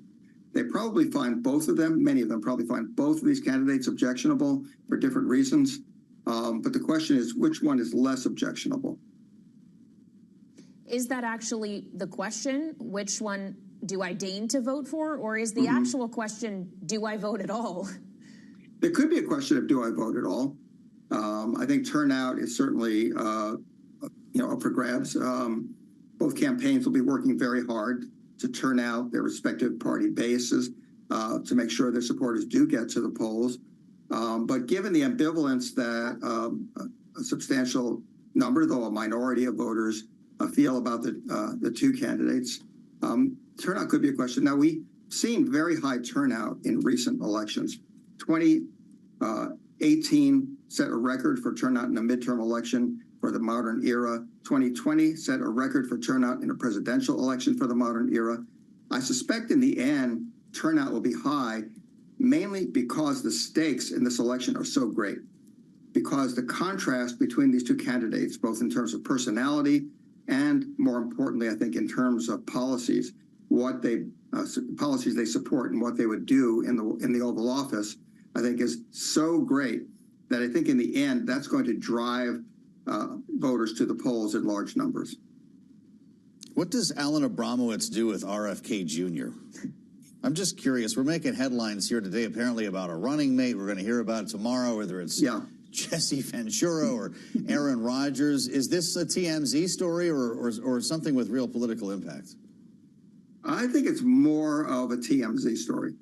What we've seen, again, in recent elections is that support for independent and third-party candidates tends to diminish as we get closer to the election, especially when the stakes are so high and the differences between the two major party candidates are so great.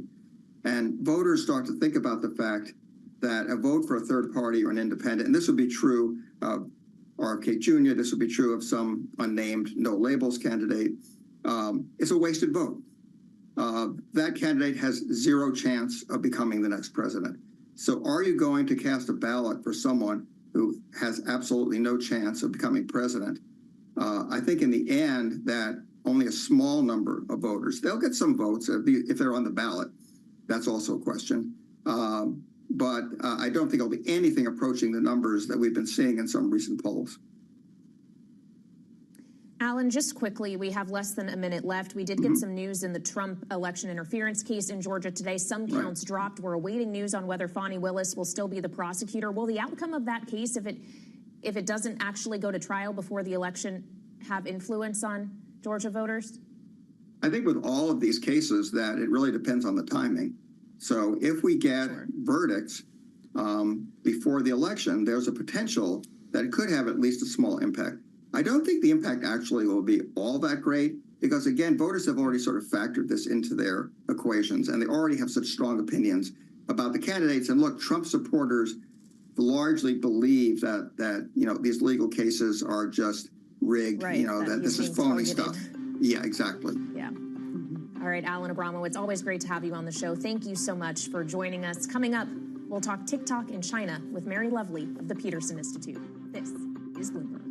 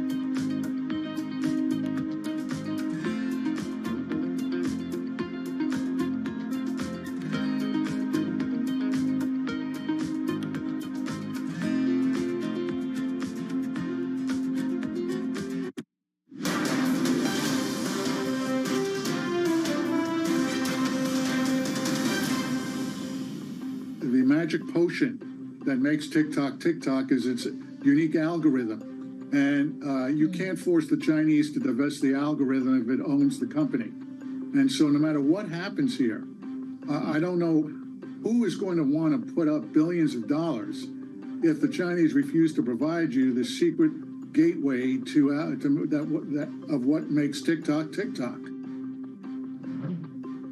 That was Mark Ginsburg, the former U.S. ambassador to Morocco and founder and president of the Coalition for a Safer Web. He joined us earlier on Bloomberg Television and Radio. And joining us now on Balance of Power, Mary Lovely, senior fellow at the Peterson Institute for International Economics, who focuses heavily on China and its relationship with the U.S. Mary, thank you so much for joining us on the day that the TikTok bill passed the House with a massive bipartisan majority. Members of that body will tell you this is not a bill to ban TikTok. It is a bill to divest TikTok from its Chinese owner, ByteDance. The fact of the matter is, though, China would have to be on board with that. Considering they called the House move bullying behavior, do you think there's any world in which China would sign off on this?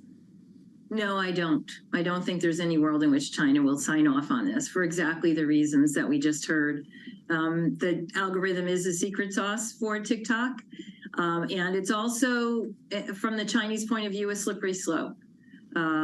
If the U.S. can force divestiture of TikTok, what else can it do to Chinese business interests in the United States? What's a bigger threat to this actually happening? The concerns about constitutional rights, freedom of speech, or the amount of time that's been allotted, this arbitrary 6 months to sell a company? Because this is going into a protracted legal fight one way or the other. Yeah, I actually don't know. I think we're in new territory. I think what concerns many observers is the fact that this is calling out a specific company and a specific set of countries. And so it's very different than what the U.S. usually does. I think that we are entering into unprecedented territory. And I was actually surprised it wasn't more pushback in the House, although I think we will see pushback on constitutional grounds when it goes to the floor of the Senate. Well, we've already heard some senators voicing those concerns about constitutionality, also voicing concerns about precedent, the idea that potentially another country could look at what the U.S. would do in this hypothetical scenario and try to force that on a U.S. company. I know you say that China would be worried about what this would mean for other Chinese companies doing business in the U.S., but what could this potentially mean for U.S. companies that do business in China? Couldn't this go both ways? Oh, absolutely. This is putting American companies right in the crosshairs. And there are already rules in China that separate American companies from, for example, Chinese data that's in the cloud. So they already have data protections that we don't have in the United States.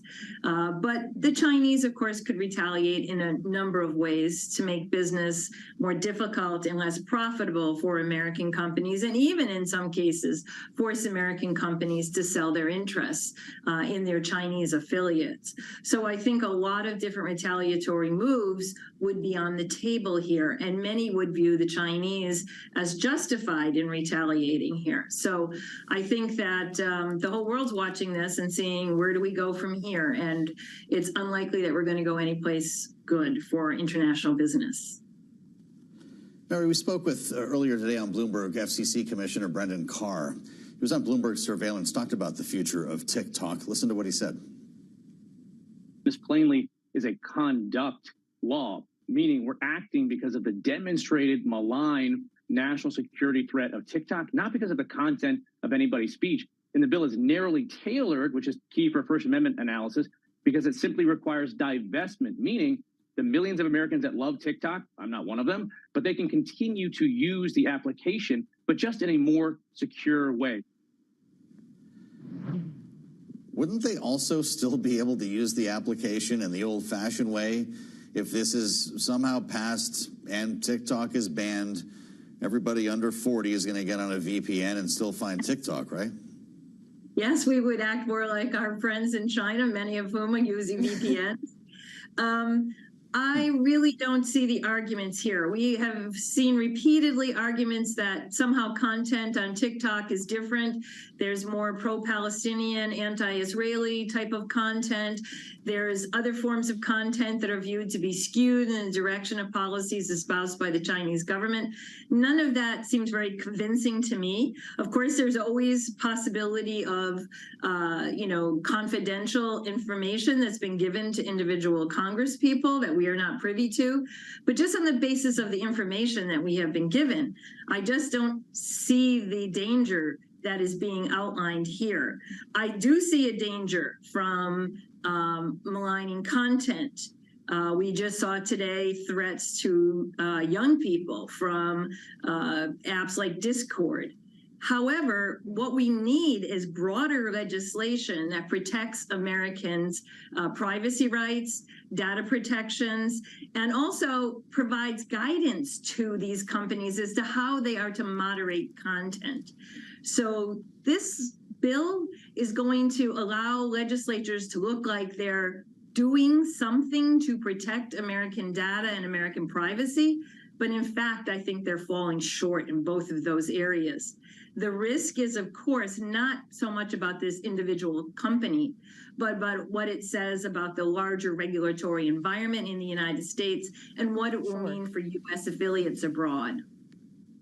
Well, and of course, this is not the only action we have seen the U.S. take or consider taking in the name of national security as it relates to China. There are also export restrictions to consider, for example, tariffs that are still in place for many goods that have existed since the Trump administration. This comes against a backdrop of a lot of tension, if you will, economically and technology-wise between these two countries. Mary, do you see that improving anytime soon, especially when the Congress is considering legislation like this? No, and definitely not before the election. We don't see it improving. We also see some, I think, very scary and destabilizing proposals from former President Trump on the campaign route that would suggest even greater action by the U.S. to decouple from China. There has been no move to reduce tensions in areas that are not in critical sectors. Why do we still have tariffs on tablecloths and other types of non-critical goods? There's been really very little attempt to de-escalate here. And that concerns me because we know that there's a potential for much more costly types of conflict.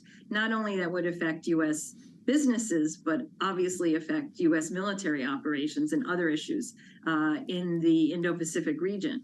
So I think that there's a lot of concern about the election year rhetoric. We're hoping a lot of that is simply rhetoric, and that we can begin to say these are real issues of national security concern. And I have to admit, there are many who think TikTok is in that basket, even though I do not. And these are other areas in which we don't see a national security concern. I think it's time that we had that kind of balance because China just simply isn't going away. It's a major player in the global economy. Mary, thanks for weighing in today. Mary Lovely, Senior Fellow at the Peterson Institute. It's good to have you back on Bloomberg. Coming up, we'll play it to our panel as the TikTok bill faces a less certain future in the Senate. And we haven't really heard from Donald Trump yet, one way or the other. This is Balance of Power, Bloomberg TV and radio.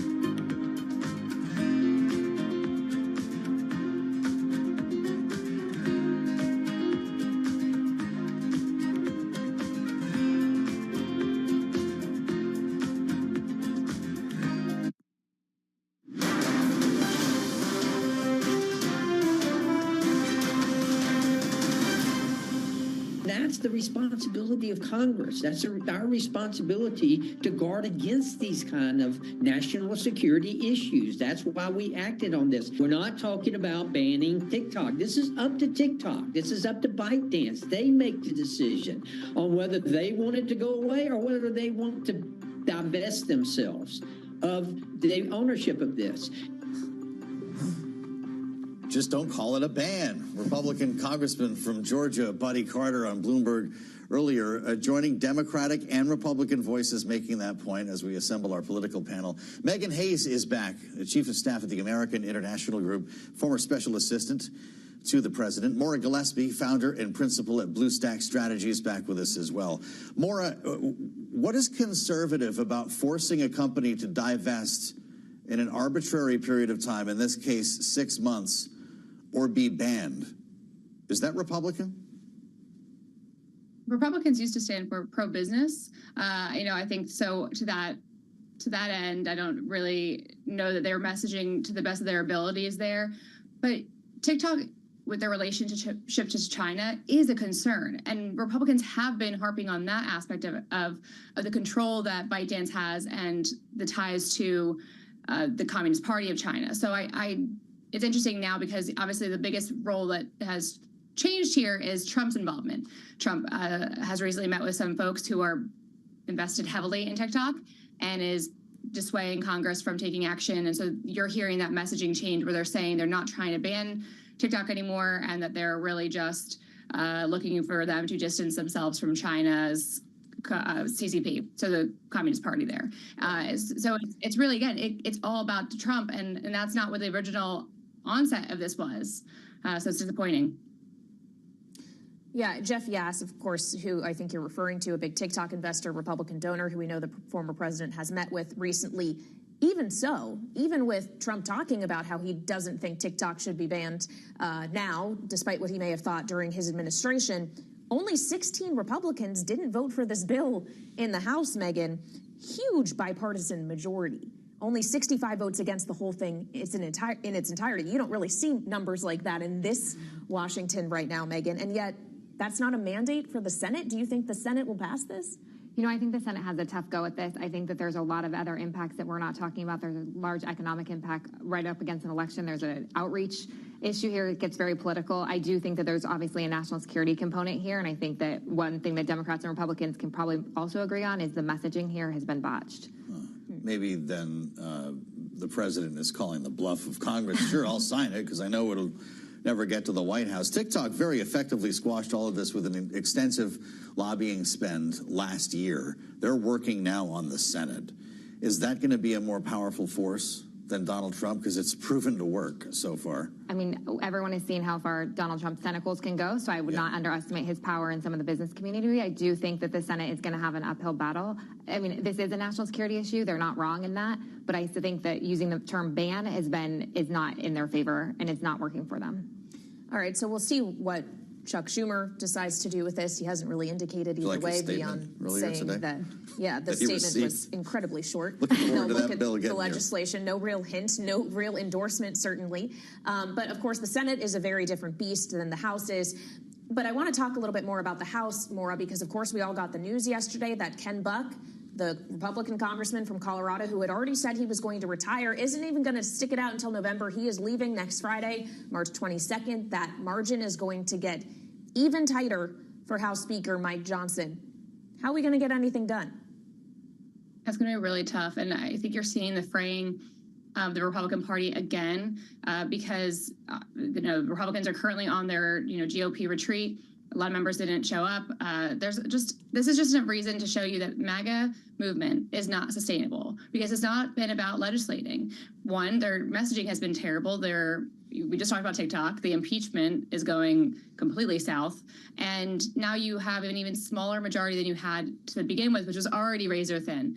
This is a real problem for Republicans. The RNC just got slashed by 60 plus staffers. They can't fundraise very well. They're being, completely trounced by the DNC when it comes to fundraising. The Republicans are having a real issue here, and Ken Buck leaving it in this way to, and some people are saying it's to kind of keep Lauren Boebert out from having a chance at having a seat here in Colorado. I kind of like it, but I think it's interesting to the devolving fate of the GOP in the House. I was surprised by Ken's announcement. I'm looking forward to talking with him about that. That quote is from the Speaker of the House. You worked for a former Speaker, Maura. Can you just talk to us about what an unusual move this is? No one saw it coming. I'm leaving next week. Again, this just shows you the lack of unity in the House GOP. There's no real trust, or even in some respects, some respect between the leadership and rank and file, because for a lot of the members that are in Congress, especially on the House side, they no longer believe in rank and file versus leadership.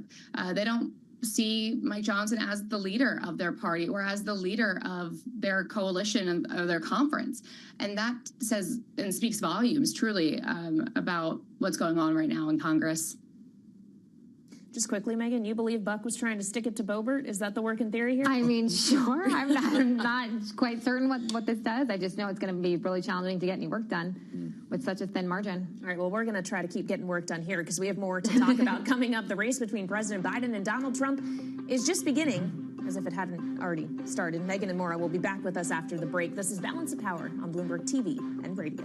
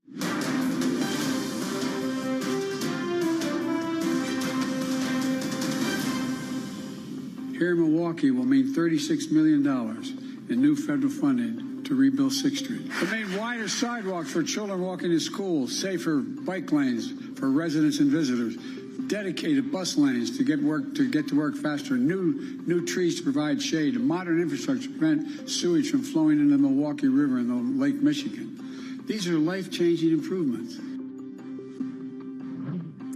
That was President Biden in Wisconsin earlier this afternoon, part of his swing after the State of the Union. Our political panel is back with us, Megan Hayes and Maura Gillespie. So, Megan, we are now almost a full week out from the State of the Union, and in typical fashion, he's going to the states that will have a huge hand in deciding the way this election is going to go. Now that it is Trump versus Biden, they have the numbers to be the nominees, and yet the figures show that over the last week, since the State of the Union, he has not gotten the bump that you might expect in polling. If he hasn't gotten it now, when's he going to get it? Can he get it? I think that people haven't tuned in. I think people are going to tune in closer to the election after the conventions in the fall. I do think, this ultimately comes down to a race between Donald Trump and Joe Biden and their visions for the future. I think most people know what their visions are and can expect to know what they're going to say. So they're not really paying attention right now, and then they'll start to pay attention when it gets closer to voting time. I'm not too concerned about his chances right now and his poll numbers going up, or at least being victorious in the polls in November. Is this the last gasp of Nikki Haley, Maura? What happened in Georgia last night? 77,000 votes go to the former candidate, who, of course, was still in the race when a lot of people were early voting. Will we now in the primaries see her drop off, or could this be a persistent protest vote?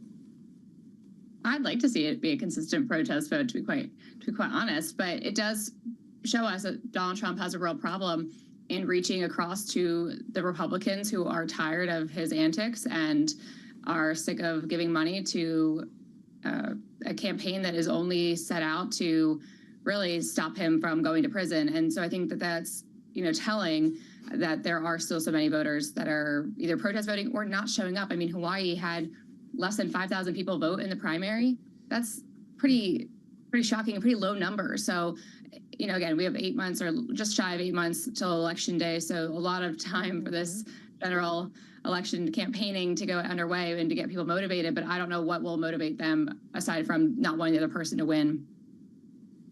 Well, yeah, the motivation question is an interesting one to consider, and this is a conversation we've been having today. When you already really know these candidates, one served as president, one is the president now, you probably know how you feel about each of them. So it raises the question of to what degree minds can change over the course of 8 months. New polling from USA Today and Suffolk released today shows Trump is ahead of Biden 40-38 in the general, but 1 in 4 said they could change their minds before November. Alan Abramowitz of Emory told us it's probably more 5 to 10% than 25% that could change their minds. But what do you think? I agree with that. I don't think that many people are going to change their minds. I think that the issue that the campaigns have now is voter turnout. You need to get people to turn out because neither candidate seemed to be able to change undecided voters. So you need to get people to show up, and that's going to impact down ballot races. So it's really incumbent on the Biden campaign to continue to build a broad coalition to go after those Haley voters and to really bring them over to win in November. But I do think that it's about voter turnout now. It's not, people aren't going to change their minds. How does Joe Biden clear the bar to the extent that he did at the State of the Union and see no bump?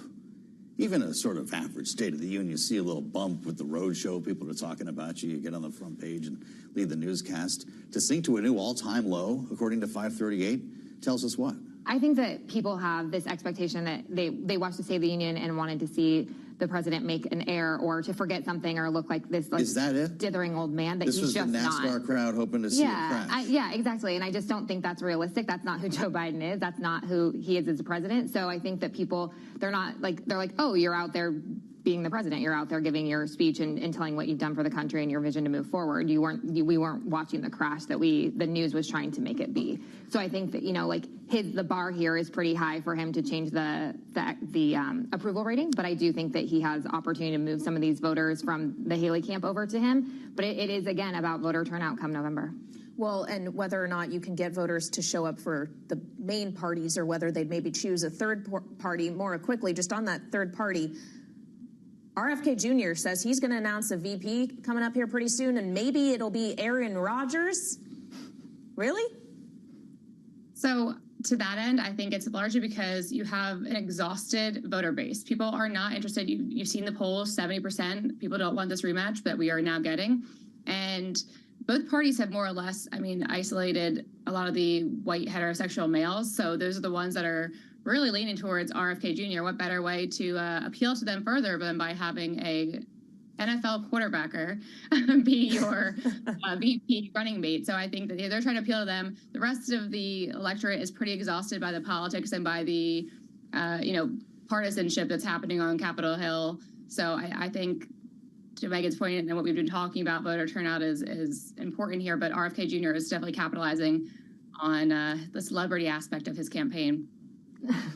Guess they'd have a corner on the anti-vax vote. We can talk next time about who that might come out of. Thanks to Megan Hayes and Maura Gillespie for a great conversation, as always. We invite you to check out the Washington Edition newsletter for more on all the stories we've been discussing. Find it on the terminal and online. Thanks for joining us on Balance of Power. We'll see you tomorrow. This is Bloomberg.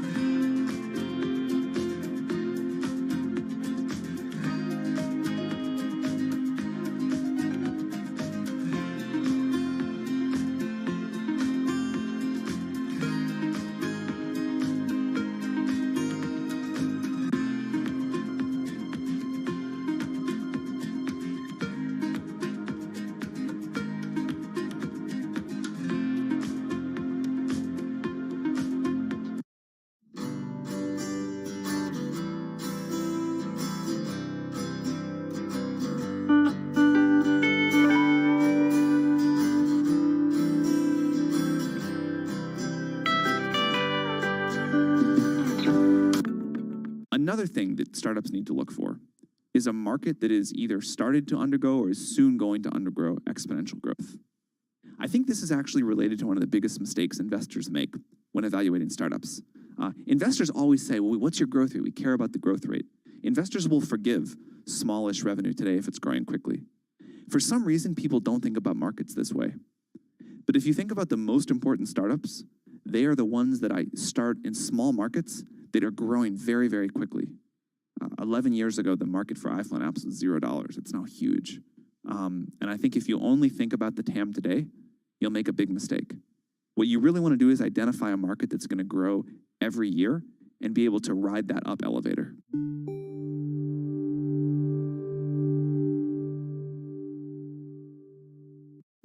Welcome to the digital age. Are you struggling to stand out here? Don't worry. Meet Blue TV, who is your digital superhero. Blue TV is a multi-purpose online media network that also provides digital marketing services. We are based in Islamabad, Pakistan. We are expert in creative marketing, social media and digital marketing, search engine optimization, web design, page rank, and SERPs, video editing, recording and production. So, what are you waiting for?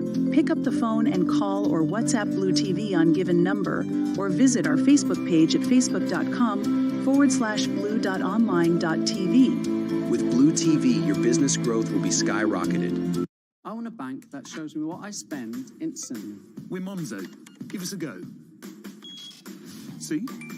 I want a bank that can help me budget for the things I need, like a new leather jacket for Bingo. We can do that. Bingo's my cockapoo. Hi, Bingo. It's a real faff to sign up. It takes less than 10 minutes. Race you. You're on. Time's up. How'd you get on? It's a draw. Is it? We hear you, Bingo. You make Monzo Monzo. Regular, like slightly above average journalist.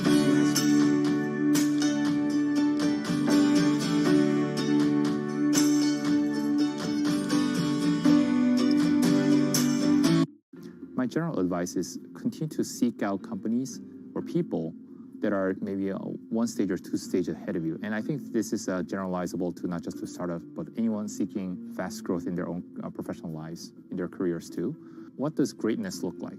Try to seek out people who've been there, done that before, and then try to not connect with one, but try to interview 3, 5, 10 people to see what is a general pattern of greatness that look like that will get you to the next level of the company, next stage, maybe a year, 12 months from now, 24 months from now. Seek out people who kind of went down that path a few times. Then you'll start to find this pattern that start to emerge. What are things that you need to have 12 months from now, 24 months from now that you currently don't have? Then try to build a path towards that. It's almost like Amazon's or Jeff Bezos' mantra of working backwards.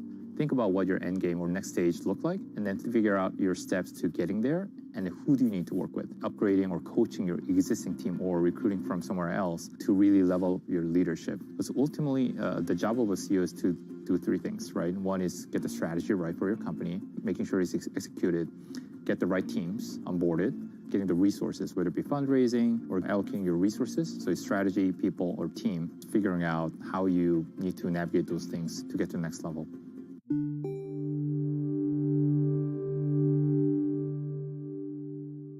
And just buy and hold clear, boring